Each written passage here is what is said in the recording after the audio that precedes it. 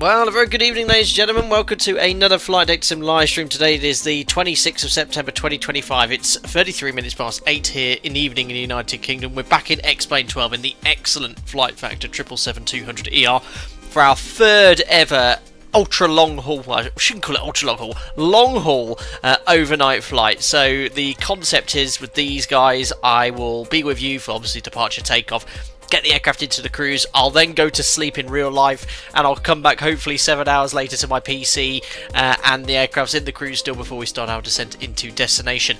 Our first ever one took us from Tokyo to San Francisco. Our second one went from New York, I think, to Heathrow. Actually, I can't remember the exact routing, but this one is our most ambitious yet. We're flying from Perth here in Australia to Dubai. The current time here is actually 3:30 in the morning on the 27th of September, but you should hopefully see a nice sunrise, and the sun will be chasing us as we fly to Dubai, land at afternoon time as well. Flight time, wait for it, 10 hours and 30 minutes. The maximum stream length you can do on YouTube is 12 hours, so with the setup and taxiing on to stand, we should just fall within the 12-hour window there. But yeah, it's going to be fun. The plan is I will stay with you for the next couple of hours, start a timer at around 10:30, and then I'll return to my PC at 6 o'clock in the morning, about an hour and 45 minutes before touchdown as well.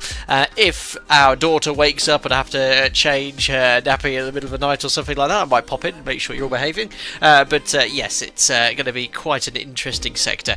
And during the setup here, the FlightFactor will use all the ground crew features and cabin crew boarding as well. It's one of the most complete add-ons available on any desktop simulator. It's a very, very nice add-on indeed. Anyway, let's zoom on in towards the aircraft. There's a number of people who are joining in on this sector. Of course, I'll be on VATSIM for departure, but I will then log off whilst I'm away from PC, then log back on again, refile the flight plan. So there is an event going on in Dubai about an hour after we land. We might get some ATC before then if we're lucky, but I didn't want to be too late doing this because I'm on earlies on Sunday. So the idea is I get up early tomorrow to prepare my body clock for earlies the next day anyway. So it'll be very, very nice indeed. Here we are, the FlightFactor 777-200ER. Full load of passengers. Will be very close to the aircraft's maximum takeoff weight for departure. And there she is, completely cold and dark. I didn't realise this, or maybe I did, but X-Plane 12 now has dual jetways that board on both the L1 and I guess L2 door here in the 777, which is a really nice feature indeed. Here we got here in chat anyway this evening. We've got Listerman, hope you're doing well. Good day to you. Skittish, you'll be landing at 4 AM for me. I know it's not the best time for a lot of people here as well. In fact, I think a number of my members and subscribers are from Perth. It's currently 3 in the morning, so they should all be asleep. Desire Plays, who are the crazy people joining on VATSIM? Look, there's loads of people here. Look at all the Outback Railways aircraft. Hopefully they've got log off on VATSIM too as well. Ryan Devetsky, you just bought yourself a delay to a 12-hour 5-minute stream with those words captured. Yes, I can't go over 12 hours because I think then, well, I don't actually know what happens when you go over 12 hours. Maybe YouTube deletes the account or something. Who knows? Crazy Sarcasm's here as well. Sasha, hope you're doing well. Good evening, just in from work and relax. Good evening to you. Get yourself a nice warm hot cocoa and come join us in this stream. Loads of members in today. Ben Butler, John Padfield, Simbear here as well. Lots of people indeed. Right, so let's zoom on into the aircraft here. There we are. This is just stock Perth scenery, so you know the default airport layout is very, very good. However, the airport textures are a little basic, but she'll do with us. She'll be fine for us today on our stream. Right, so completely cold and dark. Let's get some electrical power on this aircraft. So battery, if I squint here, is just there, and then we can get the primary and secondary external power connected. Let's turn on the dome light straight away so we can sort of see what's going on. This add-on is so good. I think it's still in beta as well, but it's very polished now. The VNAV is a little fiddly, but otherwise the immersion you get with this is absolutely incredible. I think it's an expensive add-on, but it's well worth it with the level of immersion you get. Anyway, electrical power is being connected onto the aircraft. That's doing all of its required self-tests. Eddie Mambo, thank you, 39 months as a member. Evening Captain, you're Alpaca 627. Let's head up into the Emirates. Happy flying. Thank you very much for joining me on this sector, Eddie. Hope you're doing well. Thank you very much for popping in. Oh, Having Store, I hope you're doing well. He says it's not in beta anymore. Excellent. So maybe I've got the latest beta installed or something. Anyway, let's go here to the overhead panel. We'll just do a panel scan here, then we'll talk to the ground crew and cabin crew, make sure we're all ready to start the boarding process. So ADIRU to align. In-flight entertainment, passenger seats on, cabin utility on. We won't start the APU just yet. We'll need the the generators and backup generators on, ready for start. Emergency exit lights will on, window heat on, hydraulics will configure just prior to engine start. We're not fueled yet, so we'll leave the seatbelt sign off and the no electronic switch on. That's all good for now. Cargo fire test we can complete. There we are, engine overheat test is complete. That's all good. No fuel in the centre tank yet, so I'll leave the centre tank pumps off. Please remind me to turn these on with the fuel in. Nav and logo lights are on. Recircs, Gasper, these should be all turned on now because it's a 777. Easy peasy. There we are, it's all configured and set. And we'll get onto the MCP momentarily. Cyclone OG says, is X-Plane better than Microsoft Flight Sim? I think it's a more complete simulator. I mean, Microsoft Flight Sim's amazing. The graphics are great. I've just seen they're now going over to PlayStation 5. I think that's going to bring a whole new gamer audience to it there. But there's some incredible high-fidelity add-ons like the Phoenix A320, the PMDG aircraft as well, which are utilising the sim. So it depends whatever you prefer using, but when it comes to ultra realistic commercial operations, I prefer X-Plane. John, turn everything on now. Do you even Boeing bright? This is a 777. That's what you do, isn't it, to turn it all on? Right, let's talk to the... Actually, no, we need to go on the tablet first. So let me just show you the routing here. If I press G4, so oh yes, I was just going to show you the weather. Well, there you go. Geographically, look, you can see we're crossing the Indian Ocean all the way from Perth to Dubai. That's 10 hours and 5 minutes, 4,500 nautical miles. The weather en route, there's some CBs here at 320, so we should be above that. There's some weather here at 390, which is going to be probably past at about 4 o'clock in the morning. Hopefully that won't be an issue, especially with the new weather modelling and weather radar. But you guys will be monitoring the flight path, right? Jonathan Wiltshire, thanks. Ian and Captain, been a while. Hope you're doing very well indeed. Thank you for your continued support as a member. And yes, it has been a while. I haven't seen you in this stream for some time. Thanks for popping in. Anyway, let's go here to aeroplane. No, not aeroplane. The tablet, it's a bit fiddly to use. You need to get used to everything here. So we're going to load aeroplane. If you need it, the load sheet is... No, I didn't want to press that one. That does the instant... No, I didn't want to do that. Alright, that one I think just instantly loads it based off what you've selected. I wanted to do the proper loading over time, so... Oh, is it aeroplane? Honestly, I find this so annoying to use. I love this add-on, but the tablet is just not user-friendly. Aeroplane... ground service, no... Loading service, that's what I wanted. There we are. So I wanted to sync this with SimBrief first. So, wait, summary? What did I do yesterday? Was it under simplified? Simplified. Fill from SimBrief. Don't press that because that instantly loads it. And now go here. I've got the PDF. External services. I've already initialised the flight. Yeah, I've done that. Get data from SimBrief. Did all that before we start the stream. CPDLC. Yeah. I just wanted to do the loading. You know where you press load the fuel, load the cargo, load the passengers, and it does it sort of real time. External services. It's not simplified loading.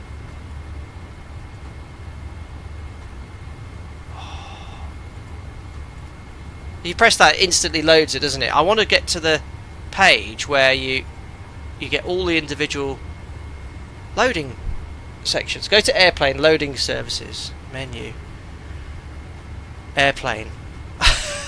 Why did they make it so difficult to find? Loading service. There we go.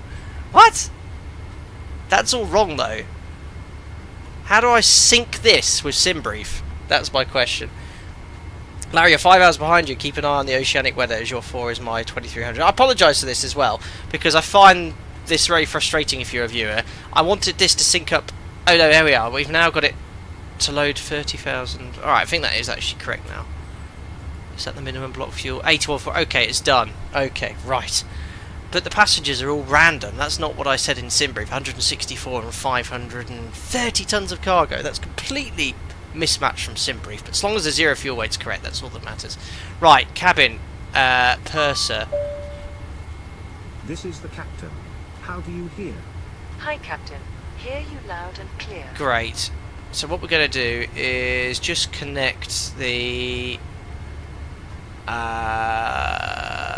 show ground handling, attach to jetway. So just to show you, this is pretty cool and explain. Look at that, dual jetways. That's amazing. There we are. If it isn't loaded, I don't think. No, it's not having store according to that, so I undid the simplified loading process. So now I could tell them to start the boarding process. So loading, passengers retouch. Go ahead and board the passengers. Yes, sir. Boarding immediately. Great. And tell them to load the catering as well. Yes, sir. The crew and aircraft are now ready. There you go, for look. catering So you can see the to be passengers loaded coming on board, real time. Maybe another time. What? What do you mean, maybe another time? Right, now I need to talk to the ground crew. Where's the catering then? Inquire. Is it complete? We began only a moment ago. Asking about if they've finished the boarding. Right, we'll end the call. We'll now talk to the ground crew, so that you need to select flight, ground crew. As you would do in real life, this is all working correctly.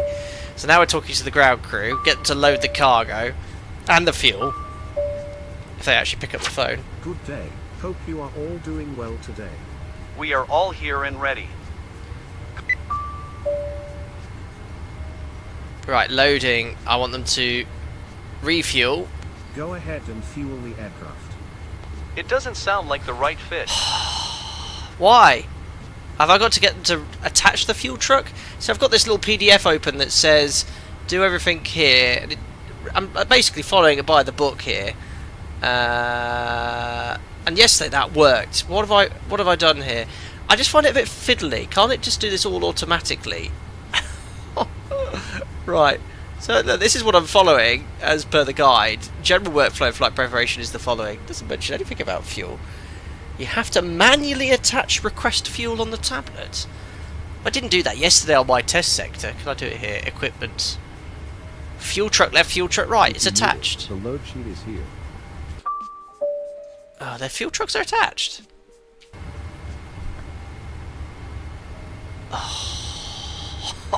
Oh, you can do it through this tablet, can't you?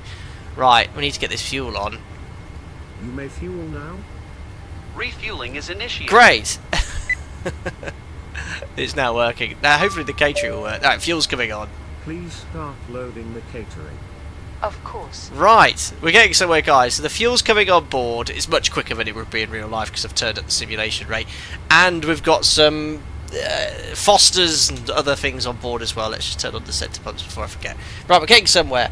So sorry about that. Things that worked yesterday are not working today. Without doing anything, the fuel didn't work, and then doing nothing, it's now working. So there we are. Look, we've got the passengers cargo. We've actually got many more passengers than that in SimBrief. I told it to load the full amount, which is 299 and 10 tons of cargo. I think it's just automatically redistributed the weight around, but the zero fuel weight will match the SimBrief flight plan. So full load of passengers, full load of cargo. Right, now we can go into the FMC whilst that's ongoing and load up the flight management computer. So pause in it. Let me bring up SimBrief here as well on the other page so you can see the flight plan information. We'll of course fetch it from ACARS. Jonathan Wiltshire, no cargo. Yes, 10 tons of cargo in SimBrief. So this zero fuel weight I've highlighted here, 188.8 is as follows. If I bring up Chrome, there we are. So this is what we have on board: 299 passengers and 17.5. Again, I think it's just fiddled with this to match the zero fuel weight with the FlightFactor. Right, someone else is calling me now as well. Leave me alone. It's the purser. Captain here. Captain, the boarding process is complete. Great. Thanks. So boarding's done. That was quick. Let's put in our GPS position. Invalid entry. There we are. Route. So I can fetch my route from SimBrief. So that is going to be Yankee Papa Hotel Oscar Mike Delta Bravo. When I say get it from SimBrief, I've sort of had to save it from there as well. That was fast. I know I've set up the simulation rate to be 5 times faster than normal, otherwise you're here all day. Call sign today is going to be Alpaca 77 Lima Whiskey.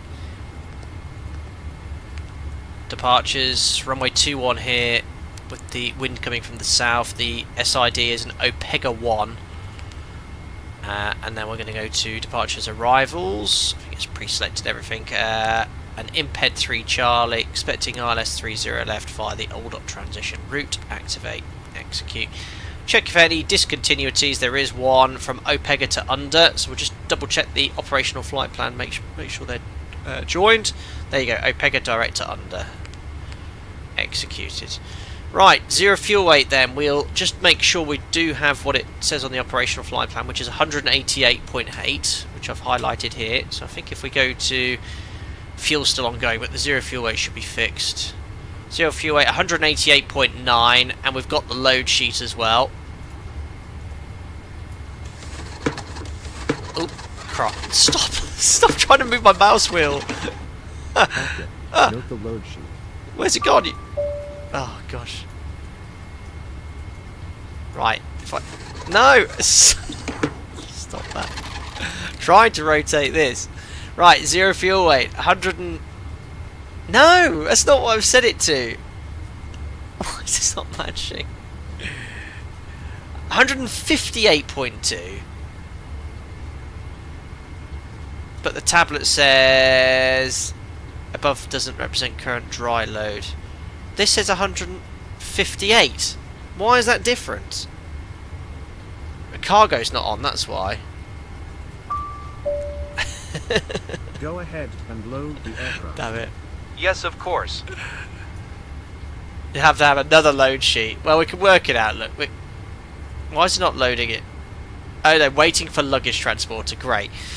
So plus 30 tons on that 0 fuel weight there is going to make us 188. There you go. Cargo's incoming. So it will match the Simbrief flight plan. It should have a button where you press go and it just does it all automatically for you. LS JPA says, are you a wheel pilot? Debatable. I'm not a real dispatcher, that's for sure. Reserves for our alternate Abu Dhabi, 5.9 tons. Cruising, our initial cruise level will be 340. Don't worry about the step climbs, we'll just use a little bit of our contingency fuel. We might do a step climb before I go to bed. 340 initial, cost index is 50. Disconnect, someone's no longer want to talk to me. Let's do the performance. I'm not going to use the tablet. It does have an inbuilt performance calculator, but it is confusing to use. We'll use Simbrief, which is generally very accurate. So the weight will be this. We're not taking any additional fuel. The weather forecast en route, there's some en route weather, but I won't be able to avoid it anyway because I'll be asleep. And the weather is forecast to be very nice in Dubai, hot but nice. So we'll use optimum flap, optimum thrust. The weight's accurate because we're not adding additional fuel. Try 2006 QNH 1021, calculate. So that's showing flap 5, full takeoff thrust with 43 degrees. And N1 of 98.2, takeoff with flap 5, CG we shall get from the tablet. Is that going to be 0 fuel weight CG or the Mac? I want it what it is right now though. CG summary 29.7. Is that now or whilst loading? Oh, it's just changed at 29.7. Is there a way of quickly loading?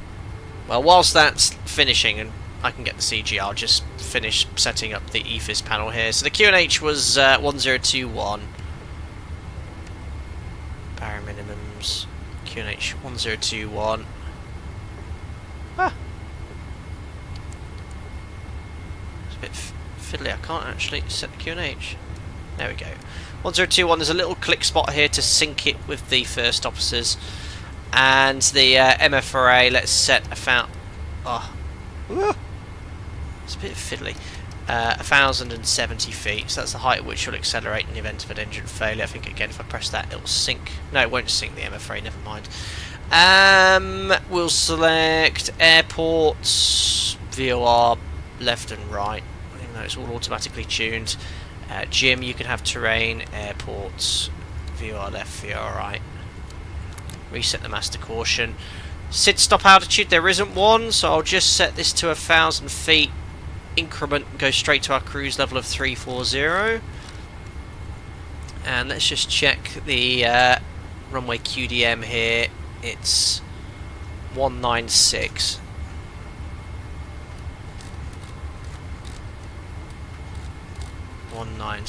Perfect. JC is talking about using the simple load feature. Yeah, I think I did that accidentally at the start, but you know, it's nearly done now. But where did I get it to? Aeroplane, weight and balance. How did you loading page? There we go. It's nearly there. Another 2 minutes, it will be fine. But we've got plenty of food. We've got half a ton of catering on board, all the fuel. And we just need to get the CG, and I'm happy with the V speeds, 52, 59, 66. Which, you know, we better just check what SimBrief said. What have we got here? Oh, these are improved climb speeds. Alright, well, let's use the improved climb speeds from SimBrief. 155, 162, 167. Great, we'll set V2 on the MCP, which is 167 knots. And I've been told by my 777 friends who operate this aircraft, they engage flight directors on stand, LNAV and VNAV. Auto throttle is armed. Great. Jim, you can have the legs page. Auto brake to RTO. Radio tuning panel, we can turn all that on now. On. Unicom, more tune, 122.8. That's active. Radar on trim is checked. Half a ton of alpaca feed, I know, Jonathan. Cabin has a strange animal smell. Cheers, Solok, hope you do. I haven't seen you for a while. Yusuf says, hi, Captain. I don't know if you remember, but I managed to secure the job at London City. Well done, Yusuf. I do vaguely remember saying you had an interview. So well done in getting that job. I'm sure everyone here will share my thoughts and saying thank you as well. You put 169 on the MCP. Oops. Just testing you. Cat says, friend, thumbs up for... Oh, friend, thumbs up, friend. There we are. Right, we'll just wait for this cargo to be loaded. Nearly done. I'll pressurise the hydraulic system now whilst we're waiting for that last bit of cargo to be on board. And then we'll do the briefings, which you can use the FlightFactor control for. Oh no, best start the APU as well. So, start the APU. And then we'll get that on prior to finishing the loading. Yeah, that APU booting up. I've got all the doors open. All the ground crew are sat around not doing much. I've got these doors open for no reason. There's the APU booting up. John, you haven't heard Just Testing for a while. That's because, you know, I've made very few mistakes. I like to test all of my followers here. I should probably turn some lighting on here, shouldn't I? I've only got the dome on. So, master brightness maybe? Ooh! I like that. Hey, that's cool. Everything is green. That's awesome. I like the 777. Right, come on. Let's get that last bit. There we are. Look, almost done.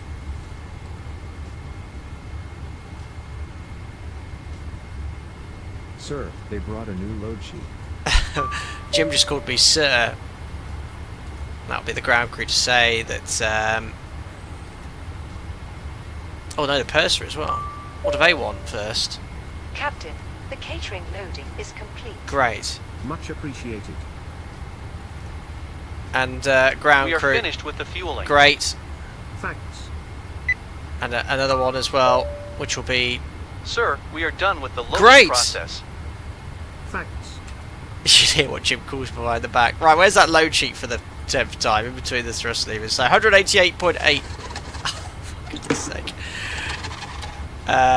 Is here 038.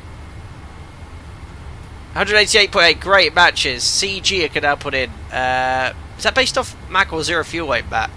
Surely it's going to be Mac. Yeah, 29.7. That'll do. Trim 5.75. Oh, I need to pressurise the hydraulics first. So APU generator on. We can disconnect the external power.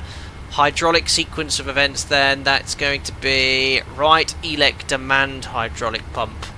to auto. Primary C1 and C2 electric hydraulic pumps on. Yeah, left elect demand hydraulic pump to auto. C1 and C2 air demand pumps to auto. There we are. Now I could trim the aeroplane. 5.75. So are the 777... Is the 777 stabiliser trim hydraulically powered? Because it's electrically powered on the 7.3. It's interesting that. Okay. Loading done, performance complete, passengers are on. I will now tell the ground crew to... I forgot the parking brake set.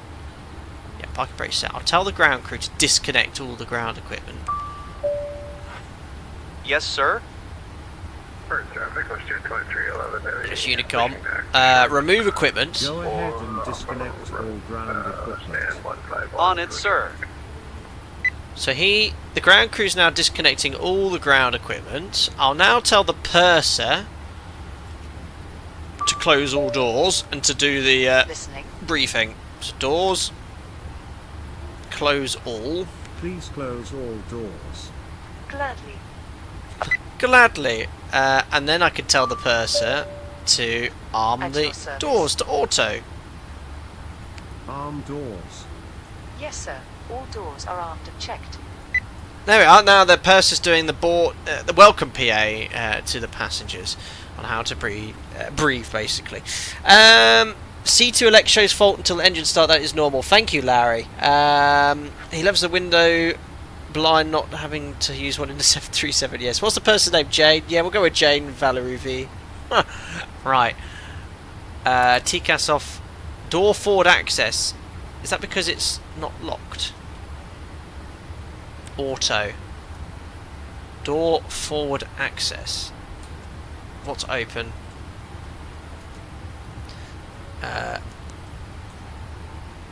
Oh! Is that like somewhere under the nose? Ooh, what's that doing open? Ground crew forgot to what? I told them to close it. I'll have to call them back. Got to be careful with stuff like this. PA in use.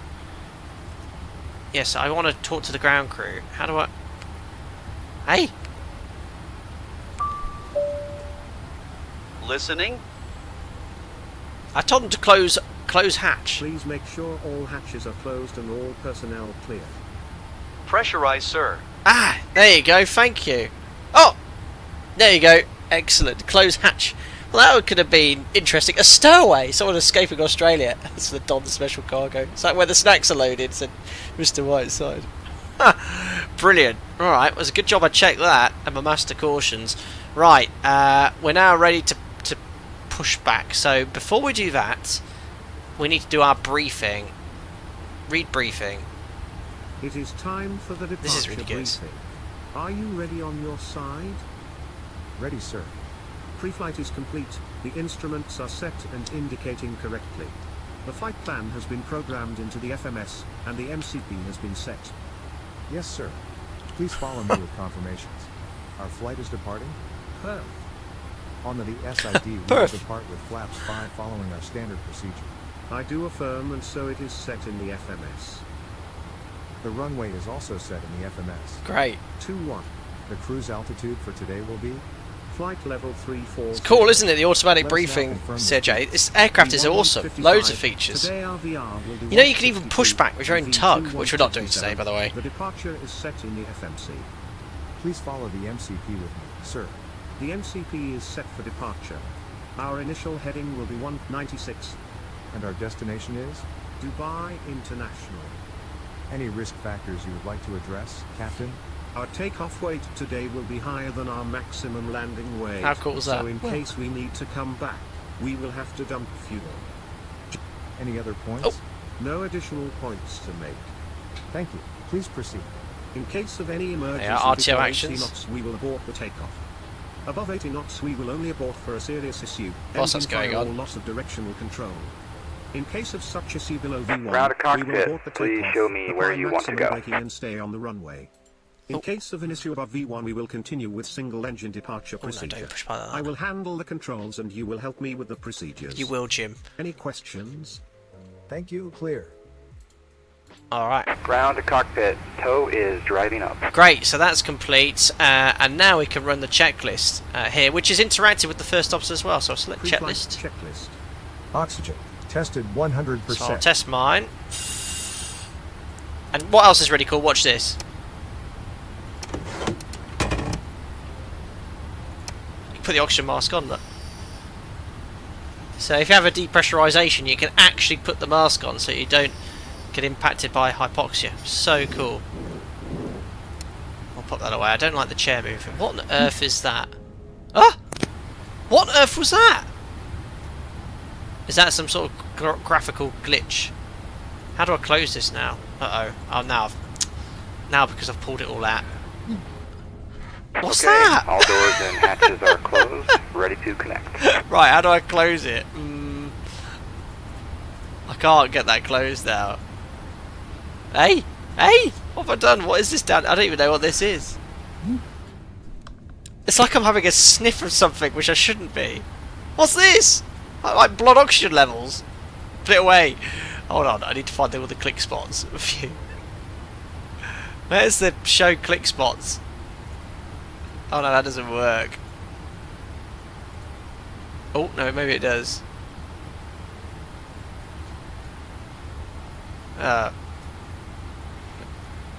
Okay. Tissues are blowing your nose.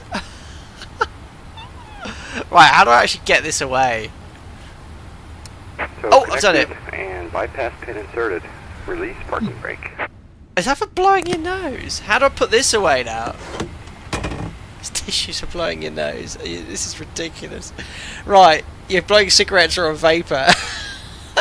This is why we don't push buttons. Right, oxygen. Jim, I've done it. Tested 100%. Tested 100%. Flight instruments. Heading and altimeter set. Set. Checklist complete. Right, next checklist. Before start checklist. MCP.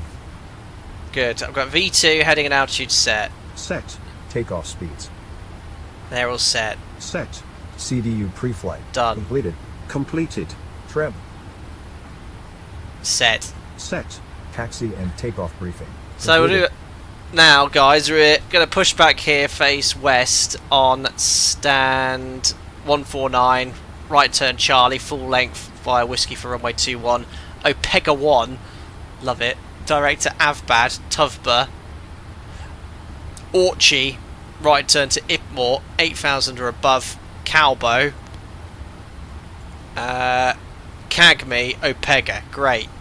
That's complete. Completed. Beacon. On. That's next. So, ground crew's ready. Let's just see what's going on behind us here on VATSIM. So I'll wait until that A380's pushed back. Or started taxiing. I can't push onto a northern edge or anything like that. Let me have a look here. No, not really. I'm sort of hampered until that A380 goes, but what we'll do is get the beacon on. On. Checklist complete. And then we just release the parking brake, start the engines. So we're ready to go. We're just very much traffic dependent here on VATSIM as to what the A380 does. We're on here as well. We're 6 minutes late. We're meant to push back at 2000. So alright, not bad. Oh, but better get all the jetway disconnected as well. So handling detached jetway. Perth traffic, taxi to holding point 21 via link 4 Charlie and Whiskey at Polonia 1 Lima. I don't know who that is. Is that 777 about to taxi as well? I don't want to block them. Someone's requesting taxi. Their beacon's on. They might be on Microsoft Flight Simulator, seeing that they're... Traffic, Alpaca 29 Tango, taxiing to runway 21 via Tango, Charlie and Whiskey. I think that's Will, one of our members.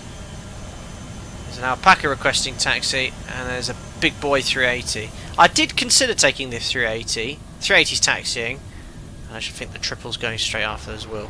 So once that's complete, we'll put the delay on ramp congestion. We'll start our pushback. Oh, who's calling me now? For traffic, the Step 2311 Heavy, taxiing to Takeoff Charlie. How can I help you? Sir, the cabin is secured. Safety briefing has been completed. Great. Right, is there anything else FlightFactor aficionados I need to do regarding the ground crew and purser? I think ground crew is just Listening? disconnect now, is it? Loading chocks, they've disconnected everything. I think it's just disconnect. Bribe them. Harry, delay 93, late inbound. I think, I am here. bye. May we start the engine? Oh, there we go. Of course. Much appreciated. Best of luck and see you next time. There we are. My ground crew's disconnected. Cabin crew are done. Check hydraulic panel. Fault. Is that normal? I think that's normal for this stage. Oh, seatbelt sign needs to be on though.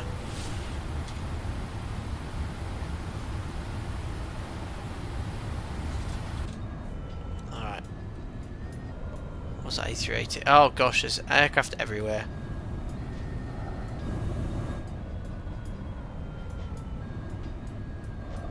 I think he's just giving away for that little... whatever airline that is. What? Knock Air? I think I've seen them around on that sim. Bit of ramp congestion, that's the last thing I need. Left and right engine should be on.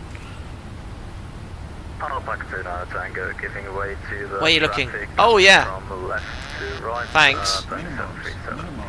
Why did I miss that on my checklist sequence? I don't know. We continue taxi at Polonia 1 Gift. I think a loads of gifted members just coming in now. I missed that. Who's that? JK Max, a new member yourself. Thank you very much for your support. Andy Stefan Powell, that's an old member. Nerf My Age and Captain Geo Matthew Summers have all been gifted members. Welcome on board, guys. Thank you very much indeed. JK Max, your generosity. Thank you very much. Minimums, approaching minimums. Alright, very good. I think Traffic, as soon as this Minimums.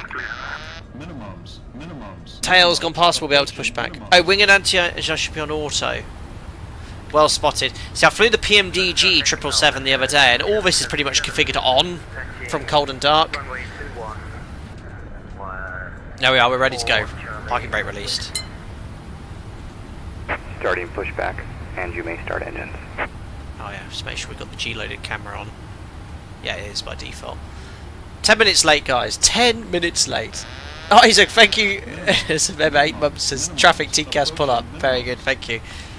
The sound pack on this, I say sound pack, the default sounds are the best default sounds on any add-on. You wait until I spool up these engines for takeoff. One thing I have noticed though, the engine starts sequence, the EGT raises very quickly, far quicker than I'd expect it to. Right, starting engine number 2, so start fuel on.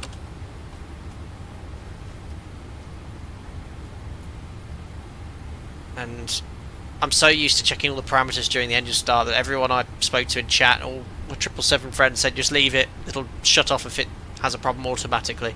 It's like, oh, okay. Larry says hold off with the bleeds until engines are running. You don't need to do anything in the 777, do you, with bleeds? It's all automatic. So for M1 EGT.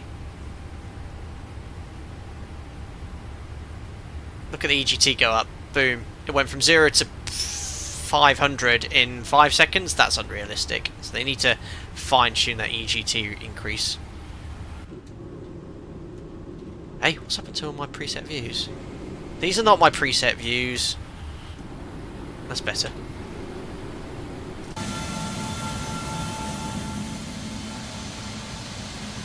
Why is that not as loud as it was on my test sector? Oh, it's running now. Starting engine number 1.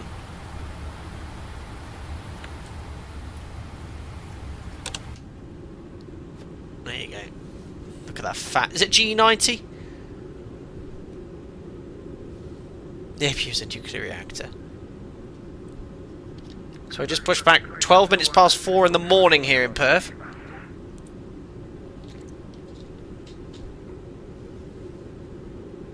Where's the spoiler? Sounds.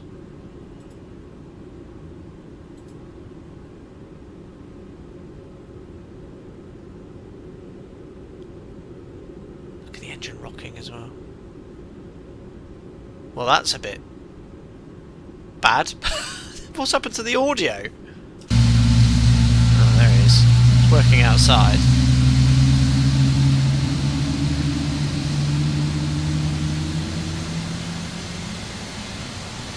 To be fair, on my test sector, I didn't check to see if this. Yeah, Operation it's working. complete. Set parking brake. Alright, parking brake set. Disconnecting tow. Anticlimactic, I Standby. know, but on takeoff it'll work, trust me.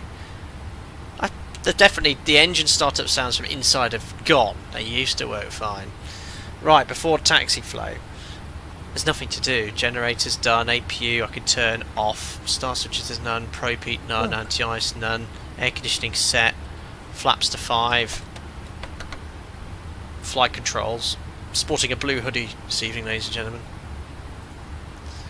Full forward. Let me just check it works. I have no idea what I've just done. Where's my yoke gone? I've got to go outside to make sure this works. There we are. Full down, back, left, right, rudders, right, and left. Okay. I don't know what happened to my yoke, and I don't know how to get it back. Tow is disconnected and bypass pin has been removed. Hand signal will be on the Recall. left. We'll see you next time. Just for Have a safe TCAS flight. 2000, and we'll put that to out off. And we'll run the checklist. Taxi checklist, please. Recall. Check. Checked. I'll do it again just to satisfy the checklist. Checked. Flight controls. Check. Checked. Ground equipment. Cleared. Cleared. Checklist Where's my complete. yoke on? Right, Takeoff checklist. there we are. Checklist complete. That's it. The next one is after takeoff, so we can get rid of the checklist here. And right, we're ready to go. So taxi, as I said, is going to be straight ahead, right Charlie, and then hold whiskey for runway 21. Turn on the, or turn off the dome now. Ooh, that's nice. Just need to turn up the brightness here slightly. Oh, how cool is that night lighting, guys? What the lighting in this sim is so cool. Right, turn off taxi. Parking brake release. Do a quick config check, just like in the 7.3. No config warning. The spool up timer seems very quick. We're on our way now.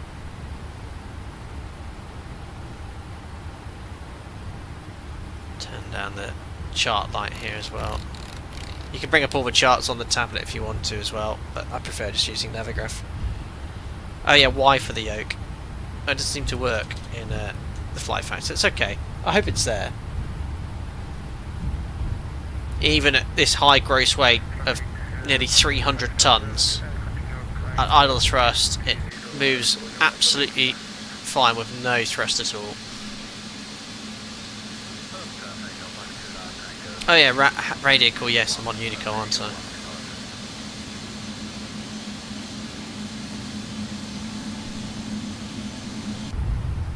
Turn. But actually make sure that I'm not cutting anyone up. There we are.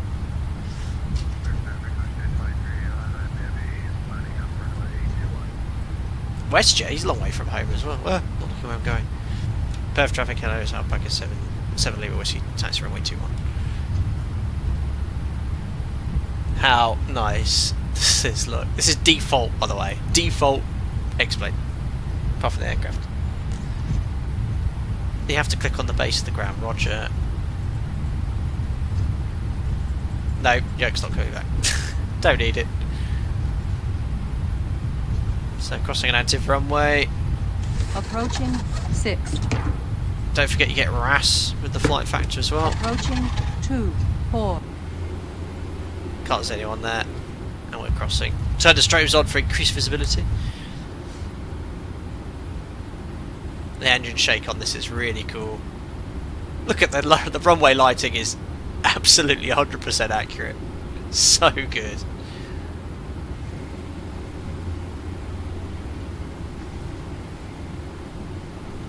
Scotty 2, off the taxiway. Night lighting is getting really nice in X-Plane 12. Is this the beta? Yeah, this is the beta.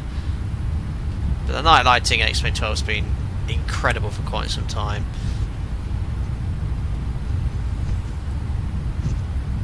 Sergio says, is this X-Plane you're saying? Yes. This is the latest beta that was updated today.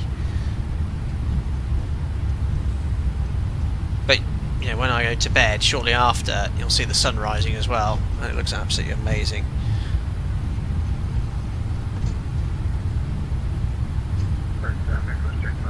Someone you don't know says, what are you using for the camera shake? Head movement. Explain 12.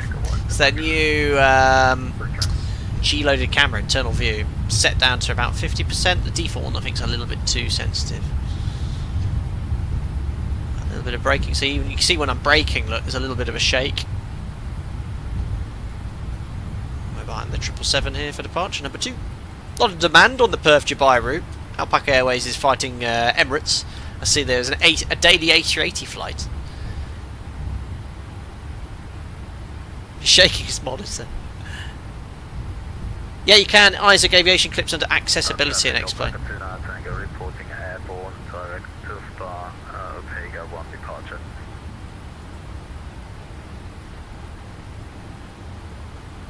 There we go. Don't know see it. He's shaking. Yeah, I thought that. Is this a fictional livery? Said Fatal Trap. This is Alpaca Airways, the greatest virtual airline ever created. Come join us. Josiah Plays read my mind. Mike, would you like to change the 73 for 777 real life? Less landings, more longer flights? Absolutely not. Keep me in my 73 any day. Can you hear those engines?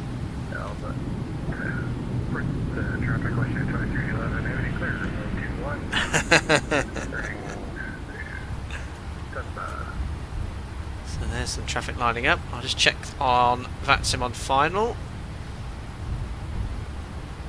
No one on final. No traffic inbound to Perth. Trents, no, these are G90s. There is an engine add-on, I think, though, with the FlightFactor. 10 hours, 30 minutes this flight time, guys. 10 hours, 30. This is the longest ever flight we've done. Ever on any live stream. Minor complaint about the lighting, which is amazing in X-Plane 12 at night. These should be red. And didn't someone say to me, was it Moen mentioned that there's an update or something in the pipeline there where VATSIM controllers can control the stop bars? Hello Carl, hope you're doing well. Irish pilots a 777 low cost short medium around Europe would be great fun. Yeah, I don't think that's ever going to be viable though. Definitely staying awake the whole time. Going to bed an hour. Cheers, Carl. Alright, they're lining up. All line-uppers. They're taking off all line-up now. Perth traffic Alpaca 77 Lima Whiskey's lining up runway 21, departure to the north. Oh, with a small baby, Daffy. Oh, yes, true. To be fair, our baby daughter, nearly 6 months old, how quick has that time gone, by the way? Is going through the night. Yesterday, we fed her at 9, and she woke at 6. And my wife Jo's feeding her probably about 9:30 right now. So, you never know. Oh, really, Larry? Fair. I didn't know the stop bars were yellow in America. Golden Aviation said, would you recommend the 777 V2, especially when on sale? Absolutely. Absolutely. Right, anyway, we're lining up. Lights. Look at the lighting coming on. Amazing. Strobes. Weather radar on, which is now fully functional and working. And explain. And transponder. TAR8. So MCP. Now VNAV order for all set. Transponder. TARA. Strobe lights are on. Landing lights are on. We'll just wait for that other aircraft to depart. Get a little bit of distance before we take off ourselves.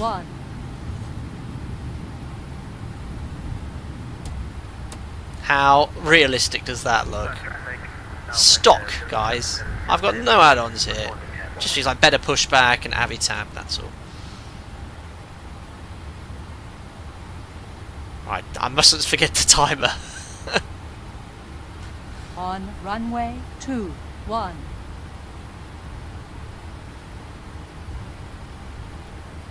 I'm going to be probably slightly left of centre line by the time I finish this line up here. Yeah, no problem. We'll sort it on the takeoff roll. Right, holding on the brakes. They're making a right turn. We'll just give it another 30 seconds before we depart behind. With Cole, long haul, nice. 10 hours, 30 minutes ahead of us, guys. We're landing about 7:50 British summertime. Fingers crossed to my PC. And X-Plane. And everything else. Ramplon Pam, haven't heard from you for a while, 53 months, and I just thought that I again made it just in time to say goodbye and replay. Oh, there we are, we made it perfectly. Welcome on board. Sajil says TA closing the runway, TRA1 cleared to line up. Oh, we're just at TAA when we're lining up. Guys, I think that will do for spacing. Toga's in chat, enjoy these sounds because they are the best in any add-on. Let's turn this up to maximum. There we are. Here we go.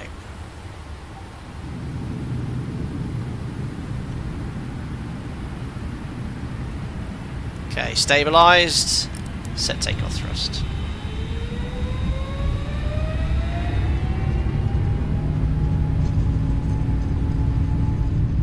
Oh, shiver pimples. Sounds so good. Takeoff thrust set indications normal. 80 knots, releasing forward pressure.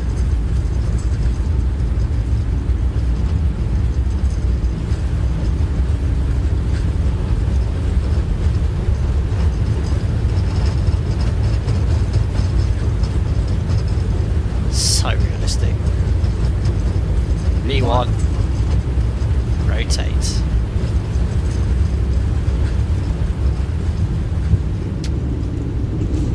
And we're airborne. Positive climb, gear up.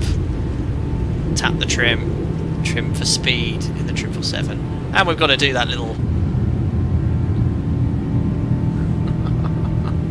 So good. Brr, those sounds. So VNAV speed. You wait until it goes to climb thrust.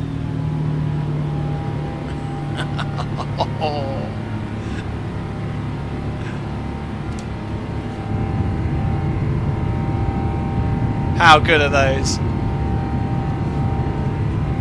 I need to fly the aeroplane, guys. Oh, my number lock stopped working. Flat 1. I'll do a flyby in a second.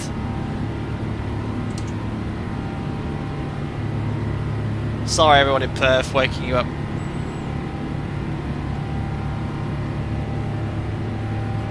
Speed check, flaps up.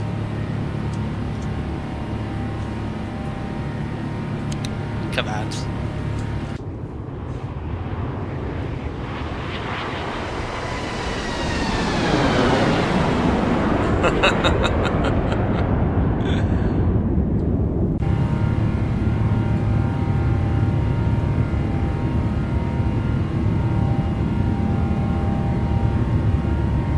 Can't beat that. How good. Alright, flaps up. And no lights. Just get to 3,000 feet above the ground. Elevation 67 feet here. So there we are. VNAV's engaged. Standard set. Sync that with the first officers. And on the standby. After takeoff checklist. After takeoff checklist. Checklist complete. Done. And we're on our way to Dubai. ETA 7:13 Zulu, 8:13, a bit late. Our schedule's 6:55, 20 minutes late.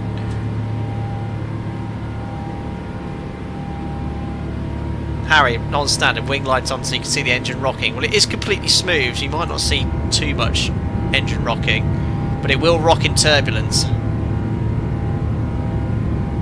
The turbulence modelling now for clouds and everything is really nice. How good does X-Plane look at night? Look at that.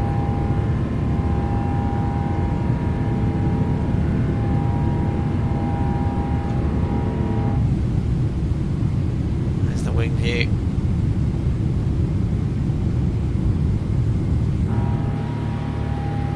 Look how high the upspeed is, because it's so heavy. 235 knots, balmy.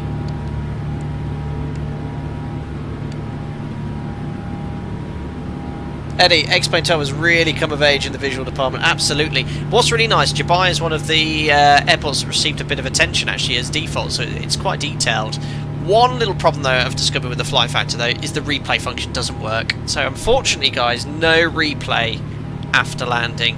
There is an ability to sort of get this to work with the replay, but there's no external sounds, anything like that. It doesn't work. So I know FlightFactor said in Discord that they are looking to make it work, but unfortunately we'll be shutting down and on stand like we do in Microsoft Flight Simulator. Happy story, guys. Gonna bugger off now. To Andy, yes, Andy's DJ show on, no doubt. See you tomorrow. Take care. Happy stuff. Thanks for popping in. Emma, can you explain the rules about the usage of dome lights during flight? You can use it whenever you want. It's not a good idea though at night, because it will ruin your eye's ability to sort of see what you can see in the dark. Oh my! I thought that was another aircraft. I think it's built up areas. Crikey. That was off-putting. See, there's a little bit of light turbulence here. And do you know what else is fully modelled in X-Plane 12? Let me just show you this. Control M, isn't it? Element wind data, elemental forces, stream wind data, streamlines, wake turbulence. So you see all that there? You know what? That might have been a bit of wake from the aircraft there. So these are other aircraft on VATSIM generating wake turbulence. So if you have a look, I've actually done a video on this. So if I was to fly through that, it'd only be very lightweight turbulence there, but it's fully modelled.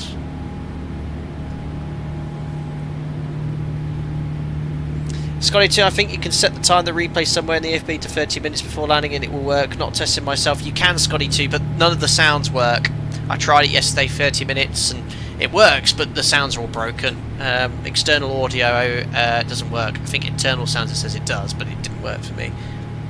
Anyway, passing flight level 100-340 pre-cruise check. So fuel, all pumps, lights. We can turn off the logo, wing, and all forward-facing lights. APU, verify off, pressurization. We can check it manually by selecting air. We've got cabin altitude 2,500 feet, cabin rate to climb 500 feet per minute. 3.6 psi, temperature all good and set. A bit chilly, 18 degrees, but no one complains. And deselect air, recall.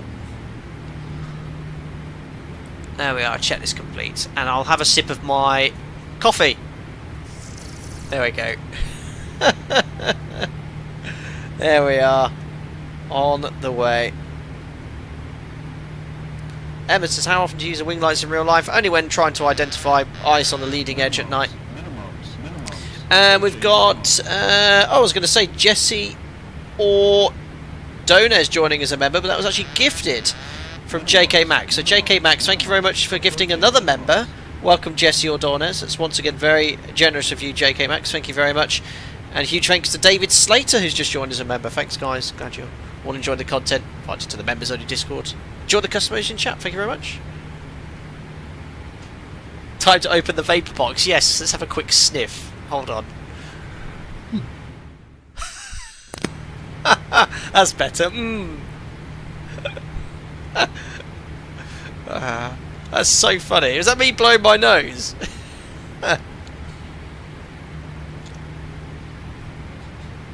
Belt's still on. Oh yeah, absolutely. Sorry, that should be an auto.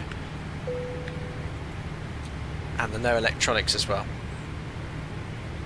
Oh, the secret drug box. I don't know what it is. You have to be in external view before toggling the replay, then the external sound should work. Ah, well, that's a bit of a pain. I've deactivated it though, and I don't want to fiddle with it because I think apparently it uses lots of available resources in the FlightFactor according to the manual, so I won't be doing it. John, yes, that was what's stowed in that little nose hold. A little cardboard box, a shoebox size. So even though we're doing 317 knots, still able to climb at 2,500 feet per minute. The airflow's sort of drowned out the noise of the engines. You can see some ships in the coastline, and we're pretty much going to be over the entirety of the Indian Ocean now. Over the Maldives, but then all the way over to Oman and then Dubai. And have orthos all downloaded, looking really nice as well for when we fly into the Emirates tomorrow morning.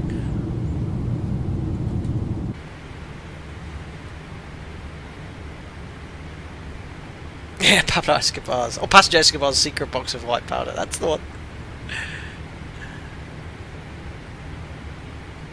Gigi, which system would you bring for the 777 to the 737? Ooh, good question. I'm not sure, actually. I just love the 73 too much. Eddie Mambo, thank you very much for your continued support. You've just gifted a member as well to Ruken Zone. Welcome on board. That's on behalf of Eddie Mambo. Thank you very much, Eddie, for your continued support and gifting a member. Most kind. Minimums. Approaching minimums. Cheers, buddy.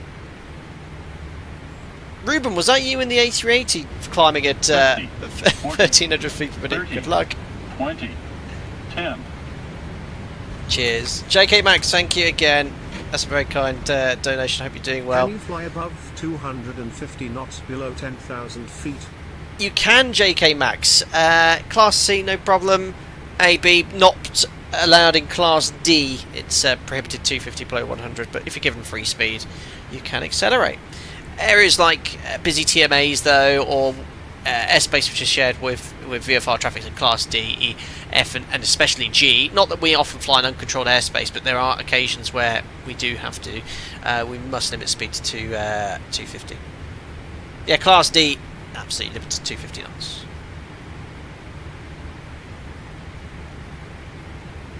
Irish Pilot says, I'll be doing a cold walk around of a worn out 20-year-old 738 by the time you're landing. Enjoy. Well, I'm on earlies on Sunday, so this is why I'm sort of doing this stream now. I'm getting up tomorrow at 5 in the morning to rejoin you guys at 6. So the plan is to, at 10:30 exactly, I've got this timer which I'm going to start. I've already pre-selected it here, so there you go. I'll start this timer exactly at 10:30, and then I'll come back after 7.5 hours. Like I said, if my daughter needs feeding in the night or nappy changing, I might just pop in and say hello, but otherwise, hopefully I'll get a good night's sleep.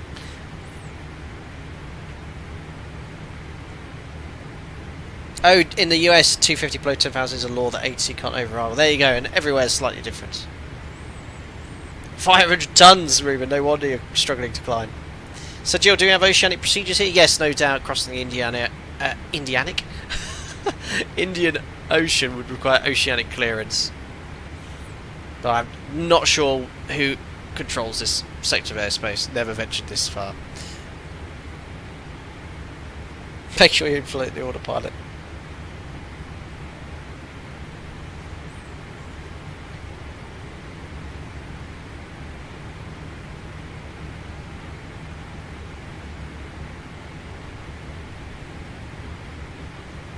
Indianic Ocean. Yep, good one. There we are. What's the fuel on arrival as well at the moment? Showing 11 tons, that's good. Reserves are 6. So there's quite a large amount of contingency fuel on this sector, obviously.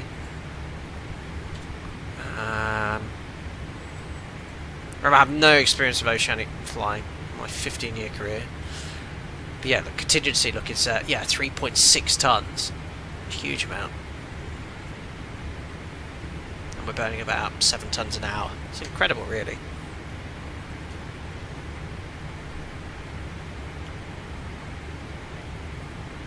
Too much banter in chat this evening. Indianic Ocean.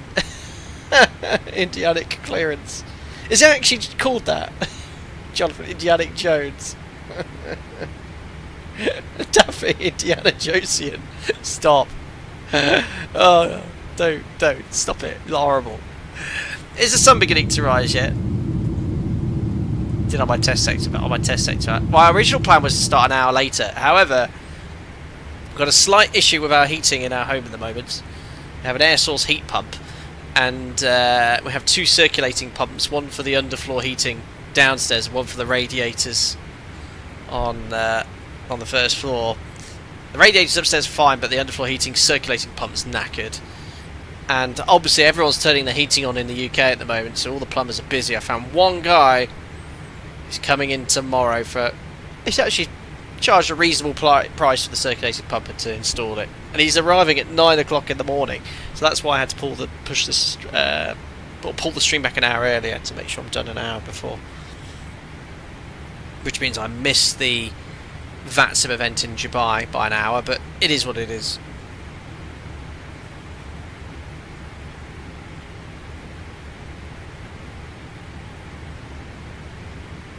Eddie, what's your thoughts as a real-world pilot on the inclusion of AI into the aviation industry? I think it'll be some time before AI makes its way into the flight deck. However, we're using AI in training, so we're actually looking at some of our new e-learning at my operator. They're using AI... Oh, cabin crew. What do they want?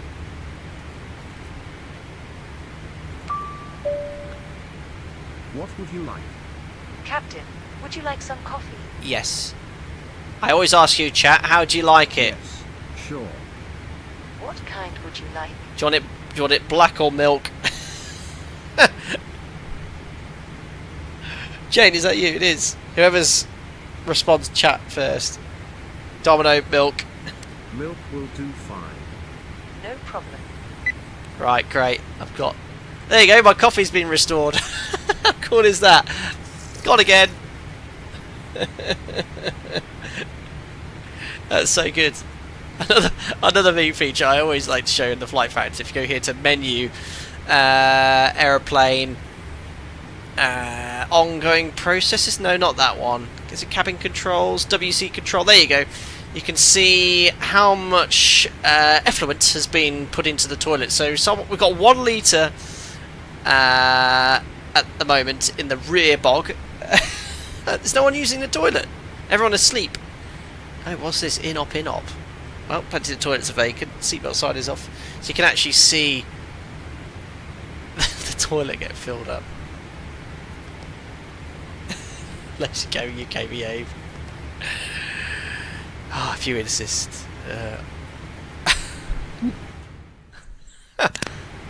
Keeping me up all night.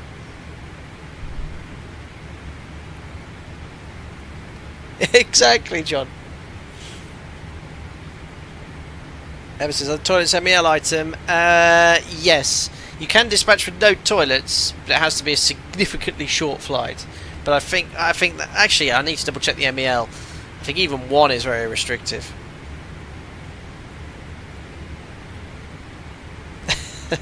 Black on this splash of black Jack Daniels. Oh, Black Daniels. Oh, what's wrong with me? Indianic Ocean, Black Daniels. Stop it. Huh. Oh, Larry, 2 in-op toilets are normal. I reported that bug. Roger.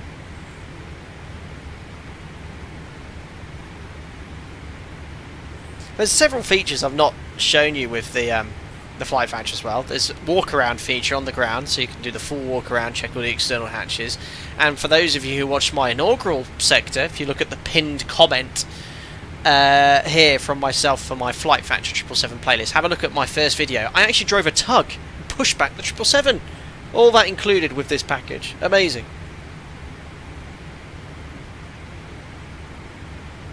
Harry, do the North Atlantic HLA, the T9, T16 count as oceanic? Yes, my operator does fly them, but I'm not route qualified on the Tangos for the Canaries.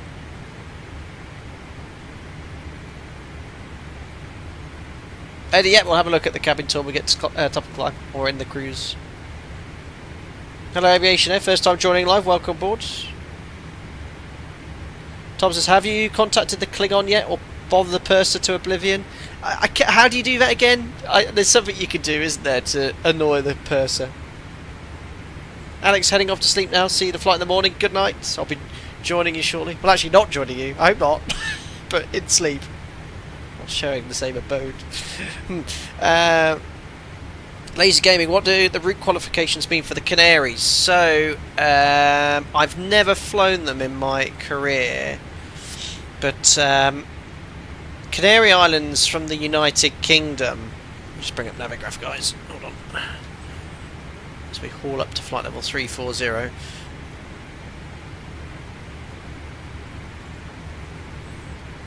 So, from my base, we fly domestically from the UK to the Canaries. So we fly over the Brest FIR. Lisboa. Sometimes we stay with Lisboa and we stay in this airspace, go over Funchal and then south to Tenerife. Most commonly we stick with Agadir on one of these airways. However, to avoid slots, UK and Irish flights fly oceanic and they go on these airways called Tango 16, Tango 13.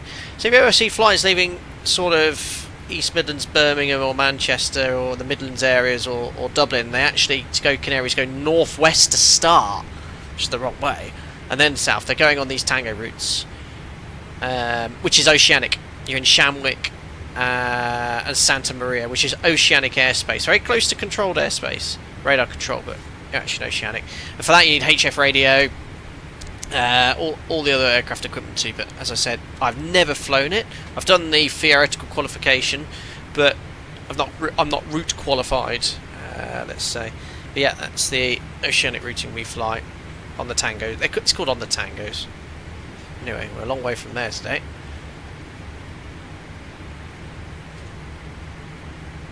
Laser game is a lot of additional training? No, not at all really. Some theoretical elements, and you'd have to fly with someone that's route qualified as well before you're free to do it. I don't know. Domestic flights from Haneda to Canaries? Yes, yes. What's the projected arrival time, Zulu, Steve? So it is 0713. So 8:13 British summertime, 7:13 Zulu. I've got 7:21 there as the crow flies right now.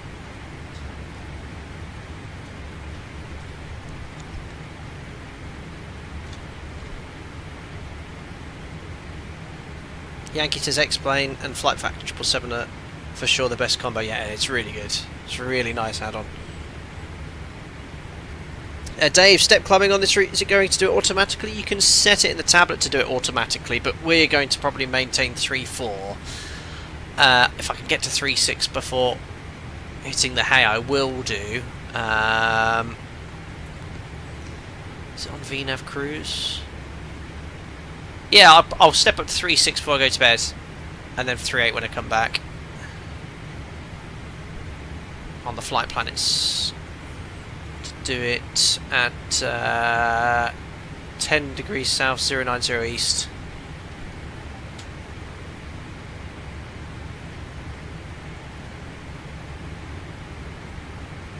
Cat says, so what AI slop strategic loss lateral offset procedure is your airline doing? You got sidetracked? Eh? Slop? You're talking about oceanic?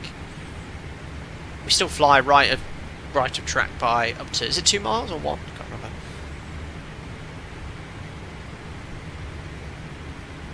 Harry, the other day you read back an approach clearance without pushing the push to talk. Don't even realise. Absolutely hilarious. It might help if you push that button.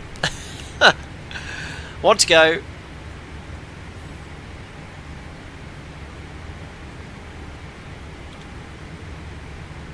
Two miles to the right, there you go. And yeah, always flown on the oceanics.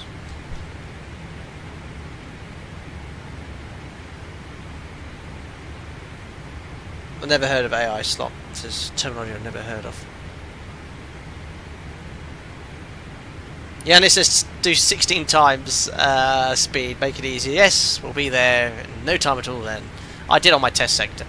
Anyway, just levelling off at 34,000 feet. Oh, very, very kind again, JK Max. Gifted members. There's a couple of donations you sent over. No need at all, sir. Thank you very much for your generosity. Thank you.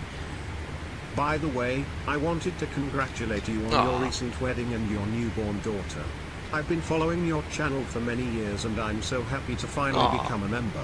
Hardcore aviation fan. Thank you very much. That's very generous of you, JK Max. And are you in the Discord server already? And if so, I hope you're enjoying it. If not, drop me a DM on any of the posts in the YouTube community post for members and I'll get you all sorted. That's very kind to say. It's been a busy year. Ups and downs.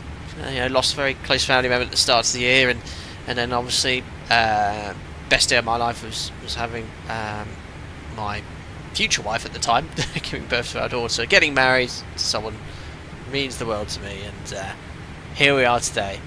Quite a year next year, fingers crossed. But thank you very much for your generosity. Very, very kind. Thank you.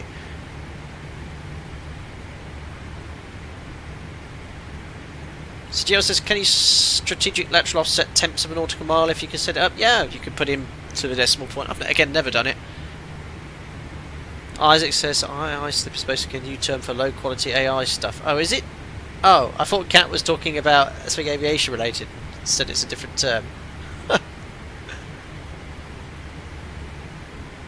Kiet, is it possible to set alternates in FlightFactor 777 and define equal time points? No doubt, you can, and again, equal time points is very much an oceanic requirement.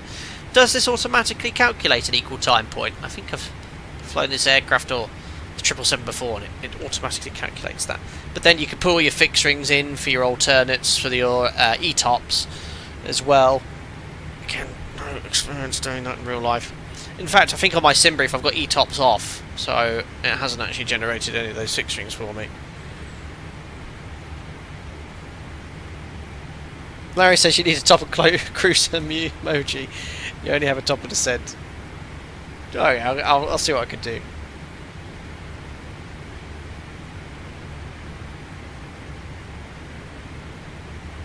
Oh, Isaac, we do AI. Yes, go back on track. AI then. I don't think it's going to replace anyone in the flight deck. As I was saying, we're using it during our e-learning now for the 6-month sim check and training to sort of talk. We've got an actual face of someone talking who's from the training department.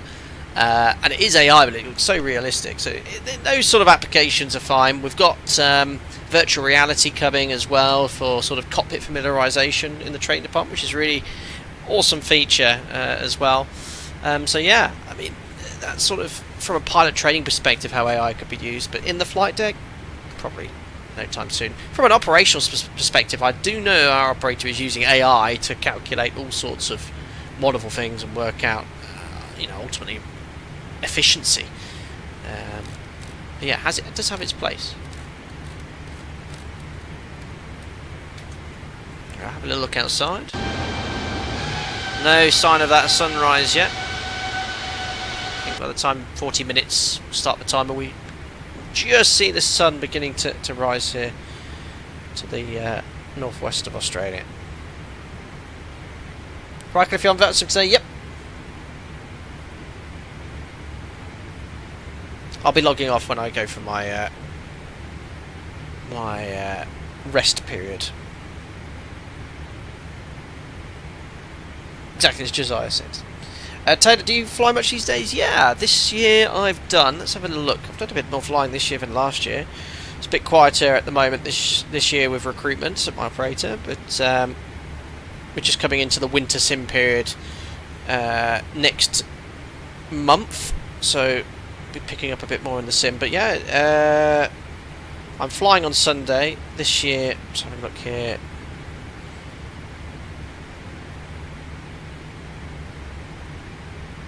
There you go, here's some fun stats. If I bring up yoke cam. Oh, can't, it's plugged in, hold on, let me unplug it. Total flight time 8,600 hours now. 1,900 in the simulator.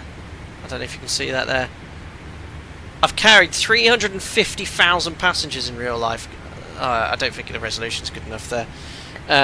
Fuel burned 13 million kilos. That's not good. Right, total stats for this year. Hours. This year. Let's have a look here. Specific range this year. 5. Eh? Oh no, wrong year. I was going to say 2025. Done 234 hours this year, and 249 in the simulator. So that's my current sort of time. Anyway, so you've got a little table at the bottom that sort of shows you. The purple's sim time, blue is flight time. So I've done 243 hours this year. Which for a TRE is, with 3 weeks in the sim, 1 week flying, is actually more. Yeah, I know, Steve. 13 million kilos of fuel. Yeah, I know. Harry, what logbook is that? Is it provided by operator? Looking to get something like that soon. It's MCC pilot log, which I have had for about 15 years. I bought it in its infancy. It's now subscription only, but because I bought the original copy, they offered me a grandfathering program where I could have a lifelong license without subscription for like 150 quid, which I paid. So yeah. Valera, yeah, operators, and there's currently several European airlines recruiting at the moment cadets, so good luck with the rest of your training, and hopefully you'll get an interview.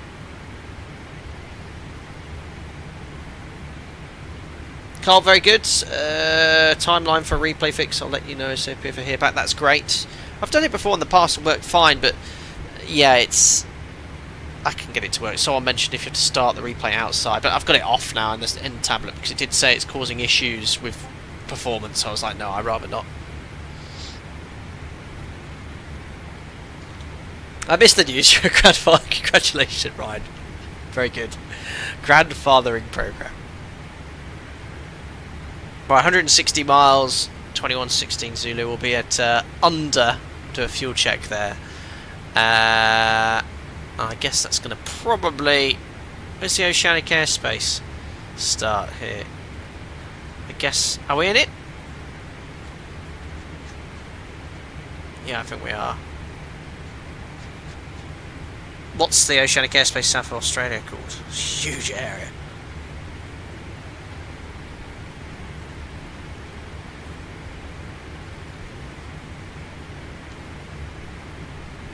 Hello, Takeoff and Climb. Dr. Sim, have you seen the preview videos? The new Wing throttle product looks very good. Quality. I think time for you to upgrade some hardware. I've got some Wing hardware en route from China as we speak, but it's not the throttle product. I only have limited space in my office.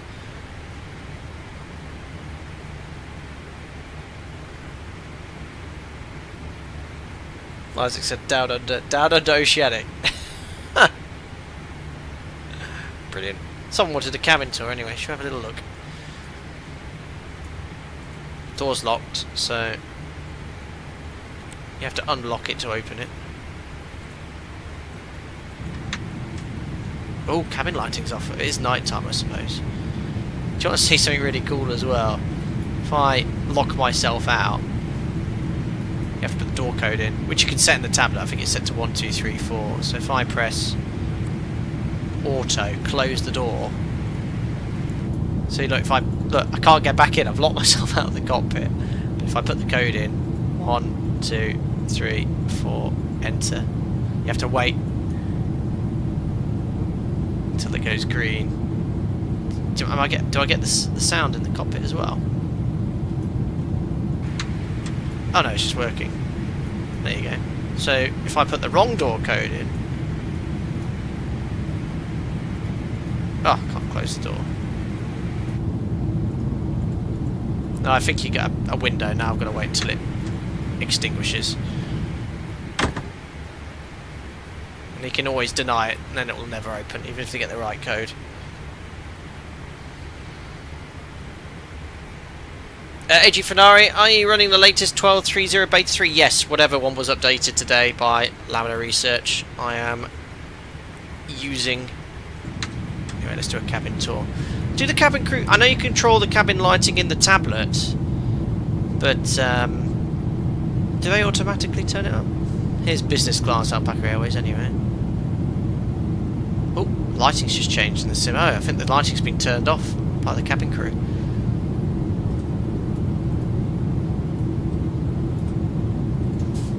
All toilets flushable. Everything you want in a quality add-on.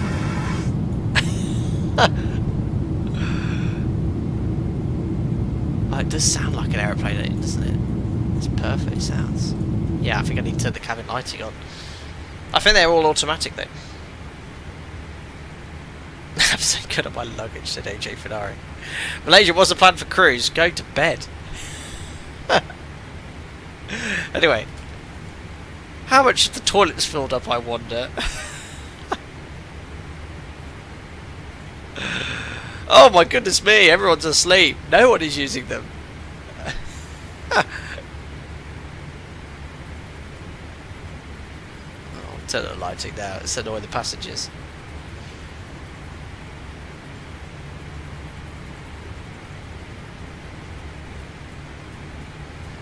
All the passengers are annoyed now.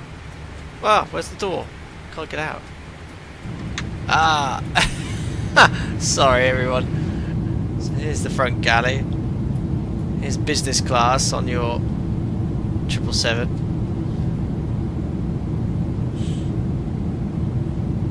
Oh, FPS is sort of gone down a little bit with all the lighting here. You've got a big business class, isn't it?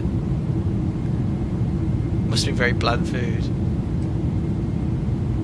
Here's our 343 economy configuration.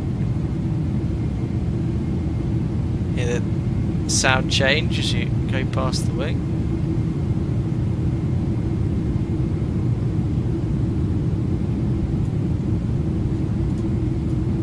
Amazing. Right. That's pretty much it. I'm going to turn the lighting down because I think that's eating into my FPS.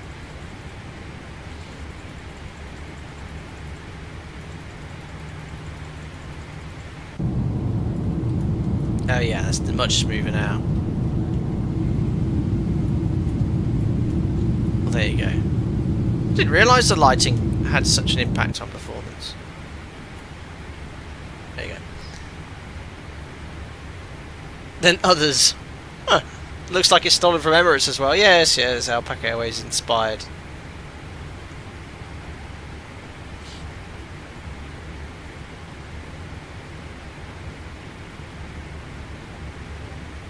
Very cool.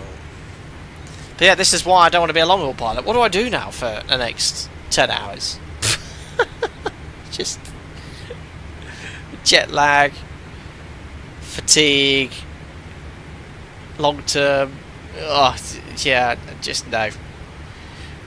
I mean, in defence, if I do a Tenerife and back from the UK, I'm going to spend as much time in the aircraft as I am right now. But at least I know what time it is. There you go.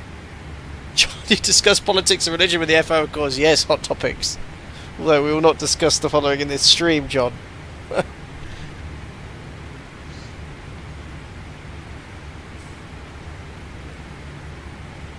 Right, this is messed with the flight bidding system and tried to get a better schedule for 5 hours. We don't have such a thing here. Thomas says fiddle with all the knobs you could do. Hello HD Sim, hello. Did not know you were streaming. Here we are. Good to see you flying the FlightFactor 777. Great add-on, great add-on.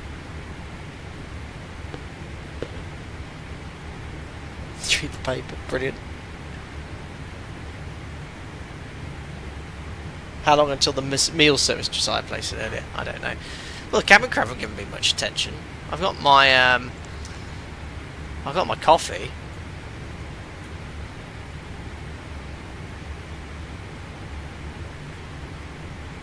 Last minute changes, that's great. More 135 more passengers. Captain Meyer, FO. Oh my god, Jim is not Jim, it's El Bashir. Unbelievable. Pop that away.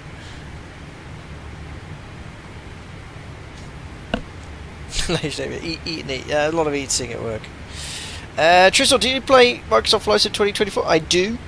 Check out my main channel and you'll see all the different streams we use. Last stream was Microsoft Flight Sim 2024 in the PMDG 777-300, where we flew into Hong Kong during storm, what was it called? Regasa, that was it.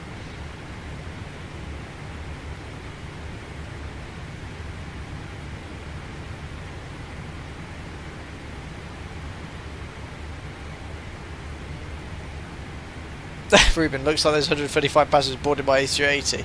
What's your cruise speed? Actually, we're on VATSIM here. I don't know how we're filtering in with all the other traffic online. Let's have a little look here.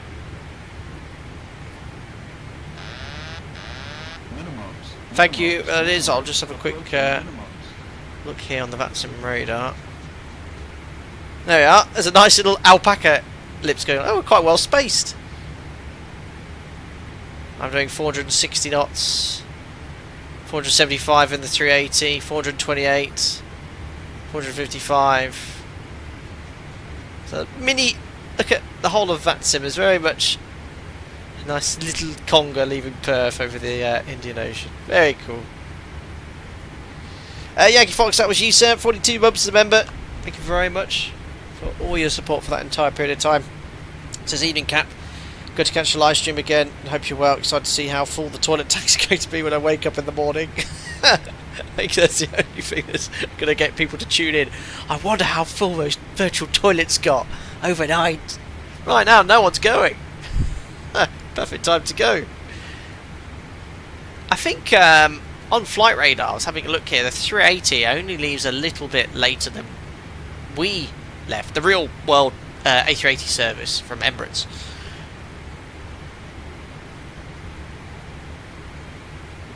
Ruben, you're going to step climb in about 2 hours. We'll step climb in about 27 minutes. Like I said, I'm going to hit the hay in about 25 minutes, guys.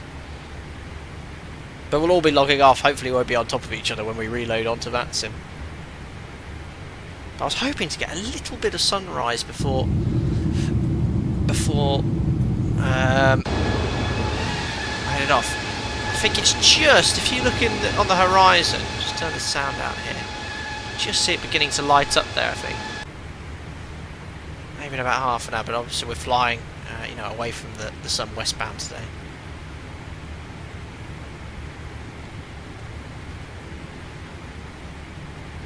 Behave, you not in chat. Maybe. As we respawn in.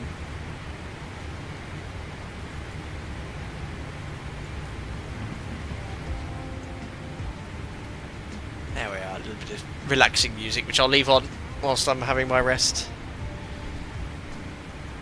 Giggy, any suggestions to restart ATPL after I had to stop for personal problems? Sorry to hear that, Giggy. I hope everything has all been sorted in your personal life, and I have no advice really. Isn't there a requirement that if you've taken some exams, you have to have taken them all within a period of time? Ooh, a little bit of a weather update in the sim, I think.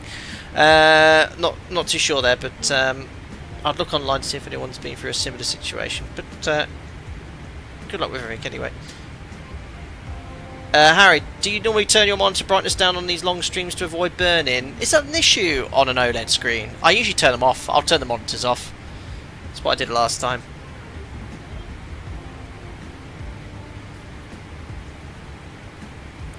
Newport says, how long is this flight? 10 hours 30 minutes, airborne for 40, so 9 hours 50 minutes to go.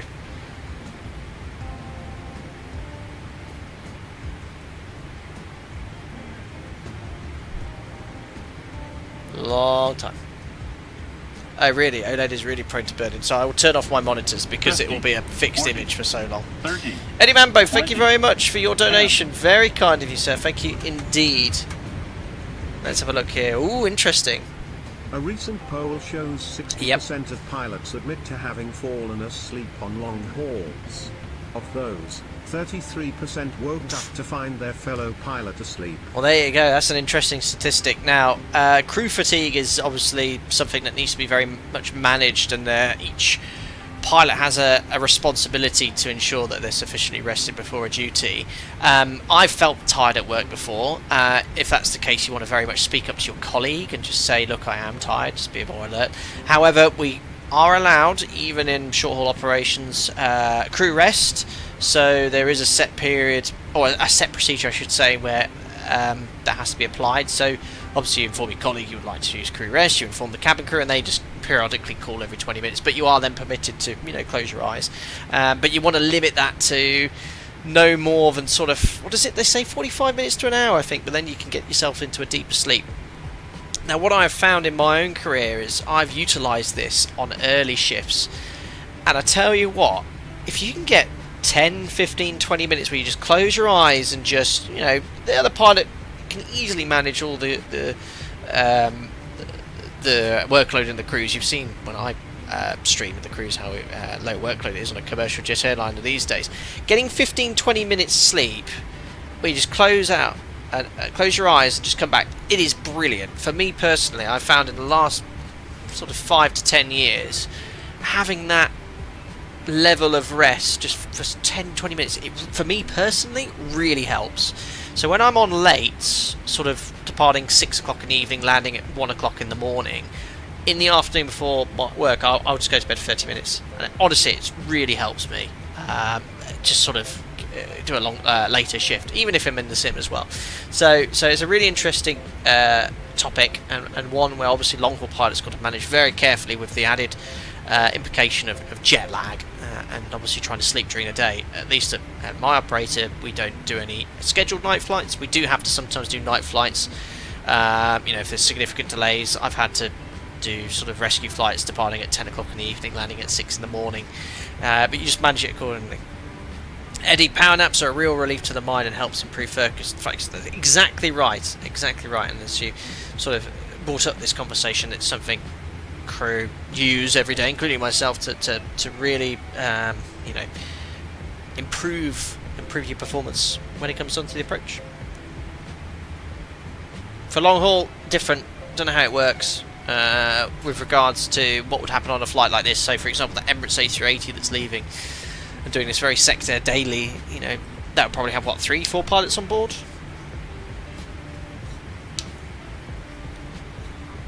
Swimming Climb says, I don't think you have an OLED monitor, but Nano IPS QHD LG. I don't know what that means. There's that. You're probably right, Swimming Climb, but I've got something Nano. Does that suffer from burnout?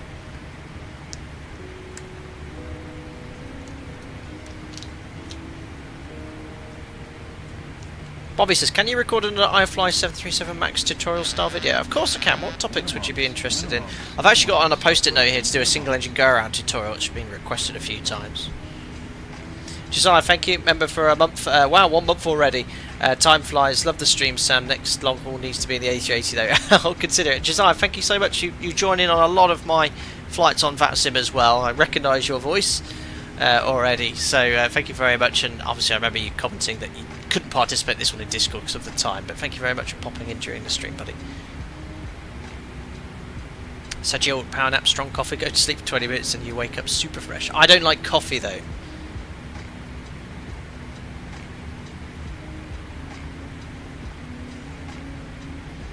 I'll take my monitor off then, guys. Best way to do it. Maybe I should move it now. Ah, there we are.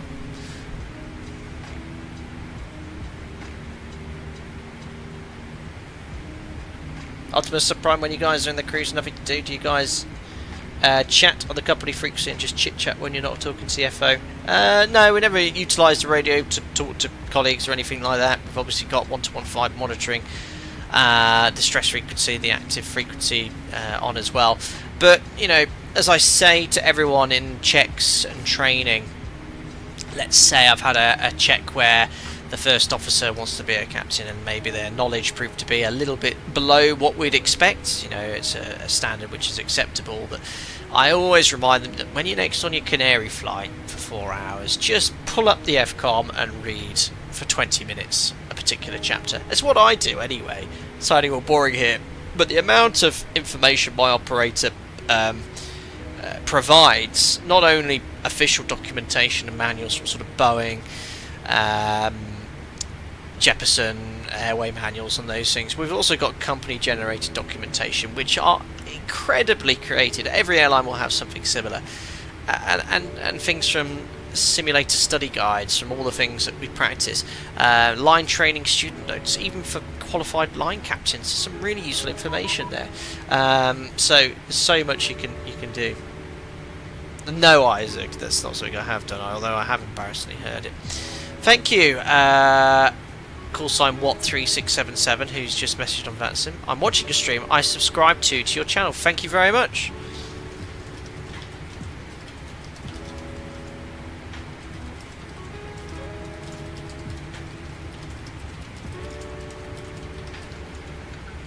Awesome.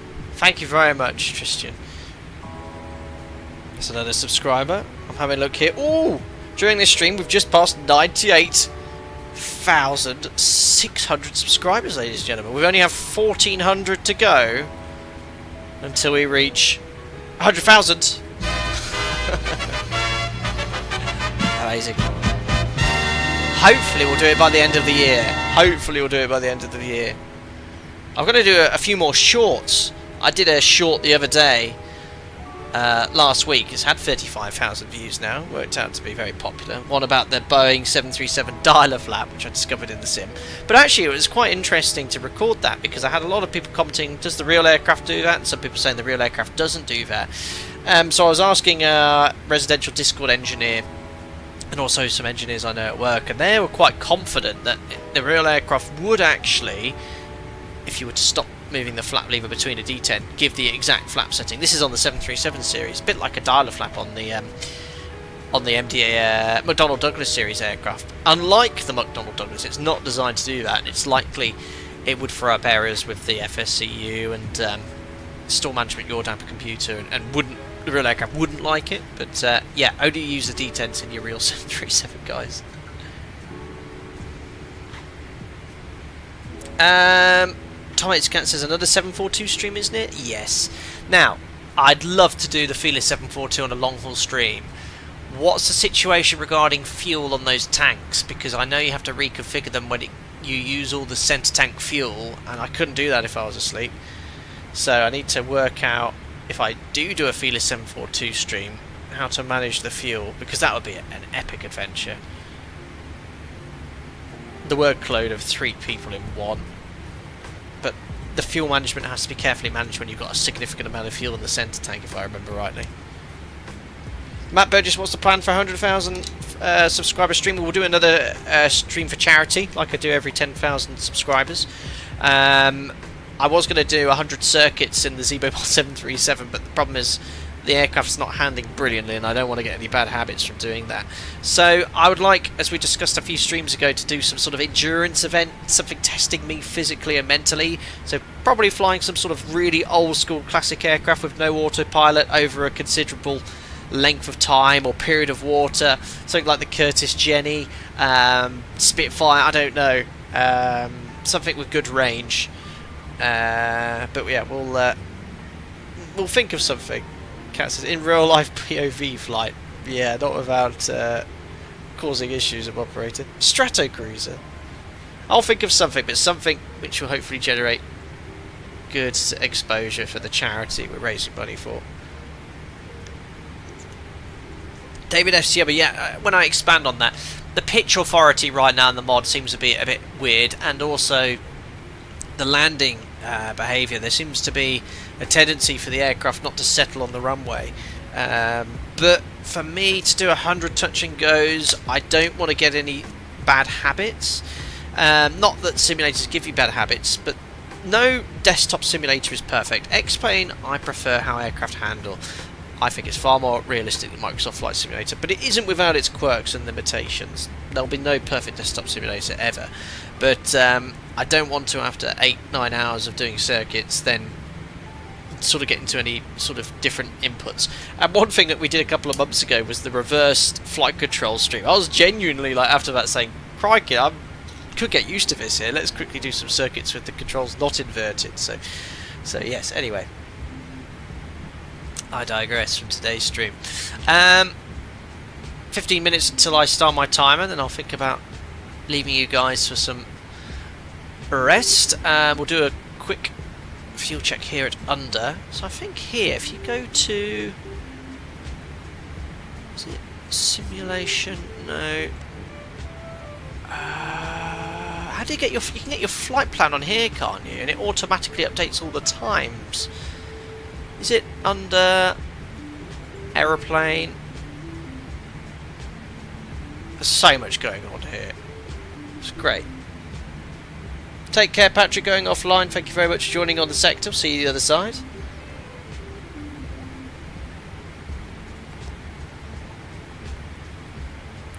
Brian says, do you have any tricks for trimming without force feedback? I find it really hard to use a yoke and trim and actually get it right if you're trimming to pitch. Yes, when you no longer have to make any input on the controls, really. That's how it works on the real aircraft. There's no force feedback in the 737 yoke. So the aircraft's in trim when you no longer have to make a continuous pitch input to keep it in position.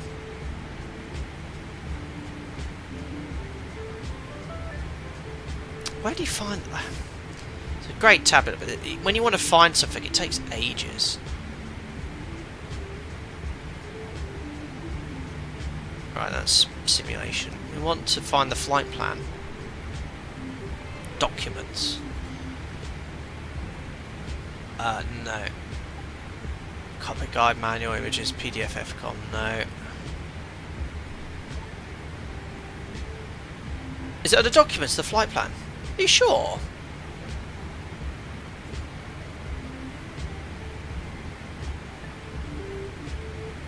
there's an interactive flight plan from SimBrief that it sort of syncs there. It's under briefing. Flight plan. Navlog. There we go. So is that automatically updated?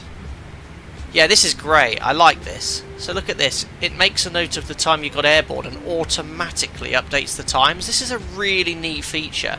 So we were airborne. And look at this. On a SimBrief flight plan.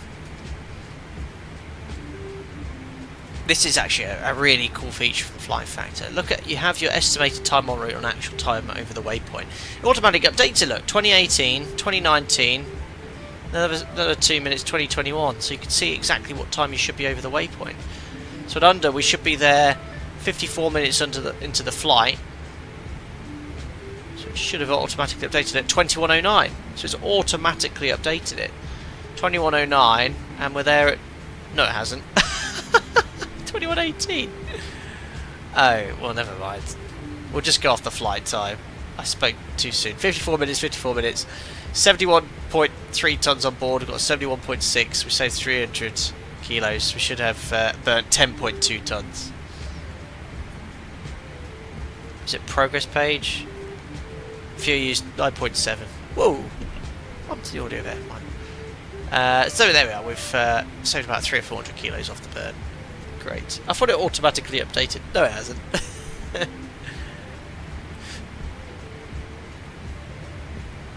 Crazy, that's interesting. I assumed you had feedback. Do you get a feel for how much trim, for how hard you're pushing? Absolutely. So, you know, I'll bring up yoke cam here. So, you know, it's the same in any airplane. On the 737, it's a conventional trim system. So, when you change your airspeed, you need to retrim the aircraft, or any thrust change as well. You trim. Obviously, I'll trim now, disconnect the autopilot. And then, if you're, say, continuously pulling up, you need to, you know, keep trimming those up until you've relieved all the control column forces. When there's no more control column force in pitch, you're in trim.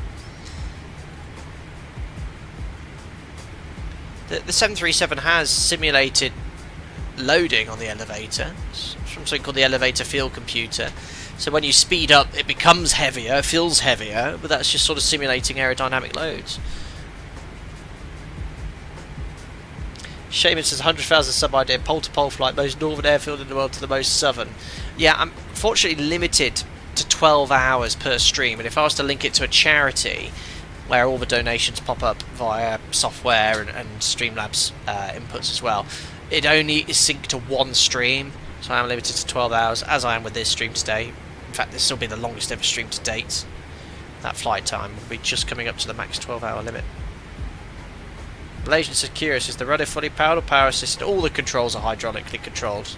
If you lose all... This is 737 I'm talking about. If you lose all the hydraulics, you have to physically lose system A and B, that is. The primary flight controls except the rudder. You're having to manually, you know, pull the cables with the control column. It's called manual reversion. It's incredibly exhausting and hard work. However, the rudder, if you lose system A and B, still has full hydraulic pressure via the standby hydraulic system.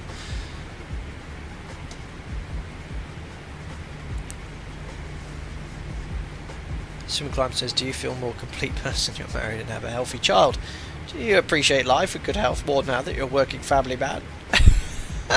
I have always appreciated life and good health. Something I'm fortunate to have. It's very easy if you look around what's going on around you to sometimes forget how fortunate a position you're in. We could go down a very slippy road about talking about current world affairs and events here, and I don't want to ever do that on a stream because that's for, you know, I have my own views on things in which I wish to keep personally. Yeah, I do count myself incredibly fortunate. David says, with the throttle quadrant, have you got the MCP Windows selector?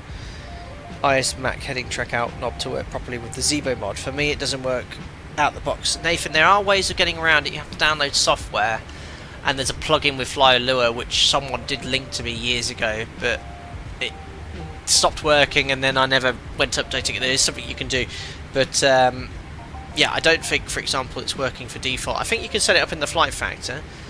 This is the quadrant here with all the buttons here. What I do love about Microsoft Flight Simulator, this does work out the box, so you can switch it to heading, Mach, altitude, and rotate it. But for X-Plane, you have to use plugins. But out of the box, it doesn't work. Neat, you're currently flying from Perth to Heathrow. Now that is a long sector. 5,000 miles left to go. What's the flight time for that? That's going to be like A350. I don't think the 777 can do it, can it? 200? Quiz 6 hours into the flight. I'm not wrote a quiz. Is that sun rising yet? Oh, look, guys! Look in the background! Oh yeah, the external sounds are a bit dodgy in this X-Plane, but look at that! What can you notice outside as we look backwards? Morning is nearly here over the Indian Ocean.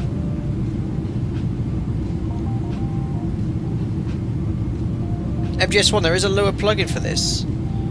Good to know. MGS1, have you got a new YouTube channel? Because I've just noticed your membership is... You've been a member for a long time. You only got like a 1 month frank thing.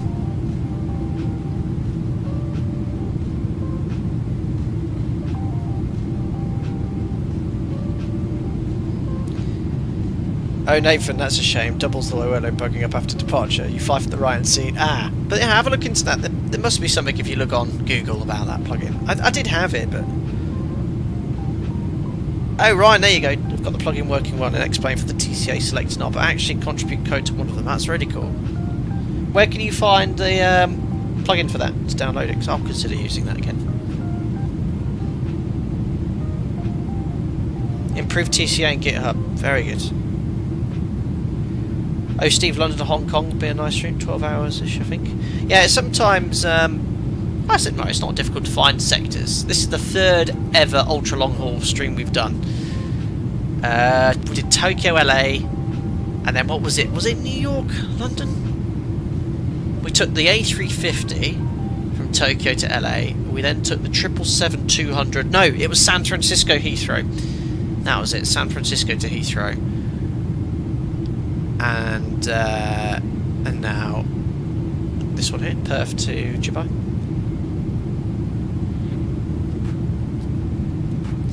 Falcus Frontier says, excellent presentation. Thank you very much, very kind, very inspiring as always. Have you ever tried to land at St. Helena in the Ascension Islands? I don't think we've done any stream into the Ascension Islands. Let's have a look.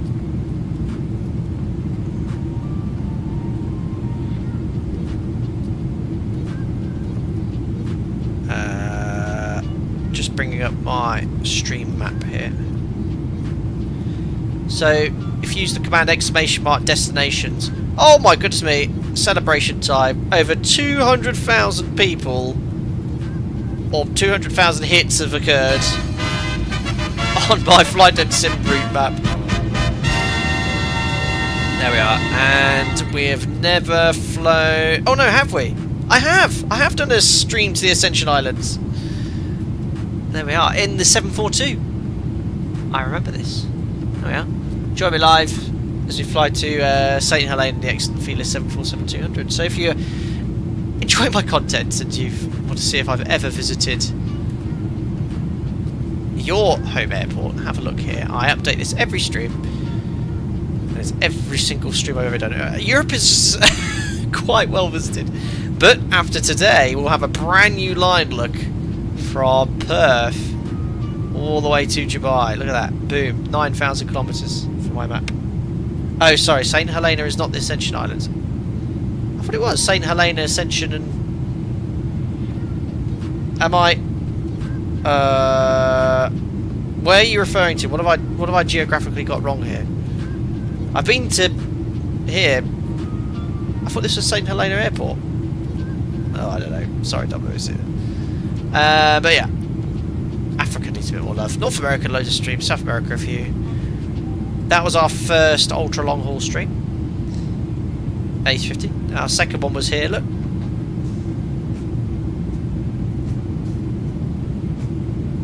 Can't click the link. It's not easy. And then we'll have a new one there. Helps if I have the map up still. First one was here.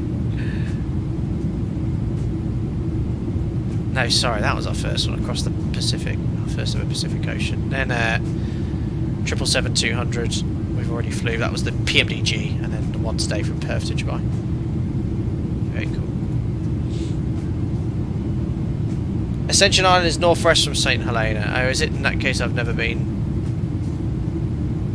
How far northwest?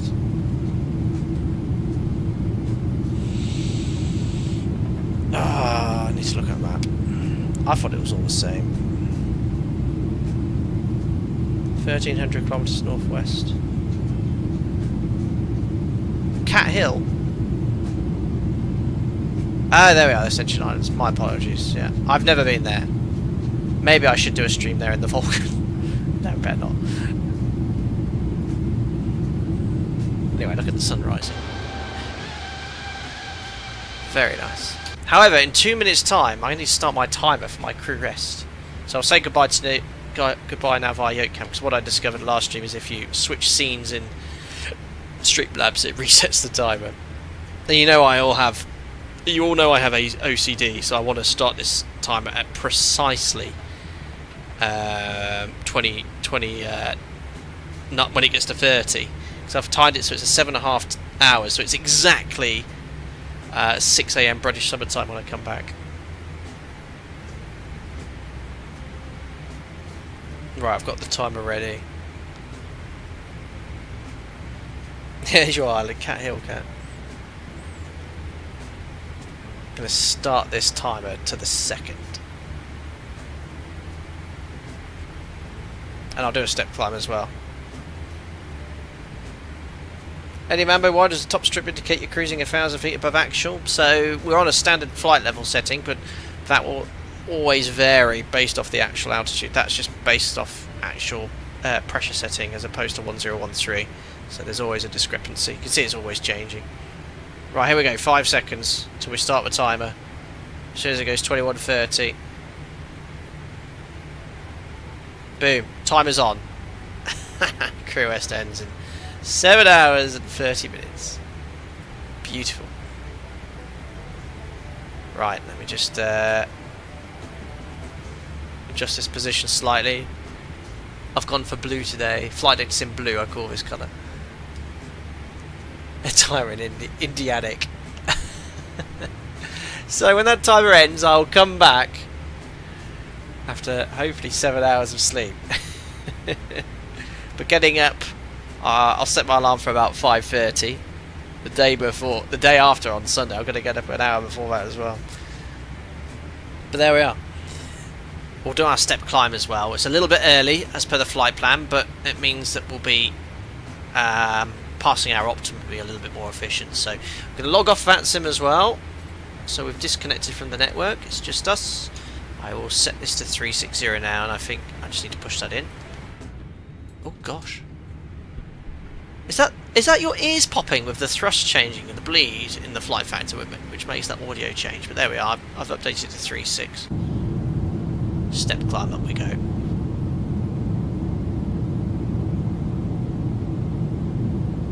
Will, what do you have for your graphics set for this bird? This thing just rips apart my frames. I don't know. I'm getting pretty good performance out of it. I'm getting 62 FPS on my 3080. If you remind me after landing, if you're awake, I'll go to the graphics settings. Will Parchment and show you. Leave it at window view, please. Right. What are we doing, guys? Would you like window view to enjoy the sunset, or no? It's got to be cockpit view because I need you guys to monitor my flight path. So I think something like that, so you can still see the sunrise over the horizon. It will look really nice in X-plane. You can see it's constantly getting brighter. Oh, that is perfection as well. How that looks so good. Yeah, FlightFactor 777 actually has a crew rest area, doesn't it? I could go there. I think that view looks good. Yeah, it's got to be the cockpit. Unfortunately, now do you want a map up as well so you can see where I am geographically? So if I bring up Navigraph, is that too? If I make it dark mode as well, how do I make it dark mode?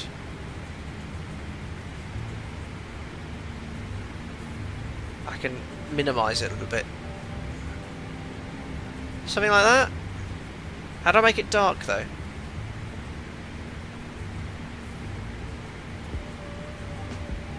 It's too bright. There is a way of doing it, isn't there? I know there is. The sun icon on the top left. How's that, guys?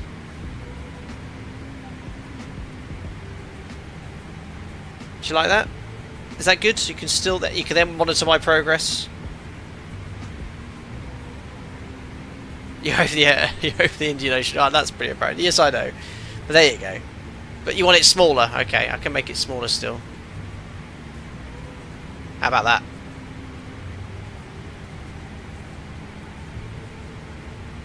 Is that too small? I don't know if that looks good enough on the screen. I can zoom it a little bit there as well. Too small, too big, bit bigger.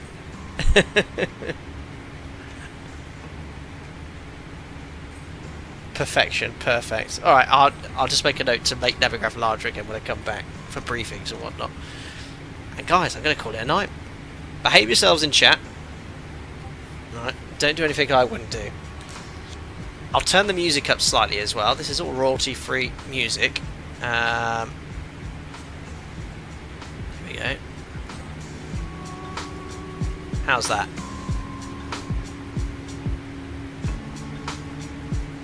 Not too bad, too loud music. Turn it down a bit, turn it up a bit.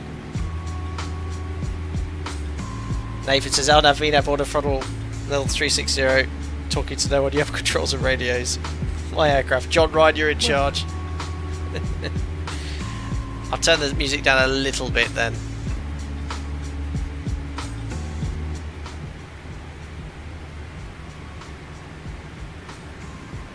Oh.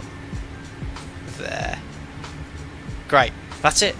I think I'm in a position now to leave. Office won't get too hot. Windows open a little bit. Computer's about 1 trillion degrees. Hang in there. Chill blast PC. Oh yeah, it's really hot. 4 years old and counting. Still going strong. Take care, guys. Good night, Sigil, Kevin, Kirkland, Ryan, Ruben. Don't ever see that. Don't it's getting late for you. I'll be checking it occasionally if I wake up as well, making sure everything is good as it is. Oh yeah, I just want to turn the monitors off actually. Hopefully that doesn't affect anything. I've still got the stream up here. Power off. Right, I've powered off one monitor. Powering off the second one now. Right, my monitors are off. Alright, no monitors are on. Completely dark. Don't want to say you don't see darkness. Oh really? Are you pulling my leg? I'm watching the stream. You're pulling my leg. I'm watching the stream on my laptop. I can see it. You pranksters. Mods, you can never trust them. I can see the stream fine. Guys, I'm off now. Take care. Good night.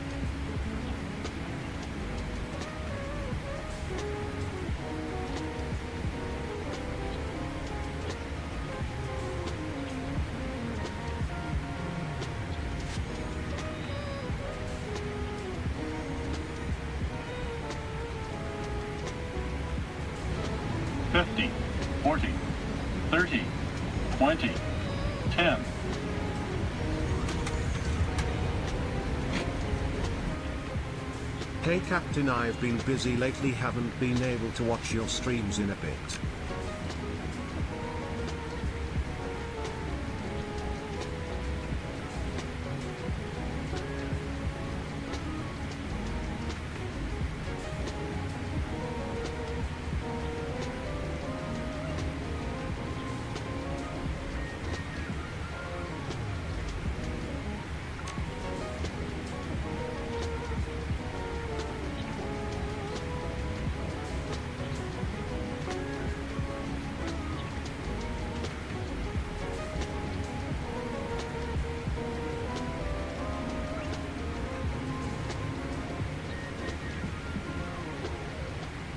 I've just come back from brushing my teeth just to say DJ's Backyard Fireworks. Thank you very much for $5.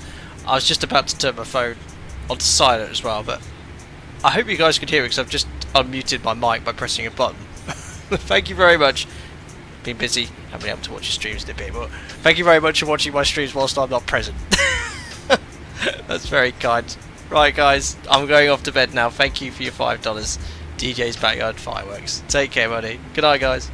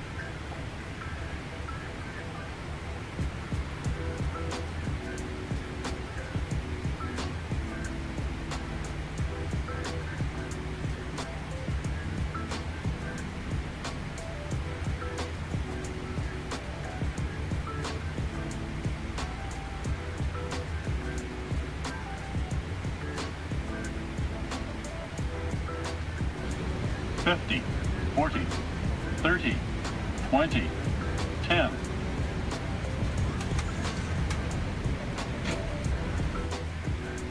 Where is the in-flight pilot table for drinks?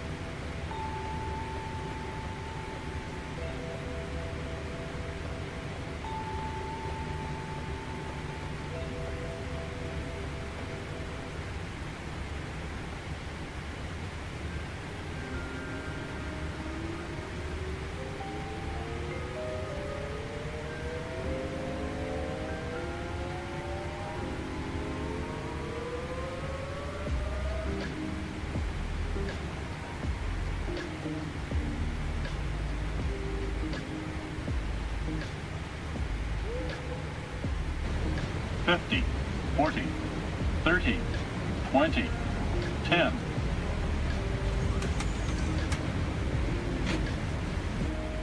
Radio check.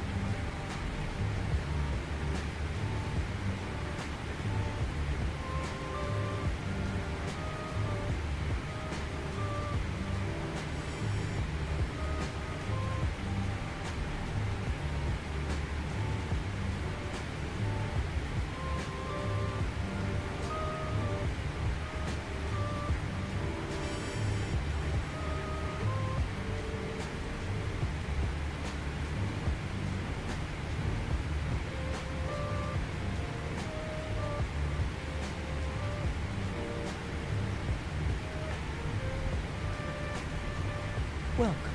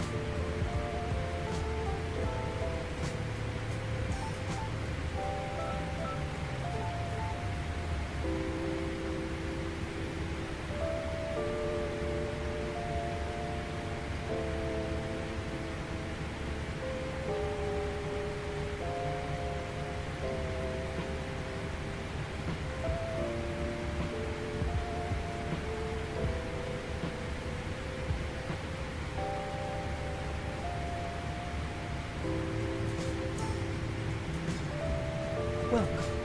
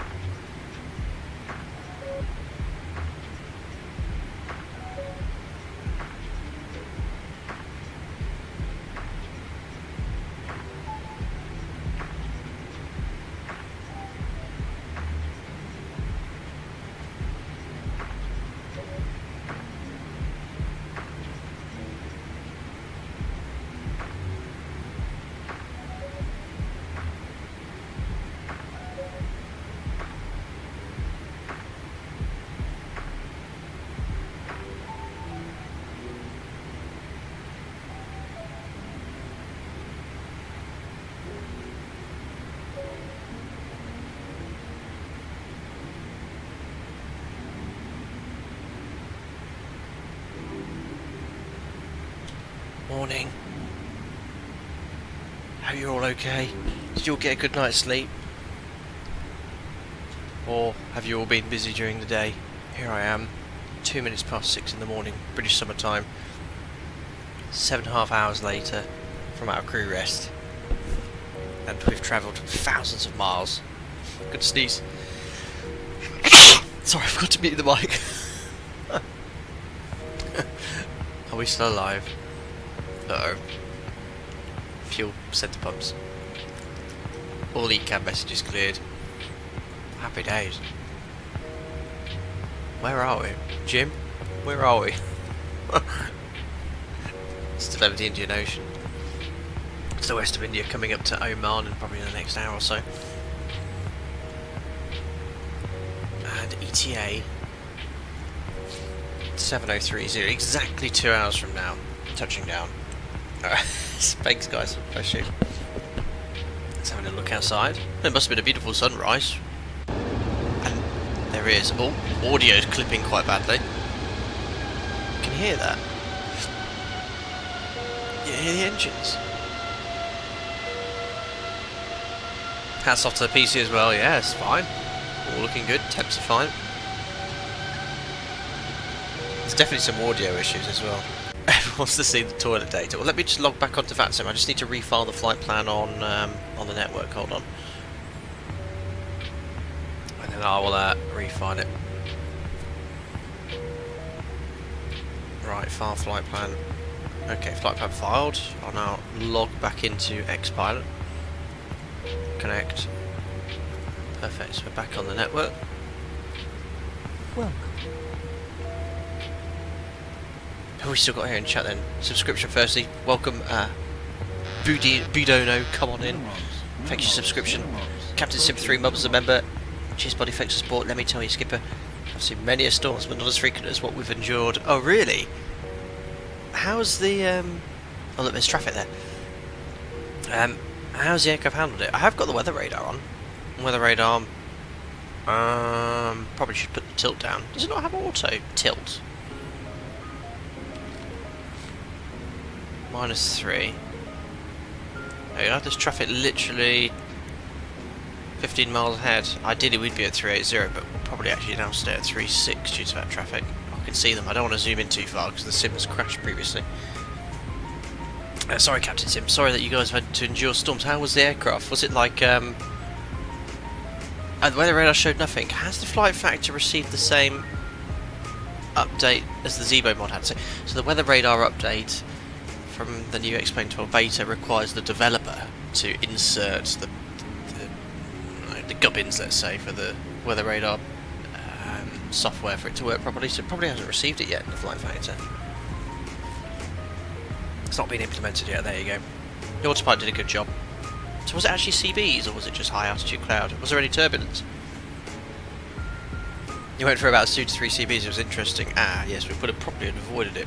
Well, I remember the SIG weather chart did show CB activity en route. Lovely. Morning Josiah Blaze, Malaysian aviator, that's me. I could offset if you wish. 2 hours left, let me just have a look here. Optimum is 380. I mean, ideally I would step climb. Do you want to offset your track by 20 miles? I mean, how would they accommodate that in Oceanic? Oh, you're in the A380?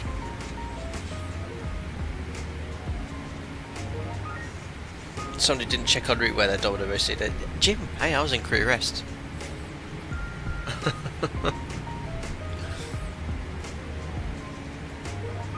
Let's have a little look on the VATSIM radar map as well.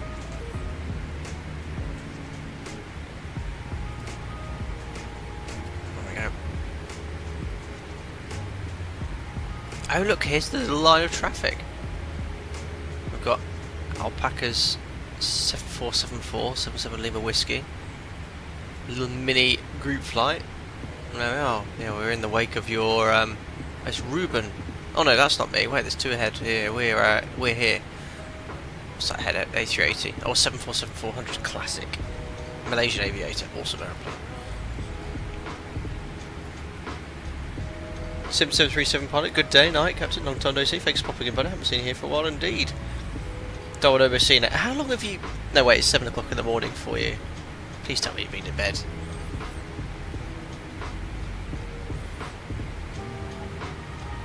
They're 20 minutes ahead, sorry. Oh, yeah. Good, they've good distance ahead. Turks, it sounds exactly like a Ghana's augmented crew. Me? How? Oh, yes, the toilets. State of play of the toilets. Well, first things first, next waypoint's 81 miles, Bolar. We'll just check our time and en route and fuel. So menu, airplane, cabin controls. Oh! Well, hardly been used. The front toilets have not been used. 25 and 20 litres, my goodness. 30. Kanoki, thank you very much for the €6, buddy. Very kind. Good morning to you, sir. Jim was drunk, coffee spilled everywhere from flying through CBs. But overall quite a nice flight so far, Captain. Have a nice landung later, smiley. Have a nice landung. Cheers, Kanoki, thank you very much for your €6. Your motorbike's in the hold in one piece. I always remember. Thank you very much indeed. Yeah, toilet's barely used.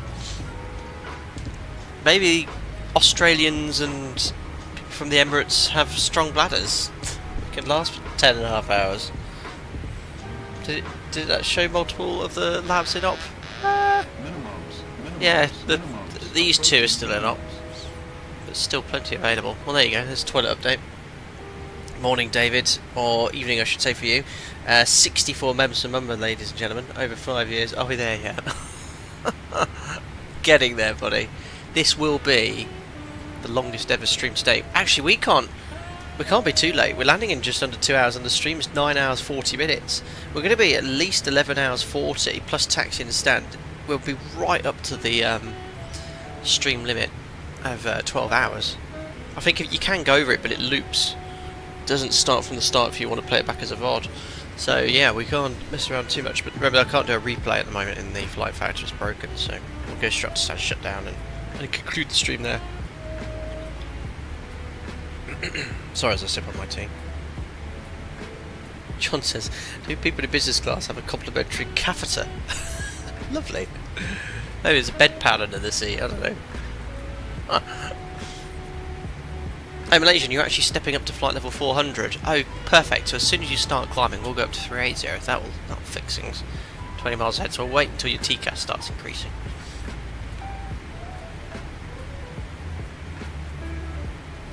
Skylaku, wait, the replay doesn't work. It does, but none of the audio works correctly on the replay in the FlightFactor. It's a known issue, and you can change it here to limit the replay up to 30 minutes.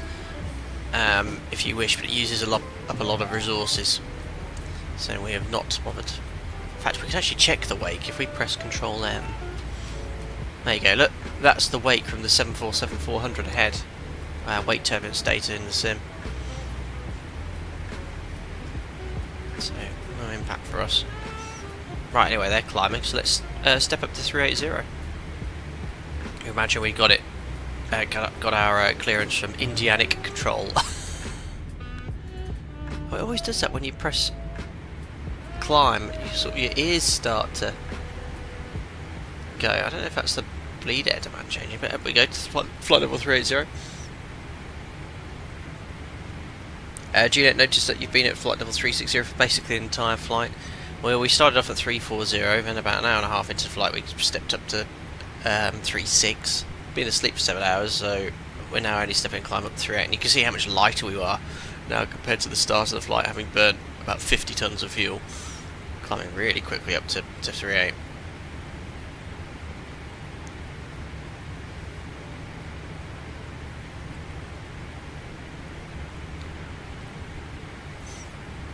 One to go. Well, there you go. Hopefully the cabin crew will start serving breakfast. In fact, I want my coffee. Oh no, they've been trying to call me, look. Oh no, they've gone. Call queue's empty. Well, I'll ask for a coffee. Sir. Oh, actually I want my breakfast. We need some food here. Undoubtedly. Right, they're going to get my breakfast.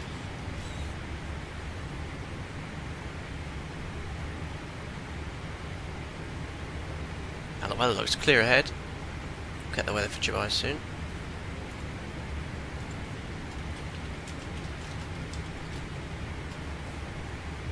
Donamo Cena says, with milk, yes. He needs some milk!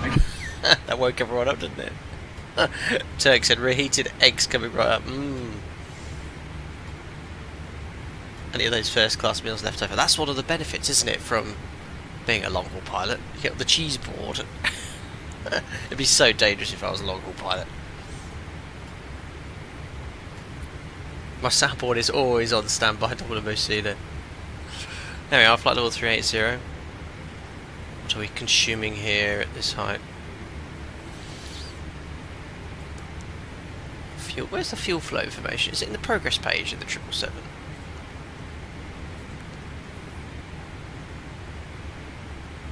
God, we use 63.3 tons of fuel. Wow.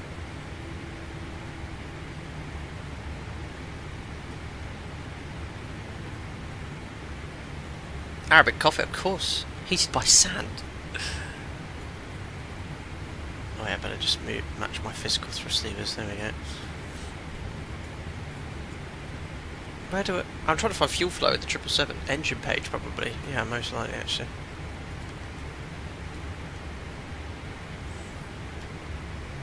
There we are. Well, the thrust is just changing as the speed varies, but I'd say on average about probably 3 tons an hour. It's quite awesome, really. Carrying what, 300 passengers? And the 200?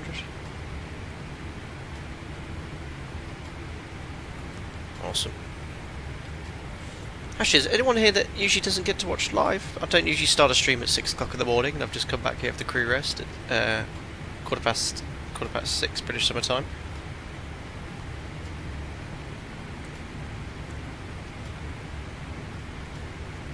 Sim 737 pilot saying up ahead, yes, membership is required to join Discord.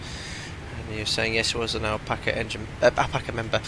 Got burnt out keeping up with maintaining troubleshooting 2 sims, and my tinnitus was really bothering me. Tried to fully give up on Microsoft Flight Sim, and with X-Plane 12.3 beta. Learn me back. Well, welcome back. I do remember you, Sim 737 pilot. And it is hard work. You know, Sims, for those of you who watch my videos and streams frequently, you'll have known over the months and years the issues I've ran into. Yeah, X-Plane I've had some big issues with recently in getting flights to launch. It seems to now be working okay, having done absolutely nothing.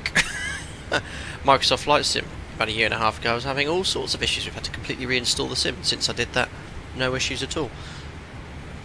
I should think for every hour I've done streaming or flying, I've probably spent an hour and a half tinkering. It's just the way it is. Hello, Sammy. Make Lanen. Sorry for completely mispronounced your name, sir. First time watching you live here. Love the 777. Thank you very much. Welcome aboard. You're in one of the best simulated 777s available in the desktop simulator. Mr. Leclorian, what do you think of the FlightFactor 777 auto step climbs? I didn't use that feature. I know it does have it along with the PMDG 777 as well, but I suppose it could have used that for ultimate efficiency en route, but for the sake of a few hundred kilos, I'm quite happy to have just delayed it to the stream as we did today, so I haven't ever used it.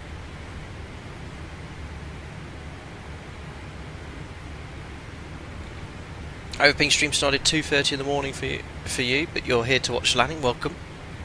We should be landing in about an hour and 50 minutes.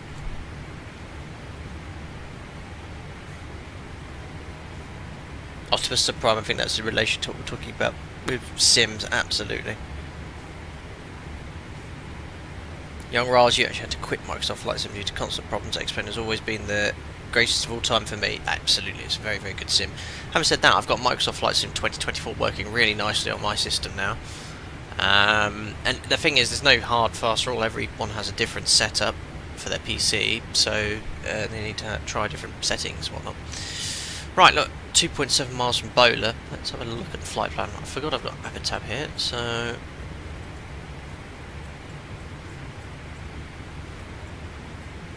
We've already crossed the equator by the looks of it.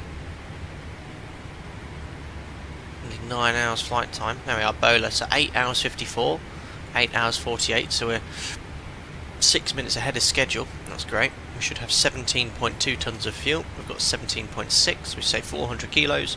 And we should have burned 64.2. We burned 63.7. So yeah, 500 kilos saved. Great. Time fuel checks complete. Having passed Bola, the next waypoint is Kittal, Golni, and then Bonham. We cross the coastline into Oman. We enter Muscat airspace at Kittal as well, which is our active waypoint.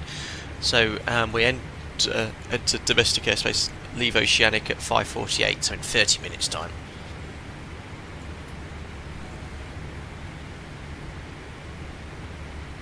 Sim737 pilot said, did Microsoft flights in 2024 get the wipers to work? Yeah, yes, they are on the PMDG 777-300. They do actually clear the rain off the windows. Oh, Josiah plays, you can make the charts daytime again. Good point. It's up here, wasn't it? No, where was the little icon? Was it the top right? No, it was... Oh, I can't remember where it was now. It was up here somewhere, wasn't it, when you guys told me what to do?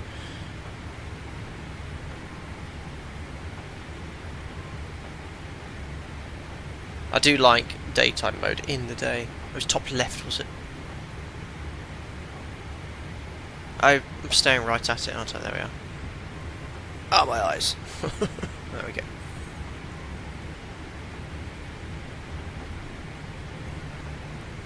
How's the weather doing anyway? I'll bring Navigraph back up for a second.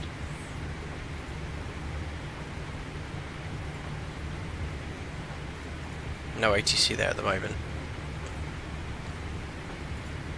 It's lovely. Bit of haze, 7,000 meters, 34 degrees. No TAF available for Dubai. Surely there is. It's only the most... well, the busiest international airport in the whole of the Emirates. Alright, fair enough. Can't see the forecast, but I should think it's fine. Donovan said, have you turned your monitors on? Yes, I can see now. Yeah, I did see when I got back that the icon to watch my progress on Navigraph did freeze. I guess when I turned my monitor off, so there was no point having that up, was there? Or maybe I think it's because I clicked out of it.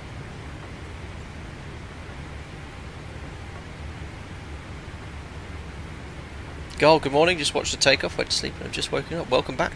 Pretty much what I did. Watched the takeoff, went to bed, came back.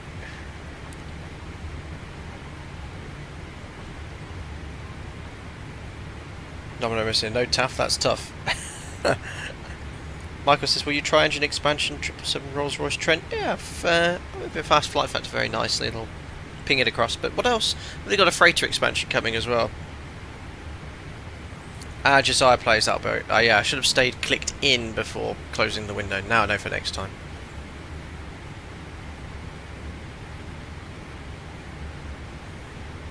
What are they currently using in real life in Dubai? They're landing easterly on 1-2.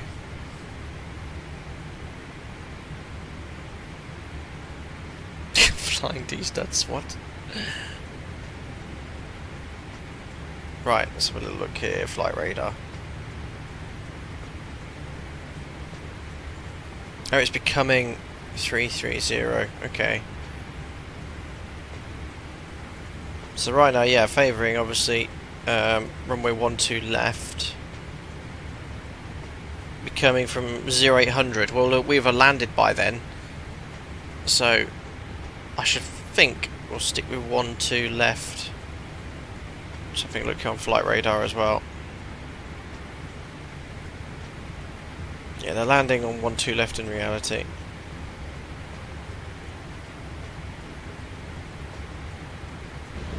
$50, $40, $30, Skylico, very 20, kind. Good morning to you. 10. Thank you very much for your donation.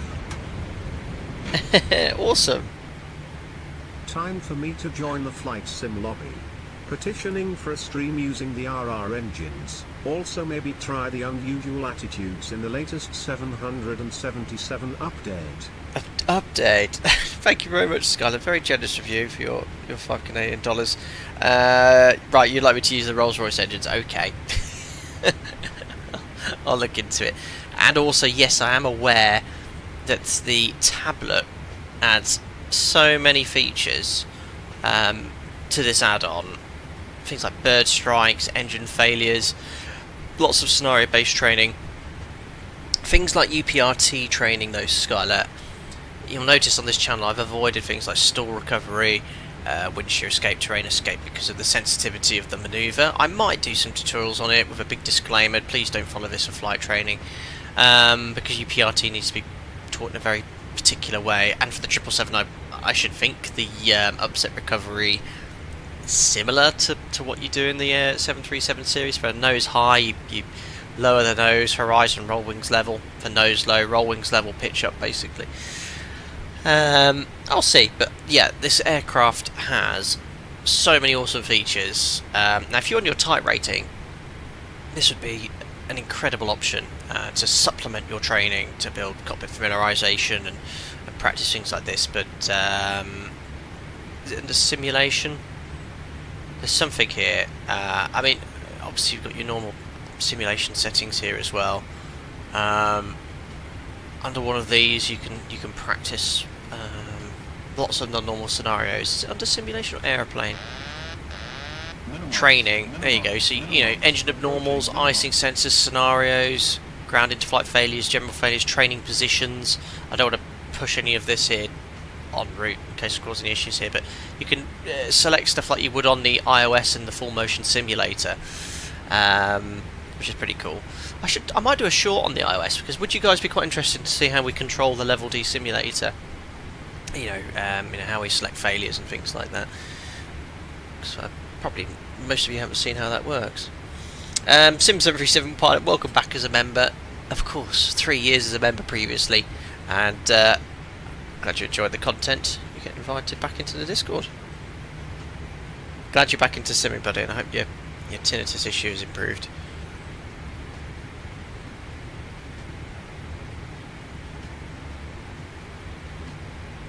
Yeah, I'll have a little look at that then.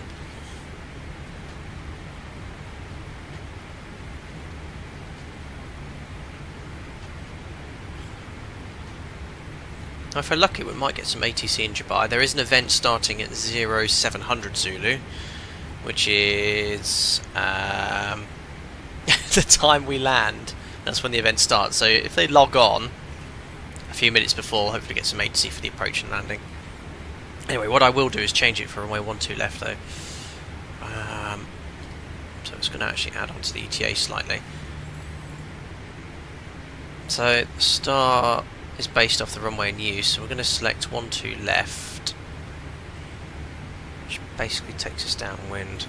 So departure arrivals, 12 left, via Rerek. No, it's none of those transition. Oh no, Rerek is here. Yes, we'll select the Rerek transition. Execute.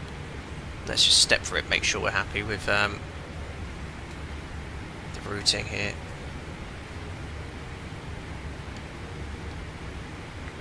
Ah.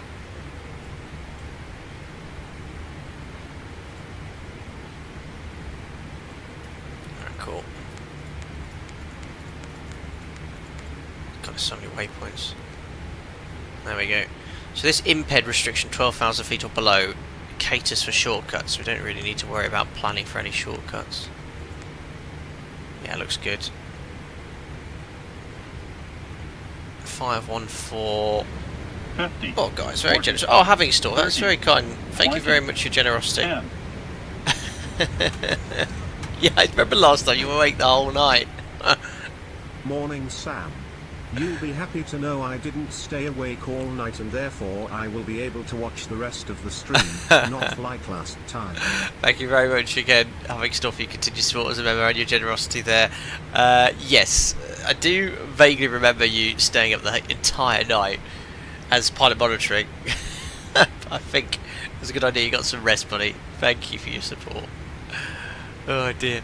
Right, anyway, I need to select, where are we here? 406, 514. I've lost track of the points. Where's Delta Bravo 514? Cheers, having store.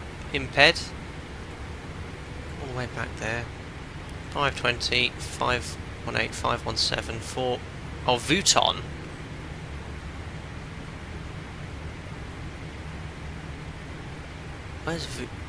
Where's Vuitton on the chart, guys? Oh, it's a different star. Got you.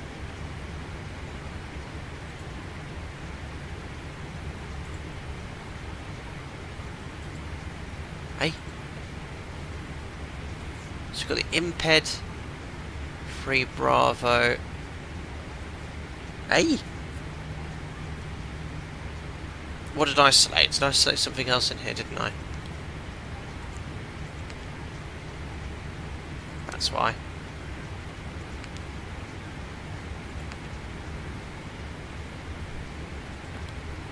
At least someone's paying attention.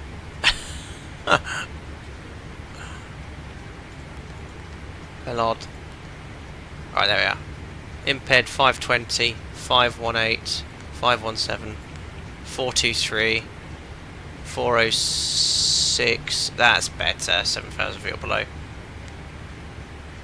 And it's 406, 421, 420, Outnet, SOGAP, Passev, 1816, and then round we go on to 12 left. Great, that's better. We'll tidy it up later, just wanted to make sure it's in with no discontinuities. New ETA, if we do the full arrival, is about the same as 702, because the other arrivals still sort of snaked around on this point merge arrival system. Cool. How you saw, well, it was not required as PM in the A350. Yes, that thing does it all itself. You just want to stay awake and monitor.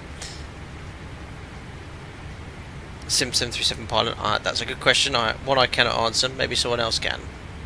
David, your ETA is 2 minutes before you. Very good. Where are you flown in from, David, as well? Was that Perth or Sydney? Or I mean, we left Perth super early. We departed about 4 o'clock in the morning in Perth. Local time there right now is 1:30 in the afternoon. You went from Mumbai. That's not too long a flight.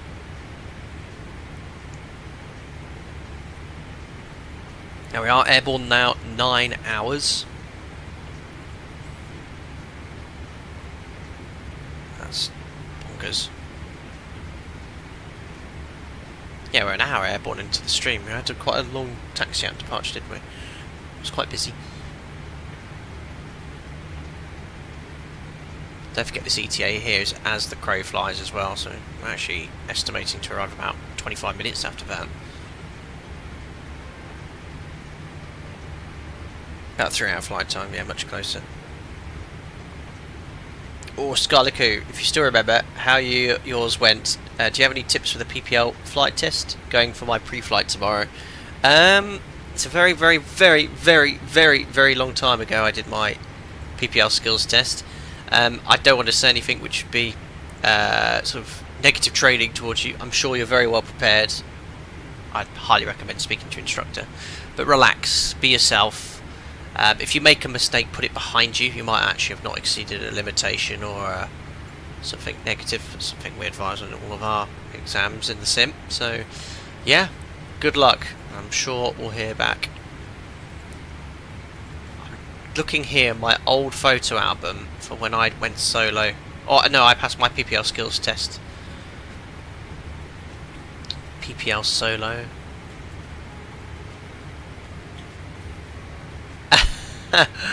Just saw a picture of me back in 2008, only a mere 17 years ago.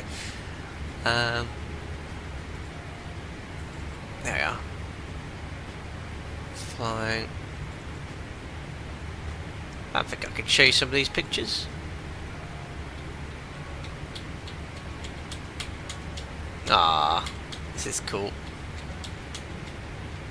Who would like to see a picture of what I was flying in 2009? I mean, a quick look at this. you guys can check the reg, see if this aircraft still exists. Let me just share my screen. Ah, no, wrong button. I don't want display capture. I want just one display. Why is that capturing both displays? Let me just check this capture method. Display, there we are. Primary monitor. Done. There you go. Check that out. Golf Bravo India Hotel India. That was after I passed my skills test. I was obviously flying around somewhere at 4,500 feet. Tracking a radial. I used to, because I wanted to fly IFR professionally, I was always practicing VFR flying, but I tried to plan my tracks at long radials and VORs, so I was inbound something there. We've got the well, it's not an OBS, is it? What is an OBS? Sort of like a fancy OBS with a localizer and glide slope. This is what I had to learn to fly on, guys. None of this Cirrus nonsense. There you go. Let me just close that, make sure there's no private pictures. That was in Carnarvon. So this was the other aircraft I flew. Now this aircraft is no longer. It crashed. Now have a look at this. Golf Bravo Sierra Yankee Victor. This was involved in an accident. I think it was written off. This is what I did most of my hours in hour building from Finland.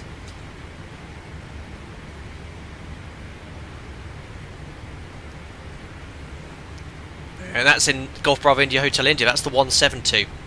So on longer flights, I'd take this, take my friends. This aircraft was in an accident. Oh, is Golf Yankee Victor still flying? Oh yeah, India Hotel India. This was involved in an accident. It was written off in Finland. Yeah, it's a great shame. And then Golf Yankee Victor, same paint scheme, was the 150. This is a 150, which barely could climb. And these pictures are from 2009. There we are.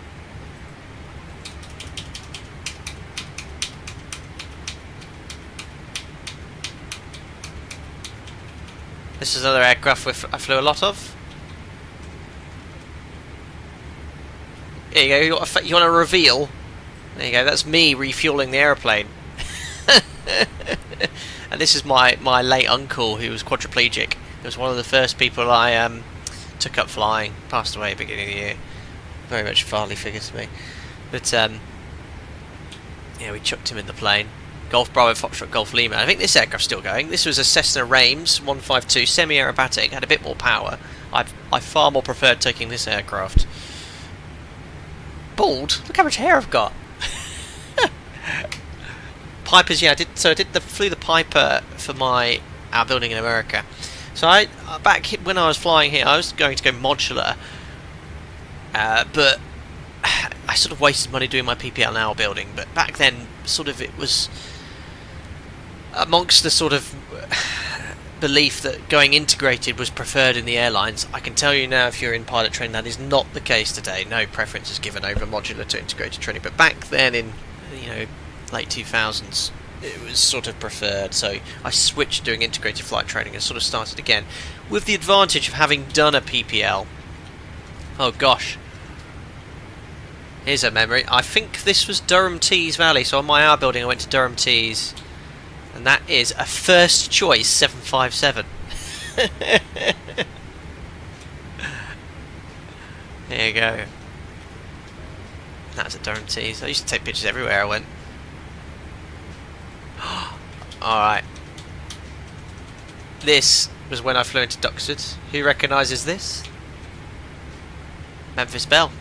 Oh no, I think it was Sally B at the time. Flew into Duxford. That was really cool. You get to go around the museum for free.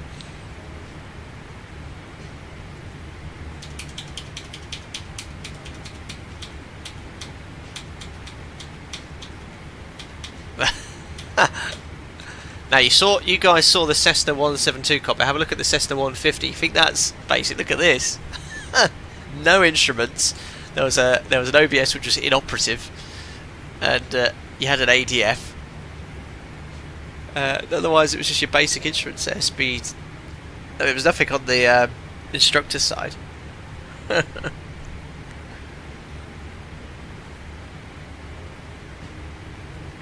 John, when you need to take photos when I was 17, I would have needed a lot of film.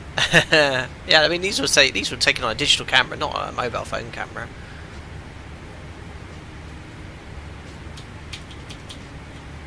Wow, that's all the pictures from that flying album. Let's see what other albums I have.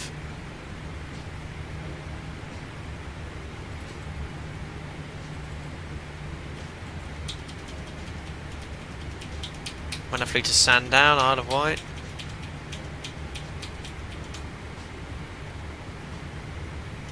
Trying to avoid photos with people, guys. Probably don't want to be plastered on the internet.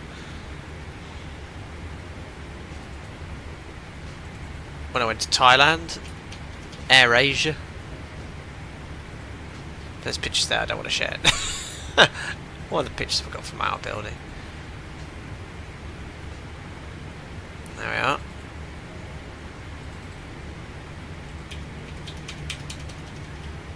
So I've got some pictures from Arizona as well. Flying the Seneca, the Warrior. Let's have a look here.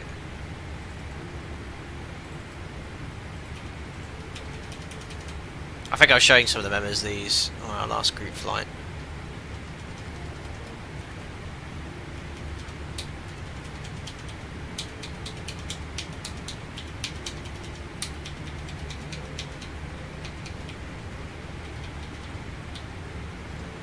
Yeah, I can show you these ones. There we go. So this is Arizona with Oxford Aviation Academy in the Warrior.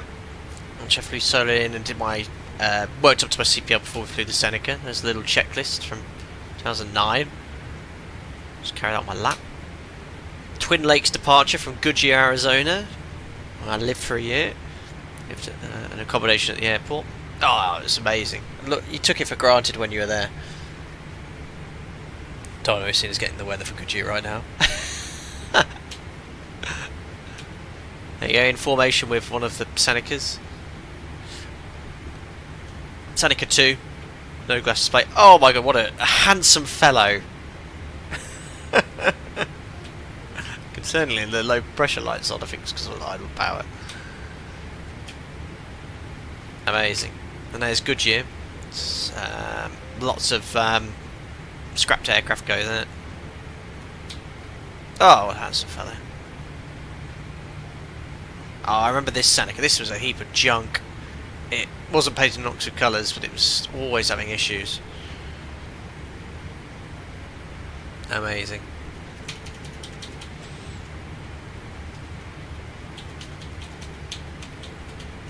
Had loads of them as well. They used to book out one of the aircraft. There were good.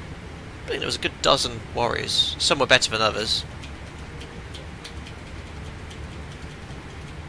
I'll show the rest of these pictures because the flying here was incredible. There we are. So that was obviously base leg. There's an old jumbo there. Who's that long-haired hippie? That's me. Look, on final. It's coming in quite high.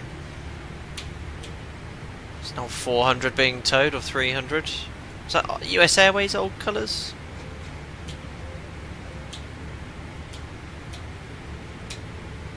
What's that? November 5-2 Papa Foxtrot. I don't even know what that aircraft was. US Airways, that was it. I mean, look at the sky was so pretty and dramatic. It's my flying partner. I mean, look at it. It's just desolate, empty desert. Great flying. The weather was so stable. I remember this airplane. I like to fly it quite a lot. I don't know where that was taken though.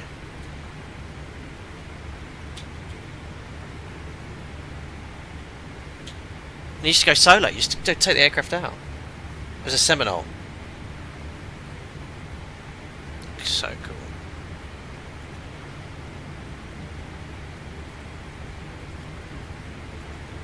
Then I've got some pictures from the Seneca 2.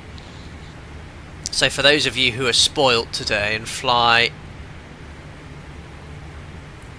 amazing, reliable things like that, things like the what do you call it, the Cirrus, have a look at the Seneca 2. I think I've got an album for it. Arizona Warrior, Christmas Day Arizona, road trip, Grand Canyon road trip, San Diego, Pima Air Museum. I thought I had one for the Seneca, but I don't.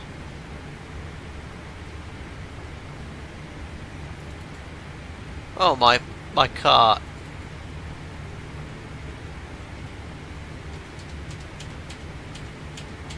Got a picture of my first ever car, hold on.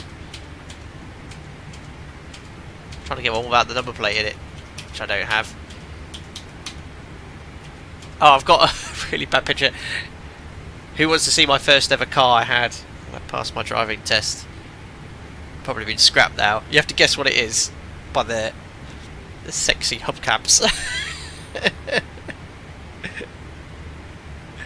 You ready? Check it out. Anyone know what that is? It's quite new at the time when I got it.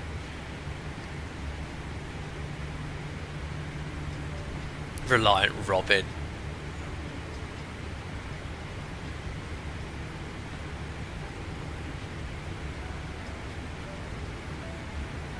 Bugatti Veyron. It was a Golf. That was a Golf. 1.4.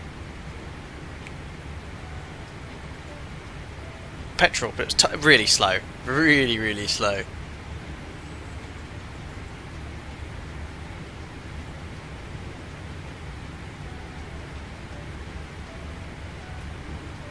Start airport tow.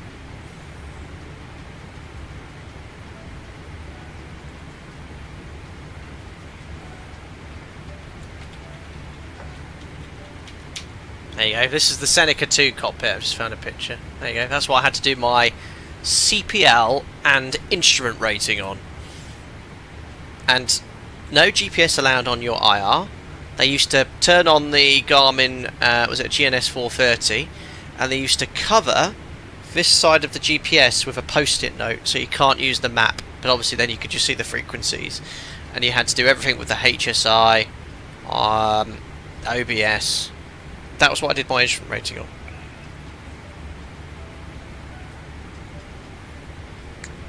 This Seneca had electric trim, I remember. But yeah, that's what I did. It had autopilot in, but it was not working or never used. Similar to the DA40 I'll be flying next year. Hardly.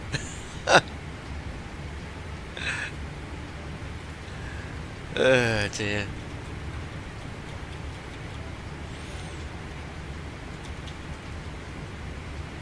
That was a long time ago now.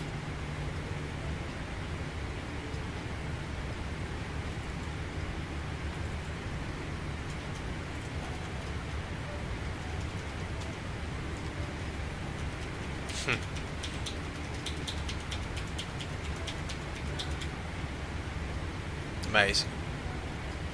Right, that's enough showing pictures. I'll do some more at some point as well. Oh, guys, we're approaching Muscat airspace soon. Approaching Kit Out. And we'll make a slight right turn. And then just before Tavco, just after Tavco, we'll hit the hit Oman. Do a little flyby actually. Hang in there, X-Plane. Nearly there. You've done great. Although the sound on the outside doesn't sound great. Morning, Simba. Hope you're doing well.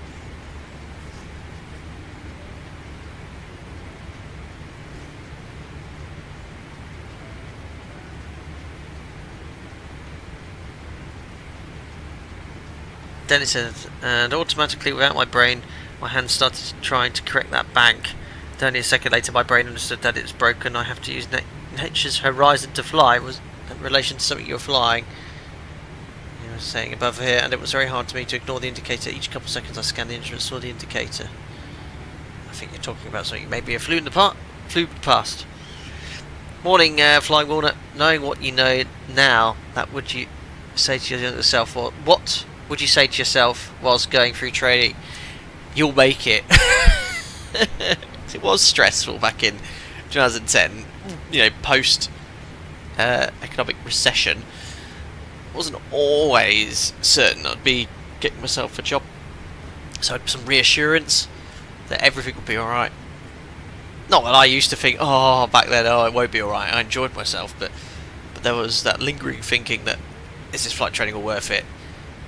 There was also a lot of self-doubt. I think, am I cut out for this? Because I had periods during my flight training which were hard, you know, and I was like, can I do this? But ultimately, you know, if you work hard, you can.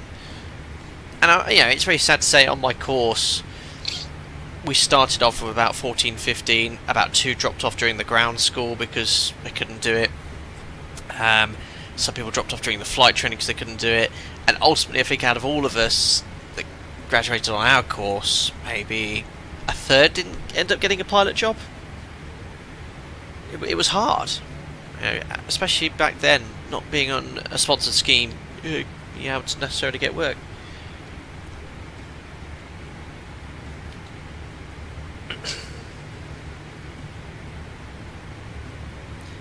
Axins, rare Perth stream. I missed the departure, living in Perth currently. It was about 4 o'clock in the morning we departed. Axins, you'd been fast asleep. Simbear, thank you very much. Good morning again. 10 months now as a member, and an integral part of the membership you are. Thank you very much for continued support, and thank you as well for your assistance in organising ATC for our next group flight. I need to actually get some departure airports sorted for our next MOGF in a couple of weeks' time. Was it 2 weeks or 3 weeks? I think it's 2 weeks, isn't it? So yes, I'll run that by you very, very soon. D-S-7, what was your first pilot job? The one I still hold now. Joined a cadet at my operator in 2011, and here I am 14 years later at the same operator as a training captain and type rating examiner, type rating instructor. So I never envisaged that I would stay. I always sort of wanted to do what I'm doing now, fly long haul, but told this story several times. When I became an SFI, so that's an instructor as a first officer at my operator, and I trained pilots from all over the world, from different airlines. I often ask them why what made you come here, and you hear about certain things. Might be terms and conditions, it might be the flying rota, it could be for personal reasons. Let's just say the grass isn't always greener on the other side, and I work for an airline that has one of the best, well, it is the best rosters in the industry. 5 on 4 off, fixed. I know what I'm doing months in advance. Annual leave system's good. The pay, I think, is competitive. A lot of people want to fly certain airline or certain aircraft, or live where they want to be, and where I am now living where I want to be, close to home, and I'm very, very content with that. So there you go. I again digress from the question, but it's very, very happy. Dynamo Cena. Now, what was your first ever job? Maybe not everyone here knows. Can you guys remember the story I told you about Morrison's? Who remembers the story? Anyone here? Put your hands up, because I've got my OneDrive linked up to my photo album. I bet I can find the picture which will allow me to link this story. You guys ready for a story time? Let me just have a look at my OneDrive. Hold on. This is a good story. I did sell chickens, and if I look here, my photo album far back enough. Oh, how am I going to find this picture? 2008. Maybe before then. 2007. Oh gosh, this is taken on a Nokia. That Nokia phone. Oh my god, this picture's being 6 form. Oh my goodness me.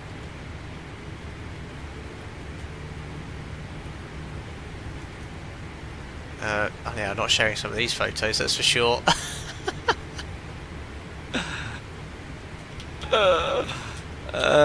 Oh no, these pictures were taken on an iPhone Generation 1.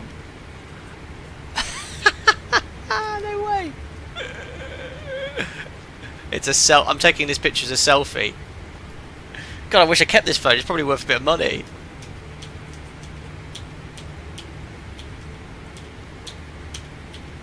Oh, here's something that's nostalgic. Check this out. I went on holiday with EasyJet, but check out the aeroplane. It's a 737 400 or 300 EasyJet. This is back in 2007. Oh, no, that's nostalgic. Look at that. It's the front of an EasyJet 737 and a Monarch Airbus. Right, I'm trying to find the picture in relation to the story, though. I'm having to look through all the albums. I found it. Oh my goodness me.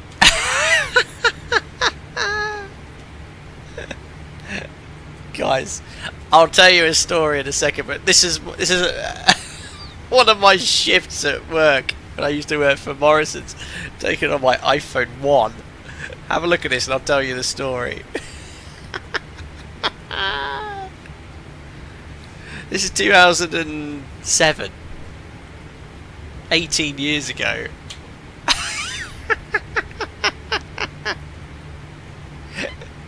This is Morrison's. I can't believe this.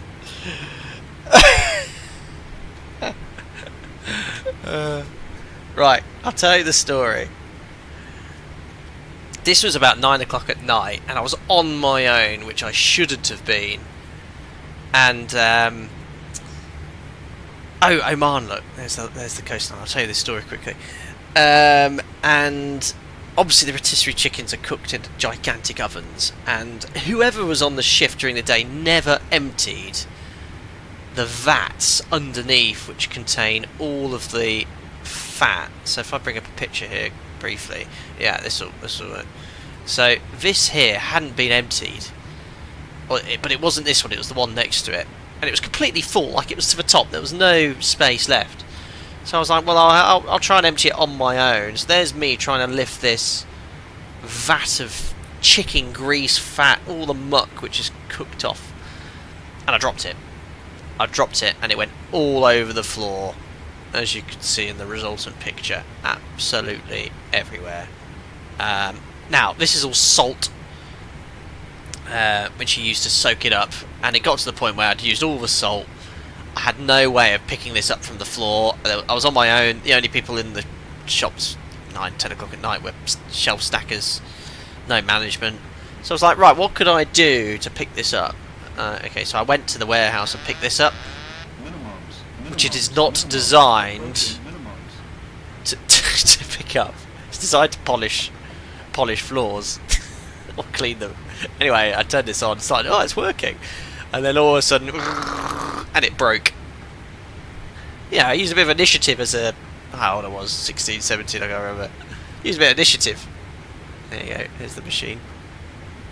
Used a bit of initiative, you got that. And it broke. And you know what, I'd had enough, so I just left. I went home. I don't know if they fire me, they fire me.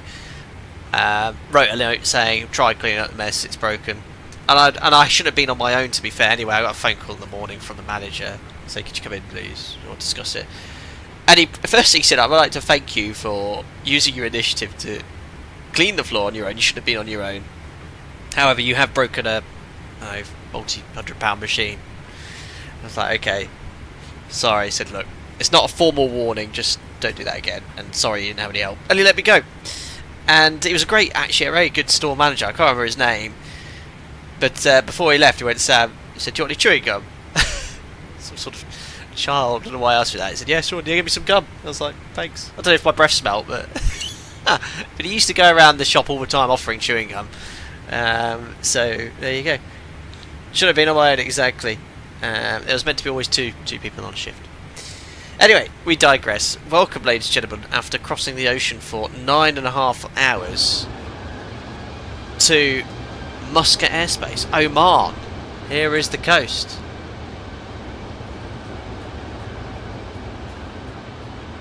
Looks like a good mess. I've seen similar happen in McDonald's with beef grease, and the smell was awful. Oh, it was disgusting.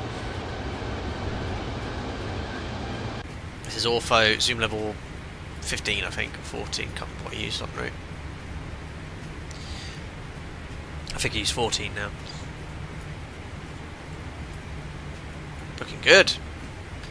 But yeah, you know, if I can highlight something, it was my first ever job working at Morrison's, and that experience working there for 3 years before I started flight training taught me some valuable life lessons. You know, how to save money, having responsibility, and some of you might think, oh, it's working at Morrison's, but it's not.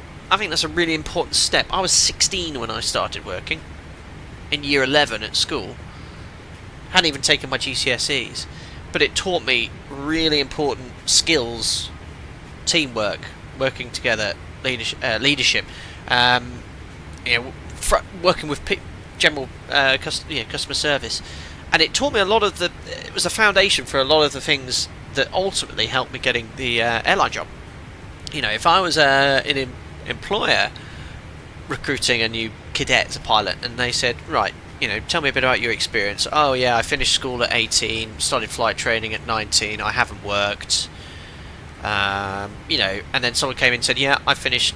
I started, you know, when I was 16 at school, I got a job at McDonald's. Worked for 3 years, saved up as much money as I could to pay for my first car, driving lessons, flight training, whatever. I know who I'm going to choose.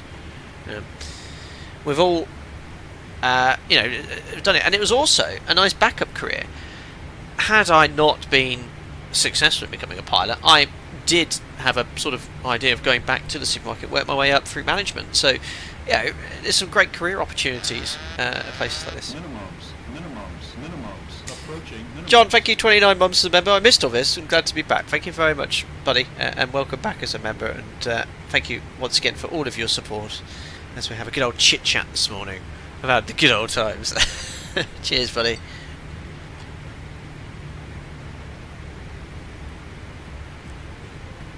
Aurora reminded me of a time I worked in the supermarket. My first shift as a checkout supervisor. When cashing up at the end of the night, I dropped a till drawer, coins everywhere. Oh no! SkySim Adventure said, "Did you read my message?" I haven't. Let me scroll up. Oh, James French, I missed your membership ping as well. Well, at least there's been one grease of this stream. The pressure is off now. Wait. James French, thank you. Sorry for the delay there as well. Wait for it. There we go.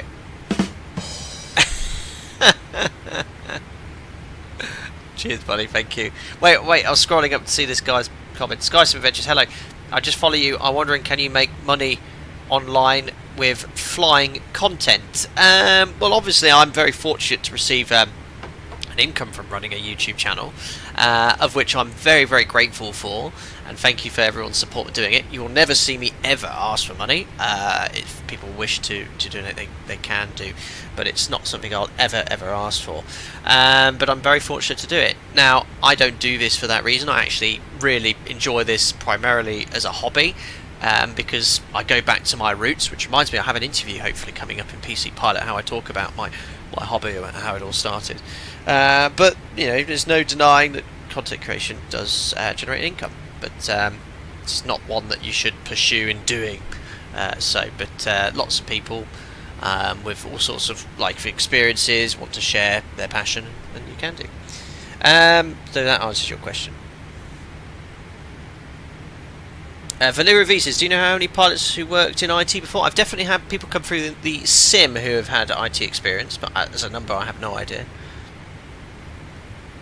Bobby, I was just scrolling up through all the comments as I was telling you my chicken vat story. You know, something stupid happened today. CRJ 900 on approach to Corf, perfect descent, perfect approach, 30 seconds to touchdown, the right engine died, plane rolled right and crashed. Is that something in your sim, Bobby, or something that happened? I have no idea.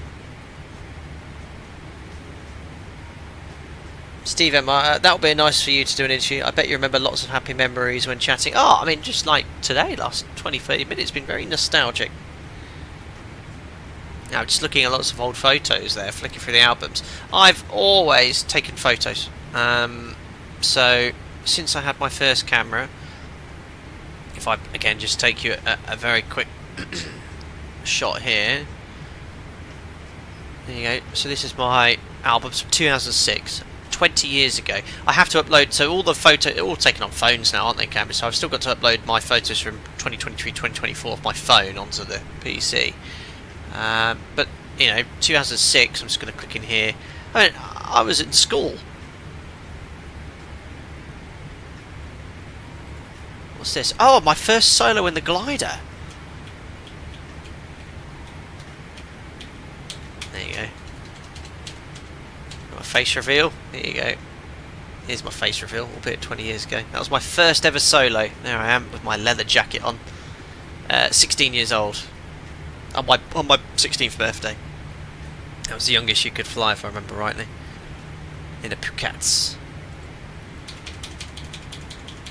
I wish gliding is something I'd like to get back to.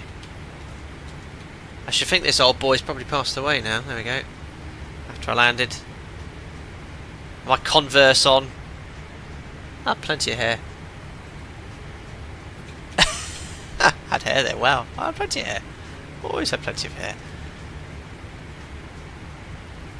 There you go. So that, yeah, this is all 2006.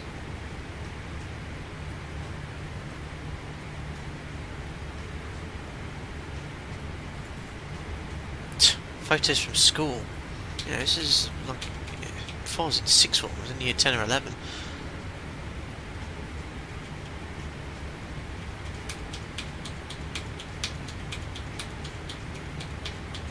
No way. I've just seen someone I've not spoken to in a long time. Anyway, here we are. What's going on with the sounds outside? Can you hear that? Doesn't sound very good, does it? 50. Is that a FlightFactor issue? 30. 20. 10. Sounds a bit dodgy out there. Captain Sim Banks, $2, buddy. What do you got to say? No more hair? Plenty of hair. That photo you saw in the glider was me yesterday. Thanks, buddy. Appreciate the $2. Oh dear. Just I play. Yeah, it sounds like it's clipping. Thankfully, not inside. But there's some still got. If I remember from my Concorde stream a couple of streams ago, these weird lighting artifacts you get from the sun.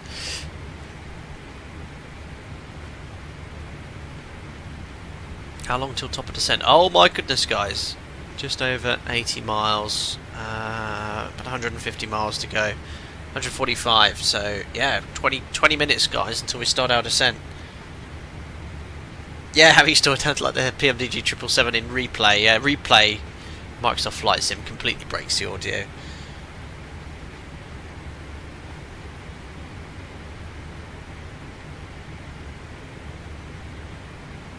Sounds like chicken struts the engines. Bobby, 29, heavily into Flight Sim. I've always wanted to be a pilot. I'm a software engineer, comp SCI degree now. Am I too late? I want to fly, and I'm growing tired of my job. It's scary to do a new job track. I mean, Bobby, yeah, I mean, there's people that have started pilot training older than that, been successful. There's no sort of guarantee, of course, but I don't know what your circumstances are. It's only you can make that decision yourself. But wherever you are in the world and what opportunities are, I don't know. But yeah, I should think go for it.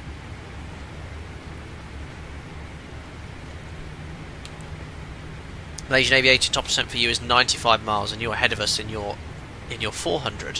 What add-on is that you're flying, Malaysian Aviator? Better stick landing. No time for a go around for the stream. No, cut off. What are we? 10 hours 36 minutes into the stream. This is now going to be my longest ever stream ever. Just get ever in there twice.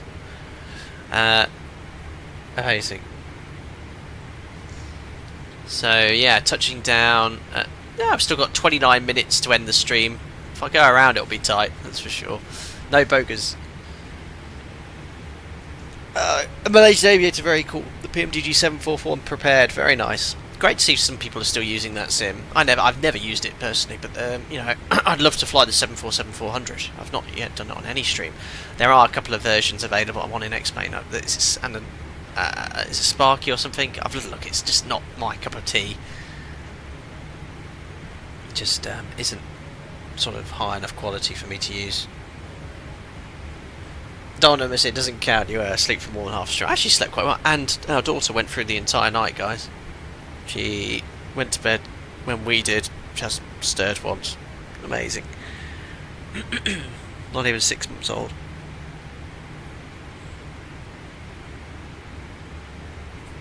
(737) Pie speaking tea. Any favourites? Yorkshire tea. Right, I think we should best start setting up the approach here. So we're going to plan off 1-2 left. So VNAV, page 3, 250 below 100. We'll leave it at 240 below 10,000 forecast.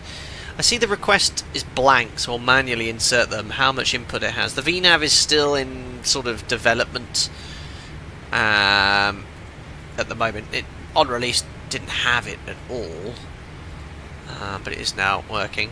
On-nav stars, the pilot's required to strictly follow the advised star clearance, ensure correct readback of start at all times. Unless explicitly cancelled or amended by ATC, you must follow the vertical and lateral profile.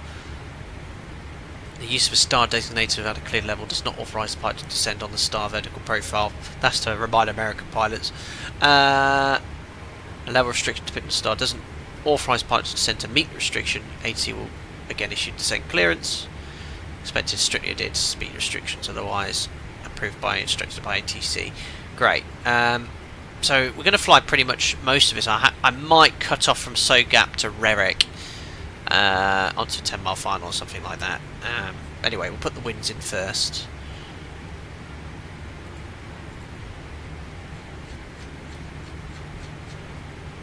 Here we are. So we'll put in. We've actually got 4 levels, but we'll just put in 3. Hey, in op. Flight level 310. Is it working? In op. I don't think it's work. I don't think winds are implemented yet. Oh, there you go. We've answered that question. Well, that's interesting. How does VNAV adjust winds? I think having a look at the speeds, though, yeah, it's not going to make too much difference. Thankfully for FlightFactor, there's quite light winds. Oh, that's a pain. Anyway, runway 12 left in use. Fix. These are working. 10, 5. Just for situational awareness. I won't put 3 times height. So just for descent planning, we've already stepped through the star earlier. So what I'm going to probably do, if there's no EC and traffic permitting, I'll go from Alnet to Erkrim. At Alnet, just want to see what height it's estimating for us to be. Because there's so many restrictions on this arrival, yeah, look, at Alnet we're at 5,500 feet. That's great to accept a straight-in approach at that height at that point there. So we'll leave it as it is, and we're already doing 210 knots. So the star we briefed earlier, we checked through all the points. Let's now check the ILS approach runway 12 left.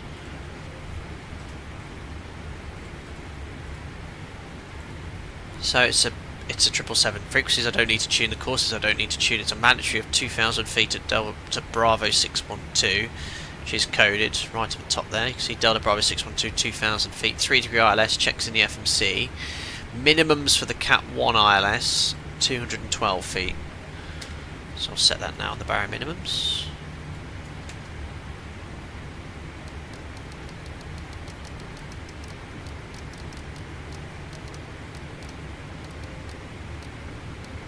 Great.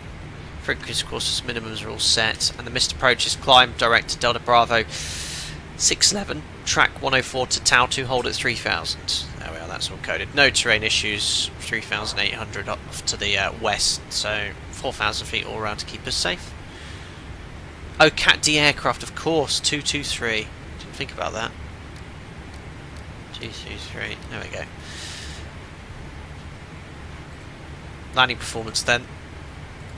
Runway 12 left. We'll want to park over here, concourse A, B or C I guess, so we'll plan to vacate to the right, first convenient, Mike 7 Alpha, Mike 9, cross runway 12 right. Have a little look at the landing performance calculation.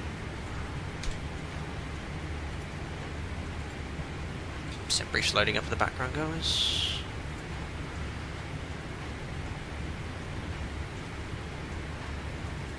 Good, so runway 12 left, weight 198.3, that's what we're estimating. Maximum landing weight's way above that, so we're good. Flat 30, optimum, let's go water brake 2. Reverse, yes, we'll use reverse credit. When's that? Populate weather, calculate.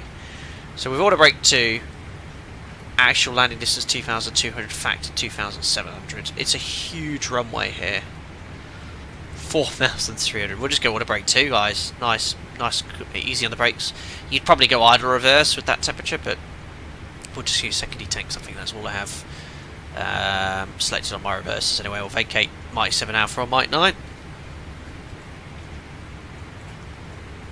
So 11.8 on arrival, got 12.1. That's not right. That's a bug.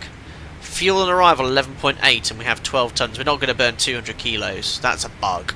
Fuel on arrival. Probably going to burn over a ton.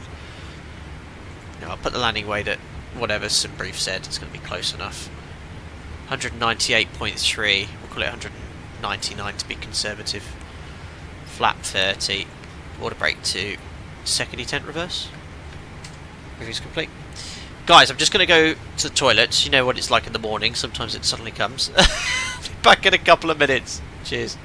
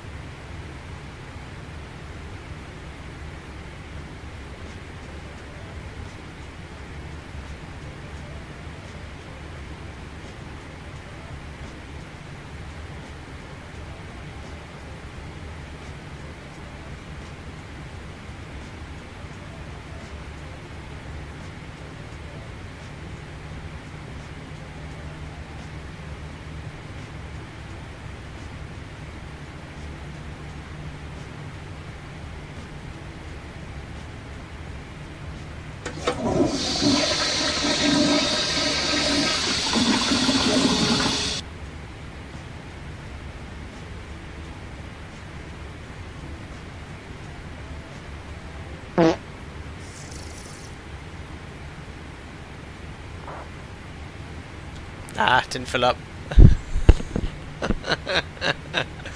What a child.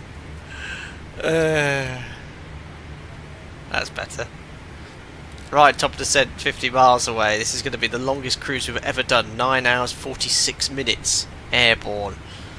As we fly along the coastline of Oman.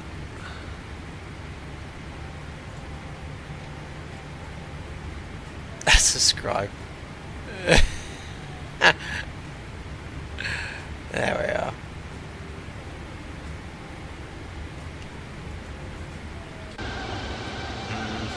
Yeah, the audio is definitely clipping. Oh, sounds awful. Oh, that's better. As long as we keep the camera here. That's better.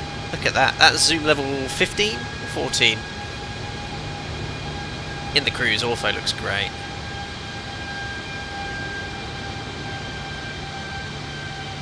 Malaysian Aviator, I'll plan to park on one of the main bays.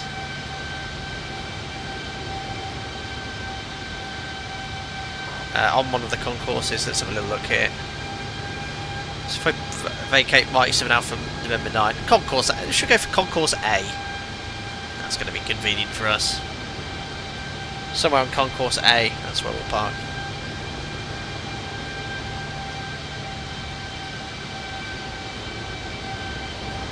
$50, $40, $30, $20, $10.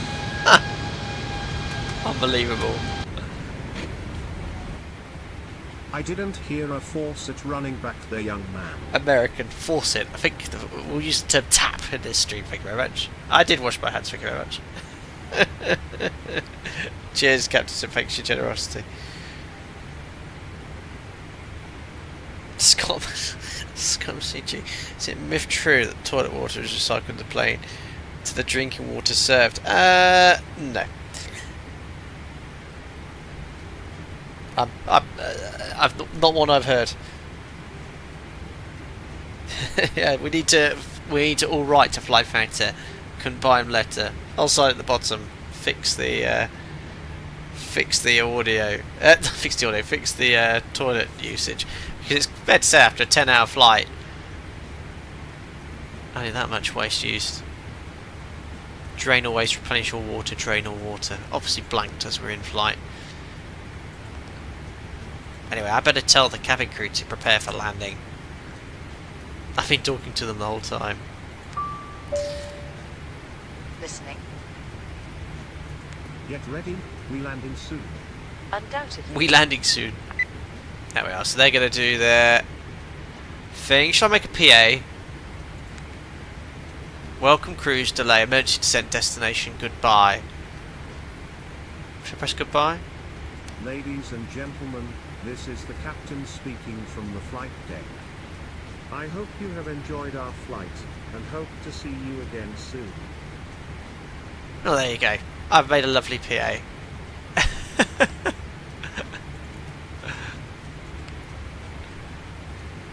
Undoubtedly.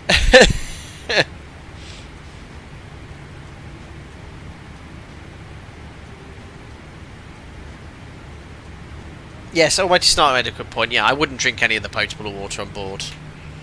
Yeah, so anything from the... It's fine if it's been boiled, but not sort of out the taps from the toilets.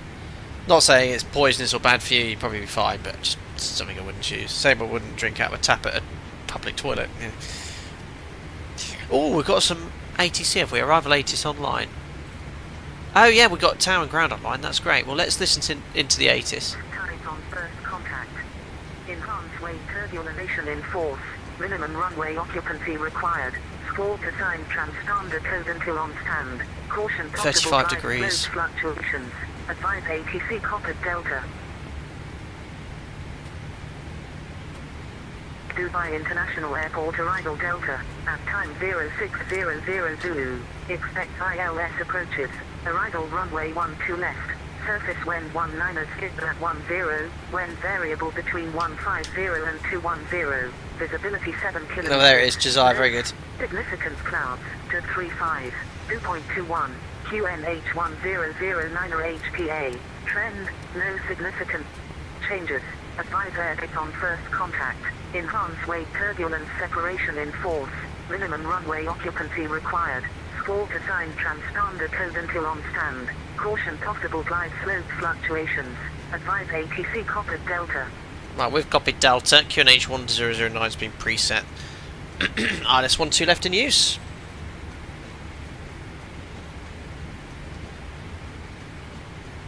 Why do you start? The boilers don't really boil it, they just heat it or for coffee and tea, unfortunately. Just don't drink anything on board that isn't a can or bottle. Oh, Almighty Snuck, I've been having tea and coffee and hot water from the boiler, which is probably not boiling, but it's certainly hot enough to kill anything. And I'm alive. And I've had that every shift, so... Yeah, it certainly would scald you if you were to pour the water from the gasper onto your...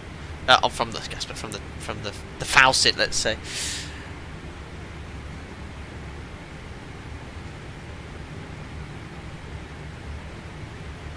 Alright, guys, FMC message, top of descent is upon us. Next page, first restriction then is 12,000 feet at imped, let's set it. And it should automatically start descending at top of descent.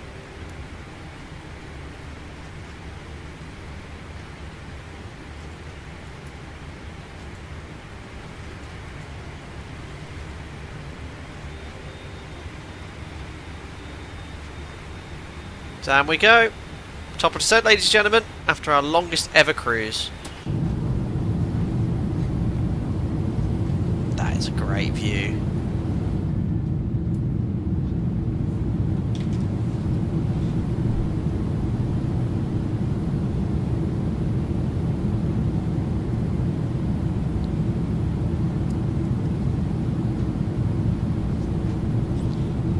Bobby says, how do I become a green or blue? So Bobby, green are members of the channel,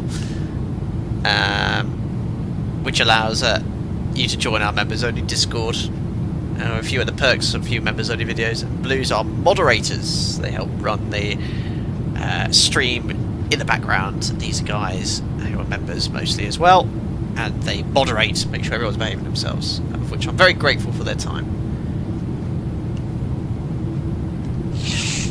Oh, excuse me, I thought I muted my mic. There we are. Sorry about that, guys. I have a button to mute my mic so I can blow my nose, but I forgot to do it. Apologies. Pressed the wrong button.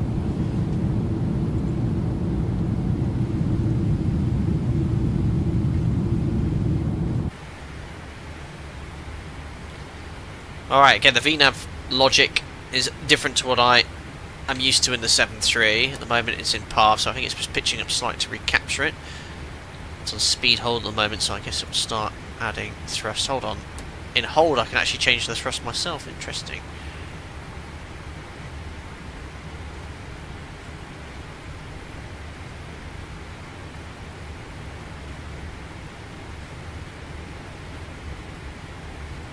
Listen, we're nearly there yet. Brilliant. There we go, it's gone into speed now because it's sort of crept 10 knots below target speed.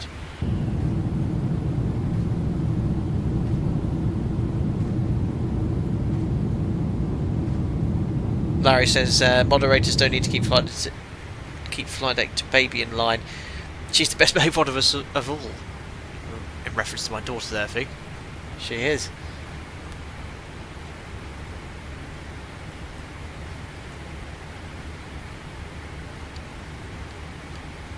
So I mentioned this earlier at the start of the stream. The default airport in Dubai and X-Plane has received some attention. So, you know, it has custom buildings and scenery. It does look very, very nice in the sim. Steve, I'm having the second coffee slurp. I've already had mine. I haven't even asked if I need another one. Hasn't Jim got a coffee? I'll drink Jim's. I'll drink the one on the jump seat. And the one in the bag. Oh no, that's the bin, isn't it?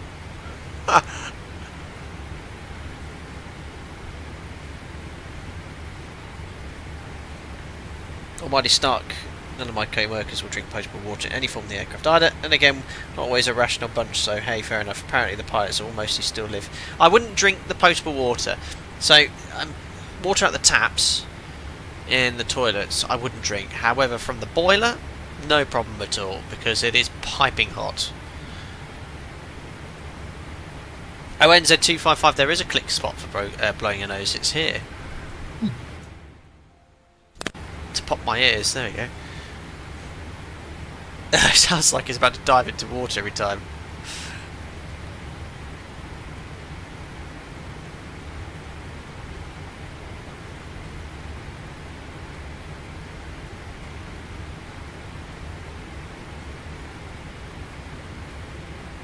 Phone the person for a new coffee. Oh, it's true, but I've just had Jim's, mine, and the jump seat, so I'm all good. Yeah, Julius, don't drink that water, no. Yeah, stay well clear of the potable water. It's very bushy eyebrows, I do. If you notice when I blow my nose.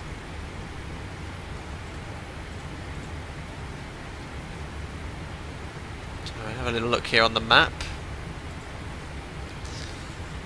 There we are, so we're on the coastline of Oman. It's very built up actually, isn't it? Look at all this. Overhead Suha. There's the capital, Moscow.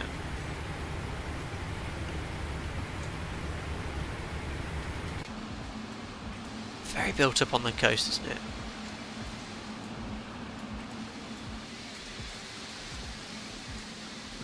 Great FPS.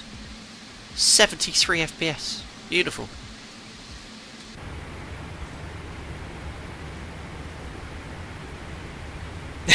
HMS Daring 1, yeah, it does look a bit scary when you're blowing your nose, admittedly.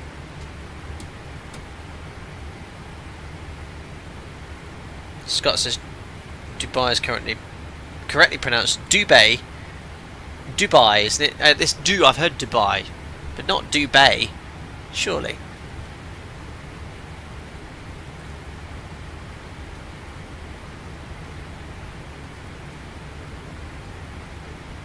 Oh, Whitey Snipe doesn't like the... Oh, I've been drinking teas and hot water from the aircraft for 15 years. I'm alright. Dubai. Yeah, Simba, that's how I'd say it, not Dubai. Dubai. Larry, it's 2:28 in the morning. My goodness. Yes, this isn't the best for anyone in the US, unless I guess you're on the West Coast. Coming up to midnight.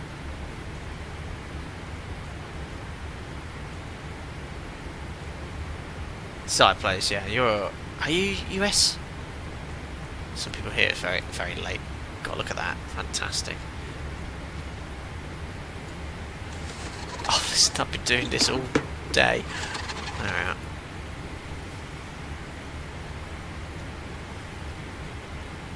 Oh, my stuff. 15 years. You're a medical wonder.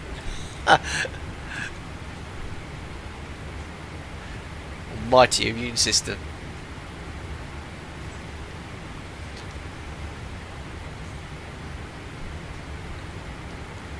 Well, the descent's going very well. Oops. Hold on, that was the autobank select. It was the heading bug I was trying to line up. There we go. Oh, Larry, those window shades have been up and down all sector.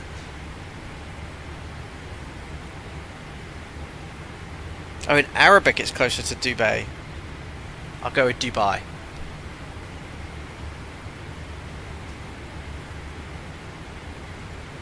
Well, we've got tower and ground online. I'll put the tower frequency on standby.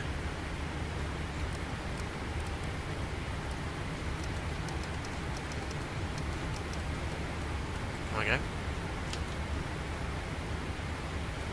Now it depends to click in this version of the 777. Yeah, you can move it between the different places to hold it, that's all. Which is random. You can't push the button like in the PMDG. Refund.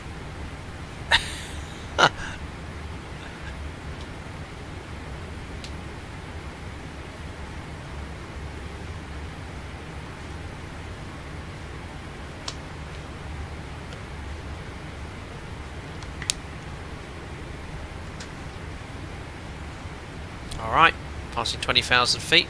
We'll pop on the seatbelt sign. No electronics on as well. I've already told the cabin crew to get the cabin ready for landing. Coming up to Vakast and Rudat Mivek, and then the arrival starts at Imped. And the first restriction, looking at the arrival, as discussed, is Imped 12,000 feet up below. 12,000 feet up below, which looks like it's going to achieve. We'll just have to keep an eye on the speed. We'll set the QAH now as well. 1009 at the transition levels coming up 150. So 1009 is set. Press that to sync it with the first officers, and we'll set the standby as well. So set 3 times 17,400 for 12,000 feet.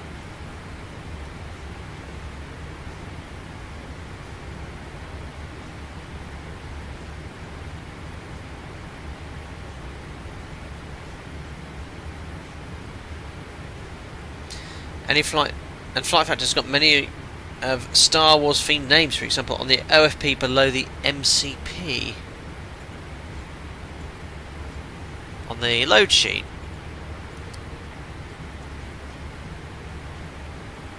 Calrissian. Someone from Star Wars? I don't know. Oh, I've disposed of it now.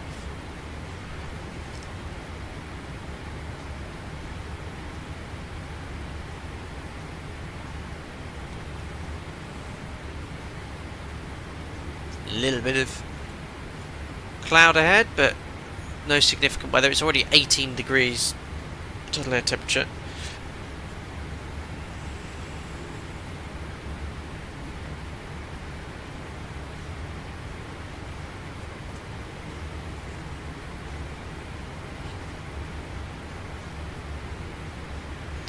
NZ255, what's the first thing FlightFactor should focus on to improve? I mean, it's already a very polished aircraft. I think fine-tuning VNAV, so accepting things like descent forecast winds and building the path to adjust for that. Otherwise, it's pretty solid.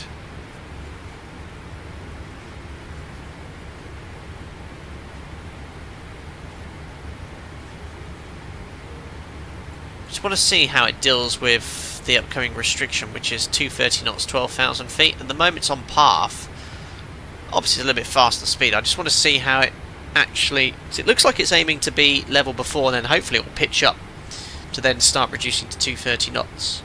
So approaching 1 to go.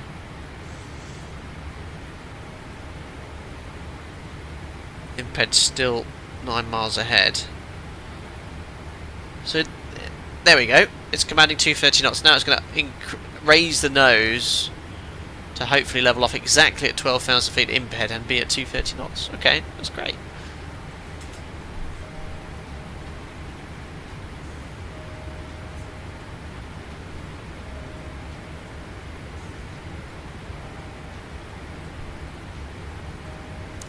Pete's finding Star Wars a bit nerdy. I know the 6 films, so...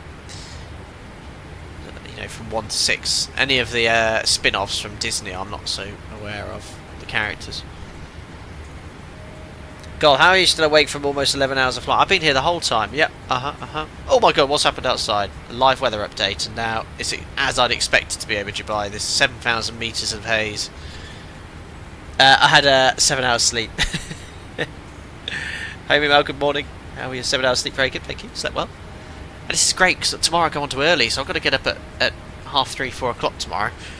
So, you know, this will really have helped my body clock.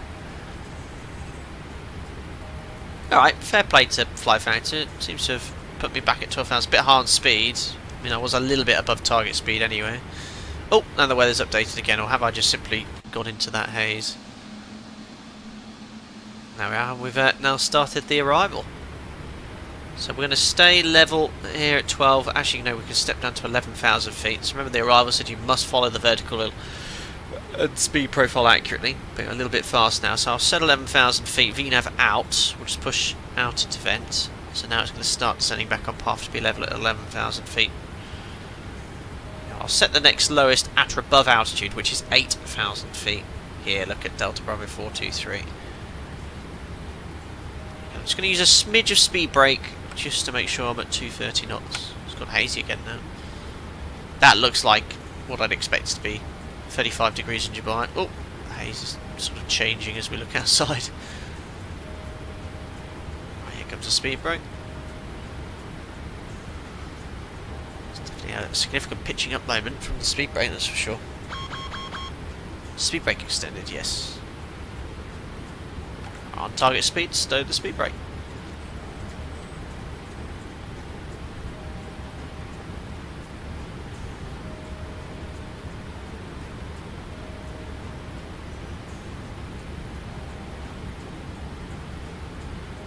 Awesome. Pete, you got an early flight tomorrow, but on Jeskin Airways. Shanix. Hear that G90 just ticking over really nicely as we fly over the desert. Awesome.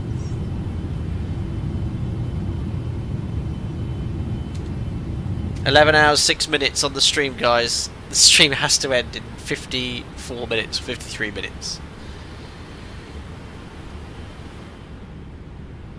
So my ears popping again, I think. So I wonder, by doing this, does it... Does that clear your ears then?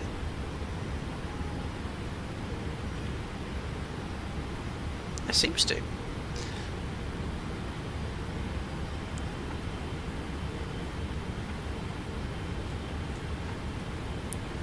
Dubai's off over there.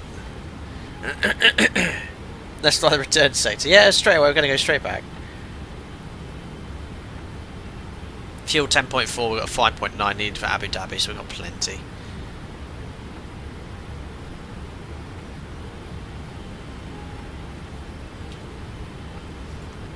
ETA still. I was come back a couple of minutes, but hopefully we'll shorten it again slightly. We'll just have to, because there's no radar online, we'll have to sequence it with other traffic on VATSIM. Approach controller should be on in about 20 minutes, but we should have probably landed by then.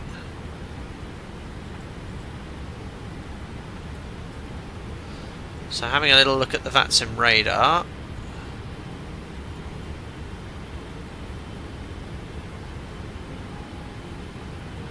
There we go. So we're here. Got traffic directly behind us, 311 knots, 285, coming in quickly. So our Packer 71 will need to slow down. I'm just complying. That's David there, because we're complying with the speeds, and then we should be able to sequence ourselves in nicely. We've got a couple of our Packers on final approach. So just to sequence it with the traffic there.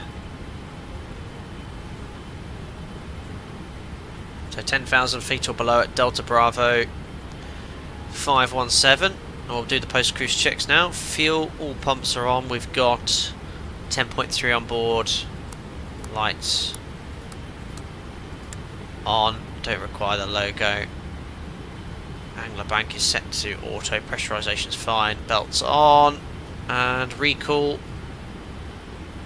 We'll actually run the interactive checklist here.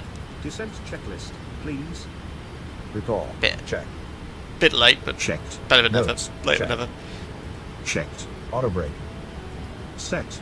Landing data. VRF minimum set. Set. Approach briefing. Completed. Completed. And we can do the approach Checklist checklist. complete. Approach checklist. Altimeters. Set. Checklist complete. Great. Next landing checklist. I said, man, no pressure, but thanks you trying to organise ATC. We're pretty much downwind now. In fact, if I stay, you can see the Burj Khalifa.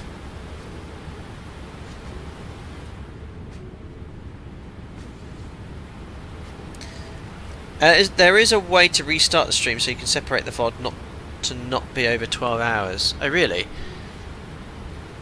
I just like to limit it to 12 hours. There are streams that run 24/7, but you can only play back the previous 12 hours, I think. World's tallest building, very interesting. That's one I knew, and one I've actually been to the top of.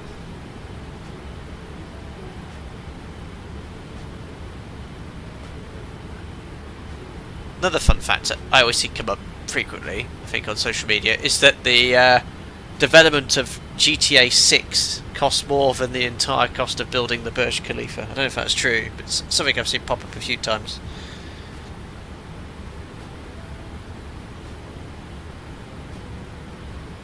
Oh, listen, that's how racing sims do that for the 24-hour races. Ah, very good.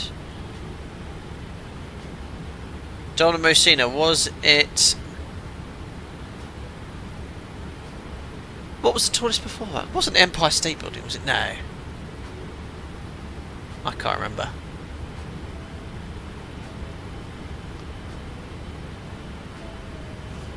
Anyway, there is our destination after 10.5 hours, Dubai International. 10 hours, 10 minutes. No way, Warsaw radio mast. Built in 1974. No way, that's one thing I didn't know. When you say building, I was thinking that it could actually be sort of manned, so people could go inside it, but no, of course, towers would be included in that. And it was the Warsaw radio mast tower. Home email may be on my second channel. I still need to do another episode of AV Assembly.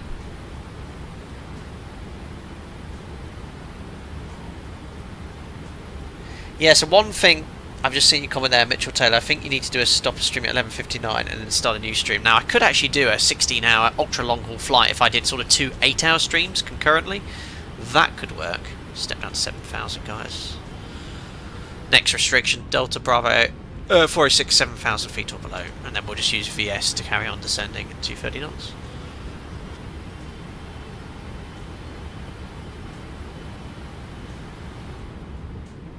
Stephen, can you start YouTube stream without changing anything? You'd have to separate it as 2 separate streams on YouTube, and change the there's a code you use to obviously stream, but you can do it in a minute. So it's one thing I might do with an ultra long haul flight. Let's do a 16-hour flight and split it up into 2 streams. Some traffic there online, great. And as I mentioned, you know, it's not that the building terminals match the real airport. This is included with X-Plane 12. This is with ortho. I had to flatten the runway though after generating the ortho tile. Right, it wants us to do 210 knots at Delta Bravo 406, which is actually below the up speed. What I'm going to do is push this out, and that will go to VNAV speed, which is fine because I'm going to step down now below 7,000 feet to 6,000 feet and use vertical speed.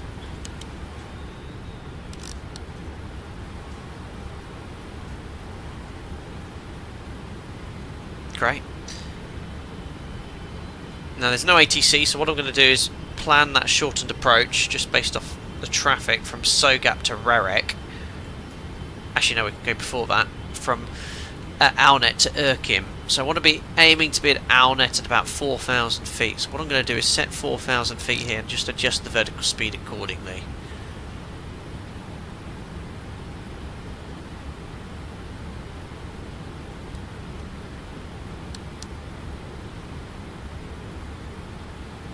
That will do. Perfect. Try and do a CD8. How do you flatten the runway? You need to put in on the airport data file on Notepad 1302 flatten or 13021. It's look online. I have to always reference the briefing, and it completely flattens the runway, which is useful because sometimes the ortho tile, if you don't do that, the runway's really lumpy. 1302 flatten 1. There you go. But you download from the scenery pack from the X-Plane scenery website, and then just copy and paste that into Notepad and put that code in. Right, we've already done the approach checklist, so tower's on standby. I'm just going to again look one more time at the VATSIM radar map. Yeah, so we actually got to be careful here. Look, there's 2 aircraft on final, so we can't cut in too early. We've got OMS 243 and Alpaca 7474. So what we'll do when we're almost abeam that aircraft, the 747400, 30 seconds after that we'll turn onto the ILS. Keep a lookout for that traffic, see if we can find them on TCAS as well. I'll make tower active. As there's no approach frequency, we'll contact him turning final.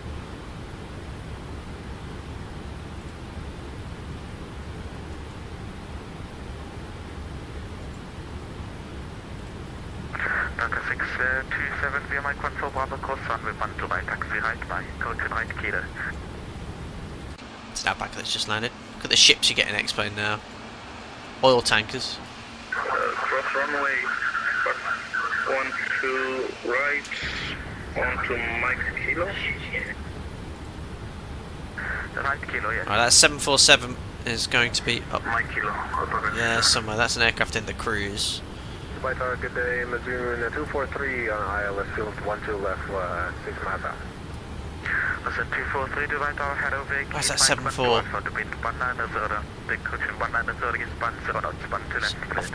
Off to our left somewhere. Big Mike 212 Alpha, 12 left, clear to land. There's traffic up in the cruise. There they are on TCAS, look. Heavy established localizer, runway 12 left, 12 GME.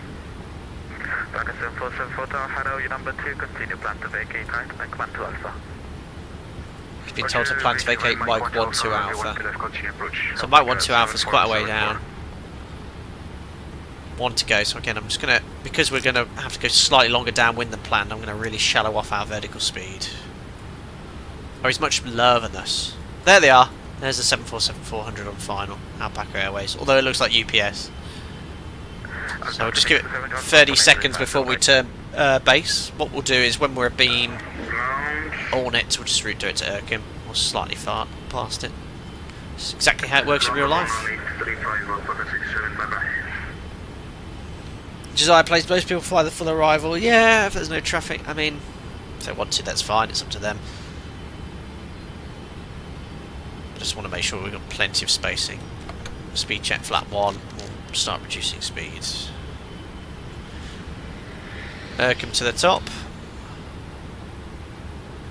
Execute. LNAV available, LNAV, and we're pretty much on path. And I'm happy to step down to the platform altitude now of 2,000 feet. Speed checked, flap 5. A little bit of ballooning from the flaps, it's quite realistic.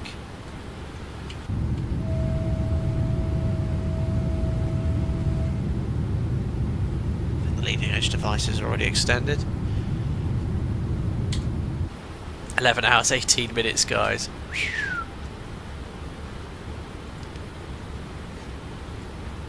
So one thing they could change the FlightFactor, you usually find glide slope information prior to getting established here, but it seems to be coming in at the same time as the PFD glide slope. Looking very nice here, guys. Alright, correct sensing, arming approach. Oh, interesting. Glide slope capture prior to localizer capture.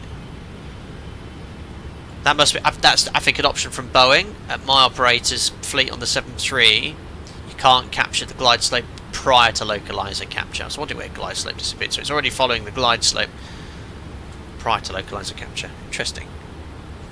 We don't have time for Boga today, guys. 11 hours, 20 minutes. I probably do, but I'm not going to do that. Localizer capture, runway heading automatically set. Check mid tower. Dubai Tower, good day, it's Alpaca 77 Lima Whiskey, just establishing on ILS 12 left, approaching Ukrim. First Alpaca 7474, A320 vacating Mach 1 to Alpha to wind bananas against Panzer on 1 Cool design, very nice. Although it's not doing a great job following the glide slope. Dubai Tower, good afternoon, Emirates 385 heavy, hold your runway 12 right, kilo 1. See, on the real aeroplane, it won't allow for this, surely. A glide slope capture, and I'm almost 1 dot below. Should be really accurately following this. Like, it should not be descending like it is now. In real life, glide slope, and I'm sure this will be the case, the 777 will not allow for deviation like this. So obviously that's going to stay unsafe. It's coming back, but it should stop descending really if it gets like this. Mike 14 and Bravo short 12 right, we'll do no 243. Baca 77 Lima Whiskey Tower, hello, continue approach, becoming number 1. Plan to vacate right, Mike 12 Alpha. Plan to vacate Mike 12 Alpha, continue approach up, I can see 77 Lima Whiskey. Mike 12 Alpha, spotted just here, guys. You know what, I might actually go water break 1. Configured about 7 miles, get out. Still not following the glide slope actually, so that's a big issue. That's something they need to fix. The real aircraft in glide slope will not allow for this sort of deviation.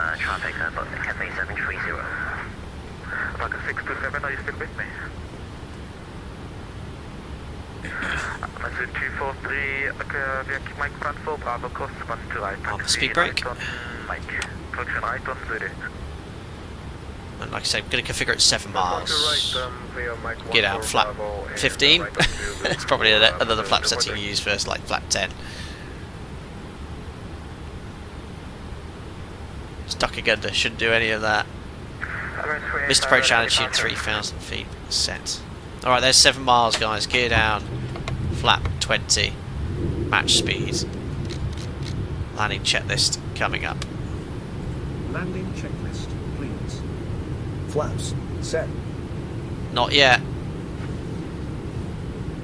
So we're already at flap 2195, speed 185, we can go flap 25. Whoa, big oscillations in pitch there. Flap 30 below 170 knots, speed check flap 30.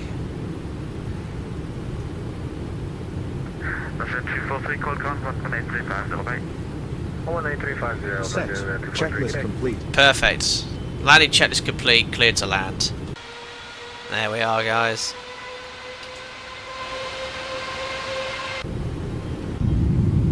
What a long flight, our longest ever flight in the history of streams. 10 hours, 22 minutes. Still waiting for landing clearance. We're not going to do an auto land, but it's armed. Match the thrust levers up.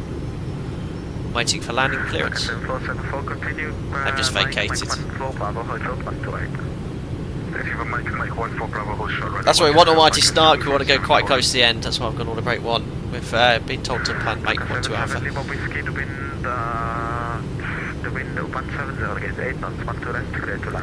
We're 1-2 left, clear to land, Alpaca 7-7 Lima Whiskey. Clear to land, autopilot's disconnected. Here we go, guys. Zoom in slightly. 1,000. I've got to butter this. 10 hours, 20 minutes. Slight crosswind from the right. Approaching. Remember, the auto throttle stays on Throughout throughout the entire approach. There's David. Becoming number 1 to win continue approach number 1. Want to vacate Mike 1 to Alpha. Vacate Mike 1 to Alpha. Alright, looking good. Lost butter.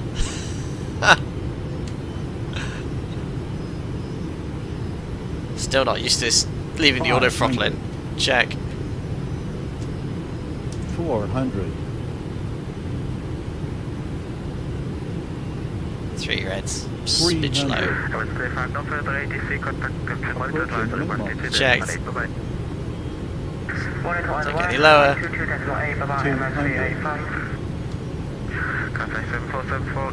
Continue. Alright, looking good. I want for Bravo cross review for cross review to right and good for right on kilo. 40. 30. Right on kilo. 20. Right on kilo, back at 747. Oh, great landing, we'll take it. Right, speed brake up. Centre line. Reverses. Nearly a butter. I'll take it.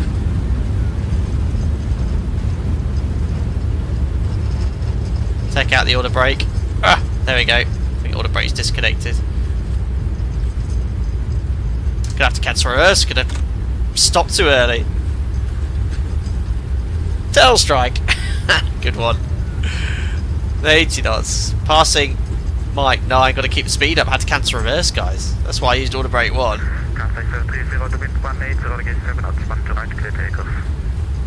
Next right, Mike 1 to Alpha.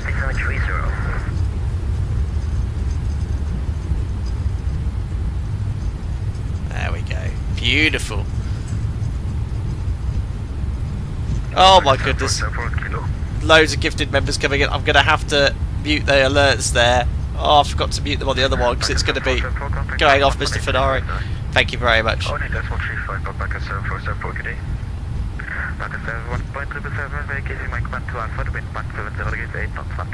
Amazing.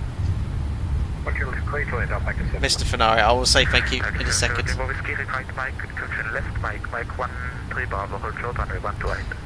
Left Mike, hold short Mike, 13 Bravo, runway 12 right, Alpaca 77 Lima Whiskey. So straight ahead, holding short of Mike, 13 Bravo. Amazing. Mr. Fenari there, thank you very much. That's 10 gifted members. I've just literally muted it because it's going to go off continuously. I completely forgot to mute the alerts as well. The yoke cam's been off for a while, but thank you very much, Fenari. That's very kind. 10 gifted members coming in there on the rollout. And welcome on board. Loads of guys there as well. Is that an updated default airport in 0.3 beta? Yes, it is. Sim 737 pilot. This has received some attention from X-Plane, so it looks really nice. What performance I'm getting as well. 40 FPS, not bad. High detailed aircraft and scenery. Very nice. Right, flaps coming up. Auto brake to off. Turn off the landing lights. So we vacated the runway. Stow the speed brake. Weather radar off. Mike 13 Bravo is coming up. Next right. We airborne 1,500 feet. Mr. Just AJ, Mr. Fenari. Sorry. Thank you. I'll turn that back on now. Oh, sorry, everyone's standing up. I'm gonna hold short here. I've got 34 minutes to end the stream. I think we'll manage.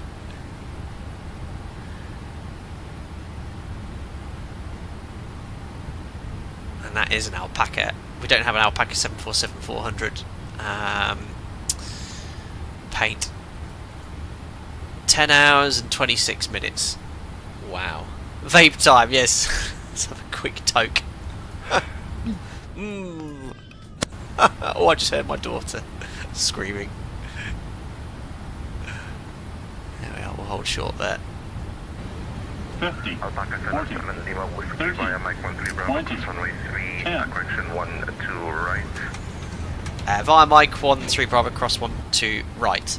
Alpaca 77 Lima Whiskey. Mind of your choice, Captain. Cheers, Well Larry. done. Very generous of you, and thank you for being such an active member as well.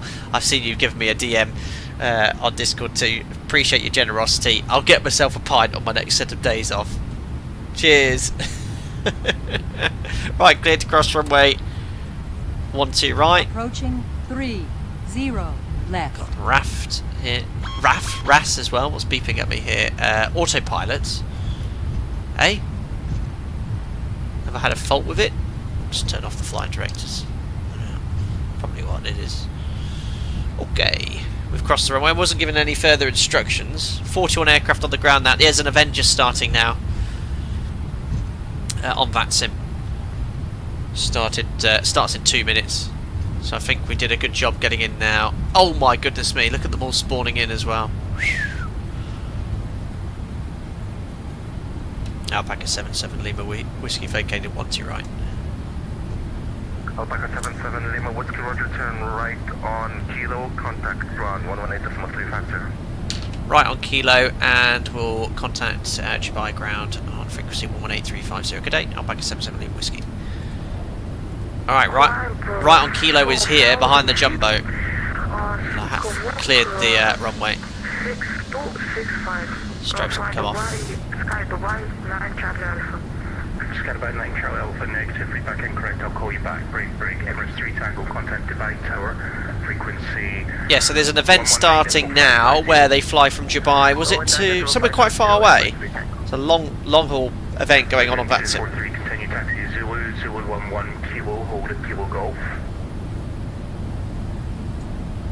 Zulu 11, hold at Kilo Golf, Mazoo 243. Alpaca 7474 Dubai ground. Alpaca 7474 on Kilo. Alpaca 7474 taxi Kilo, Kilo Mike. Extra Kilo, hold short Kilo Mike, Alpaca 7474.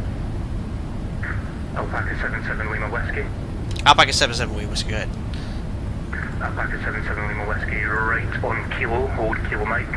Right Kilo, hold Kilo Mike, Alpaca 77 Lima Whiskey. Great, so we're following our company traffic. So right on Kilo, hold short Kilo Mike, which is all the way up here, look. So we'll just follow our colleagues. So busy. But we'll complete the flight as you would do in real life. I mean, taxiing is all part of the fun.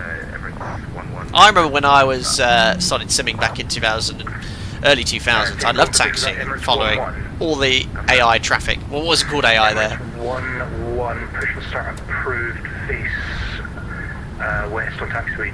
Oh, I just got... No apologies at all, Alpaca 7474. I could hear you trying to check in. You're not blocking anyone. Gotta do what you gotta do. Awesome. Well done, X-Plane. Worked flawlessly. 105, just confirm your stand number for me. I'm Charlie 57. Caddy 105. What do you think of X-Plane, guys? Good. East on taxiway Zulu.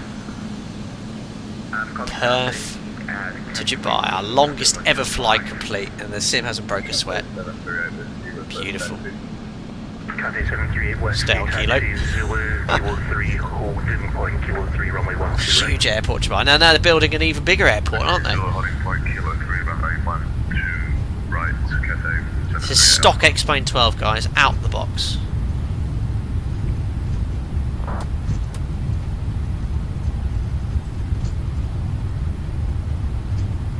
So Kilo Mike's coming up. We'll stay behind the 400.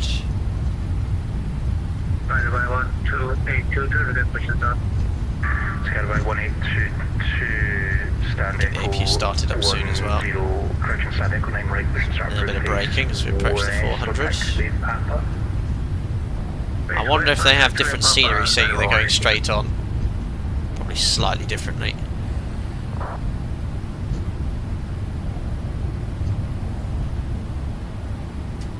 Kilo Mike's just round the corner here. Yeah, explain 12 good default model matching. Yeah, the CSL models are, they're alright, you know, a bit blocky and a bit square. They're much better in Microsoft Flight Sim, the AIG model matching, but they're fine for me. I would recommend the FlightFactor 777 100%. Just turning on to Kilo 3, then continue Kilo Golf. Where are we parking? Other side of the airport. I can only stream for another 24 minutes, guys. Alpaca 77 Lima Whiskey, follow company Kilo Golf. Follow company, Kilo Hold Short Kilo Golf, Alpaca 77 Lima Whiskey. Mezzin 243. So following the company traffic. Kilo Stand Charlie 3. Kilo Hold Short Kilo Golf, which is Juliet Hotel. All the way up here, look, Kilo Golf off Concourse C. We're really going for a long taxi.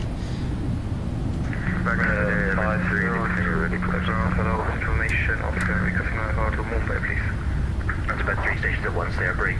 Alpaca 7474 is in P3D, so probably has very different outdated scenery, most likely. Amazing that you can sync all these sims up though.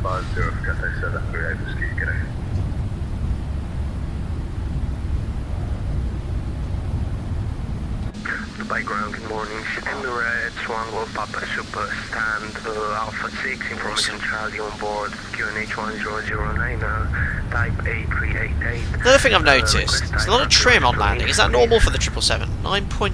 9.2 units, I've not reset it actually. Let's just shut down check. So hold on that. 4? What airline's that? Looks like a rip-off of Lufthansa. 243 confirms, stand number again? 243 is Charlie 38. Charlie 38, 243, thank you. So much traffic. VATSIM events now get packed. All stations waiting for clearance. Dubai deliveries now online. Frequency 1. That's going to help the workload of ground. 120.350. Everyone now frantically tuning clearance to get their delivery clearance. Cathay 205. Just confirm your stand. Wait, is it the F1 this weekend? Max Verstappen qualified Nürburgring. Oh no, is he doing GT racing this weekend? Cathay 205. Push and start approved. Face correction. Face east. Longest taxi in ever.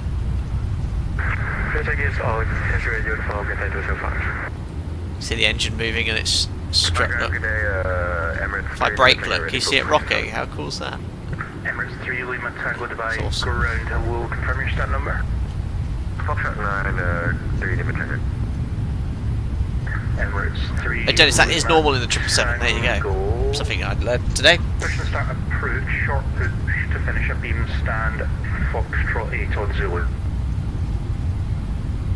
Second 3 Lima Tango. Emirates 3 Lima Tango, sorry I totally messed that up. It's push Been there. Approved face east on taxiway Zulu, short push to finish a beam stand for Foxtrot 8. Such a huge airport. Where's this VATSIM event taking part anyway? Where they're going into? I did see it. Alpaca 7474 taxi Kilo Juliet 1 stand Charlie 62. Taxi Kilo Juliet 1 and stand Charlie 62, Alpaca 7474. Next. Alpaca 77 Lima Whiskey, taxi Kilo Juliet 1 stand Charlie 63. Taxi Kilo Juliet 1 Charlie 63. Good luck, Alpaca 77 Lima Whiskey. Alright, that was lucky. So Kilo Alpaca 71 taxi Kilo Juliet 1 stand Charlie 64. stand Charlie 63. Brilliant, we've got a stand. Next to our, it's a UPS, but it is an Alpaca. We'll start the APU. So, not this left, next left. Probably a little bit too close to the jumbo here. West on taxi Zulu.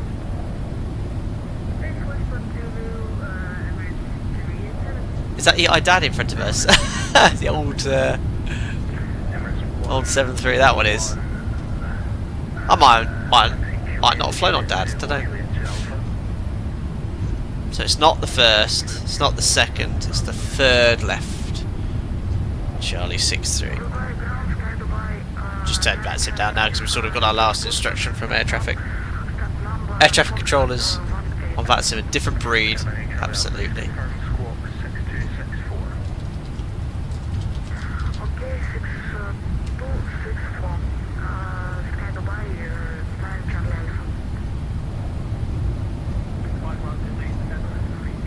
Alright, here we go. Juliet 1. The default X-Pilot sounds lovely.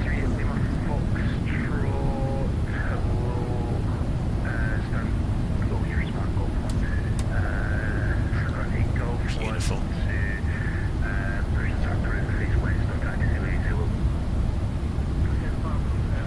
Ruben Schwartz, you look like a global A380. Is that thing still going? Oh yeah.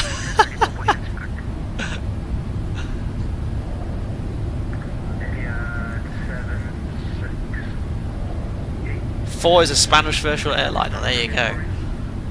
Oh, we don't have any Alpaca 747-400s, I'm afraid. So one day we'll get some paint scheme.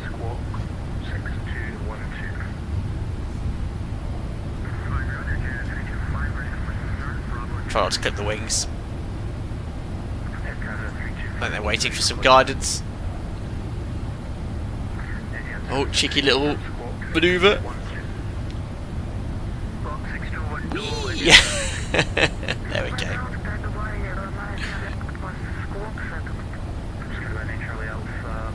Awesome.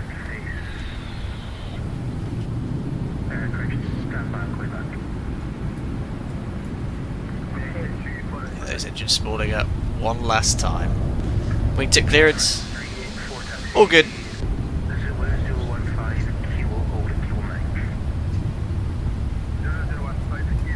Alright. Lights coming off. I don't have any stand guidance available, but we do have double air bridge.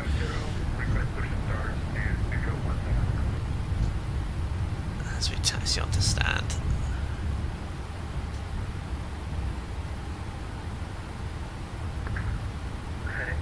I love about the aircraft in X-Plane, they all have lots of inertia. There's a lack of wanting it to slow down, which is quite realistic. I need to get that marshaller plug-in back in again. So we'll just step outside. Just to judge where to stop. There it is, Boeing 777. Last line.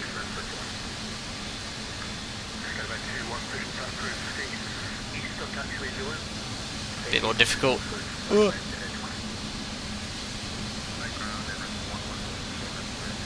There we go. And after 10 hours and 30 minutes, I should say 10 hours 39 minutes, we've stopped. Parking brake set, APU generator is on the bus. We'll shut down the engines. Ladies and gentlemen, welcome to Dubai at 7:10 Zulu, streaming for 11 hours and 40 minutes. There we are. Belts and electronics off. We'll leave the hydraulics on for the next crew. Quick turnaround here. Beacon light we can turn off. New Sky's still been running the entire duration as well. We'll close the flight. Amazing. And we'll contact the ground crew.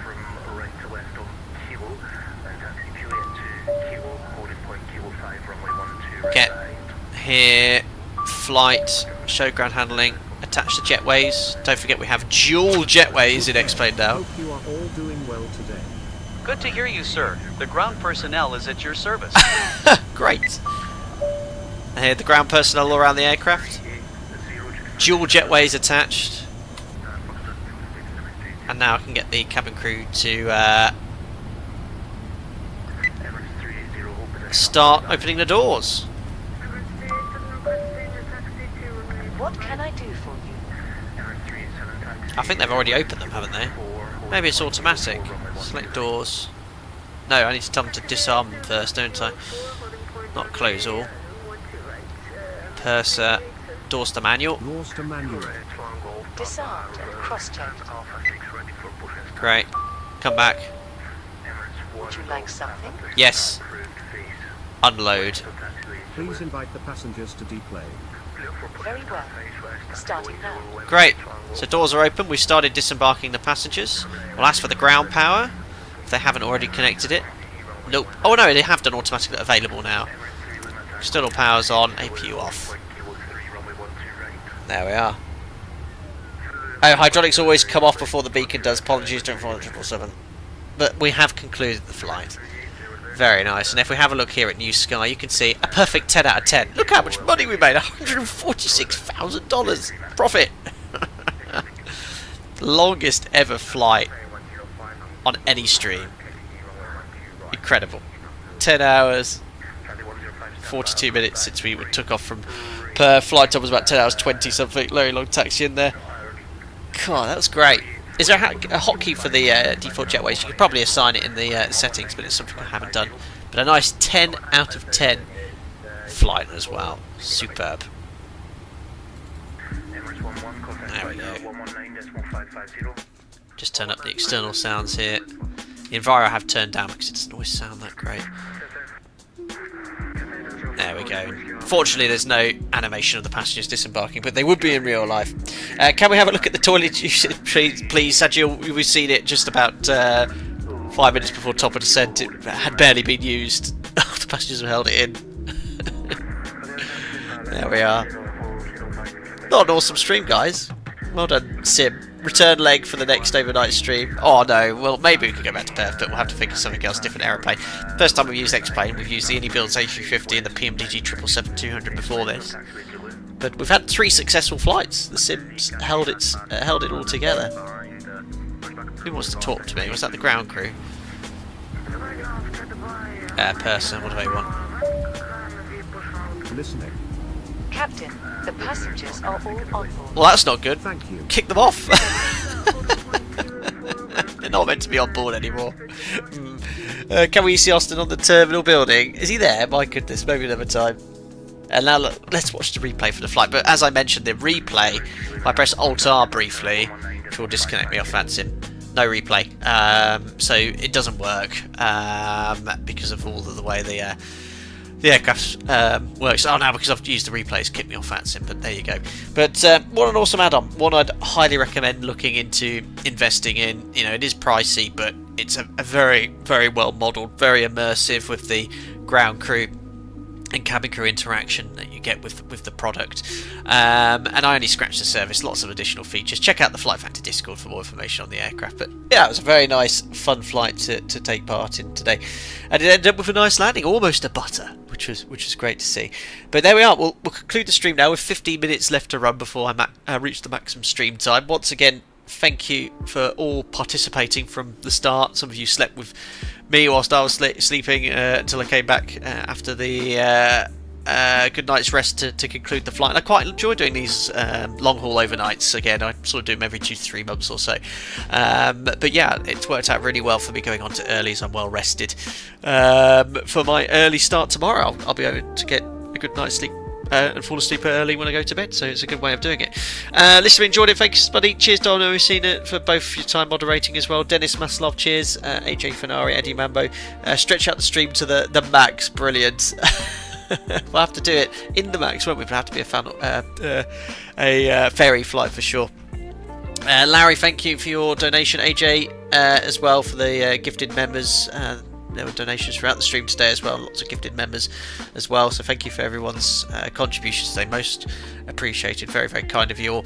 But yeah, we'll conclude things today, back to work tomorrow. I'm a busy week at work, I do have a standby, so again, if you want to know when I'm streaming next, subscribe, push the bell icon so you're notified when I publish a stream. I'll try and do something on my standby, but I've got some decent shifts in the sim this week. I've got a flight and all the rest sims, so if I get a chance after a duty, I'll do something as well, as we only have 1,400 subscribers to go until we reach 100,000 subs, so there we are. Anyway guys, enjoy your weekend, look after yourselves, and I'll see you all on another live stream very, very soon. Bye bye.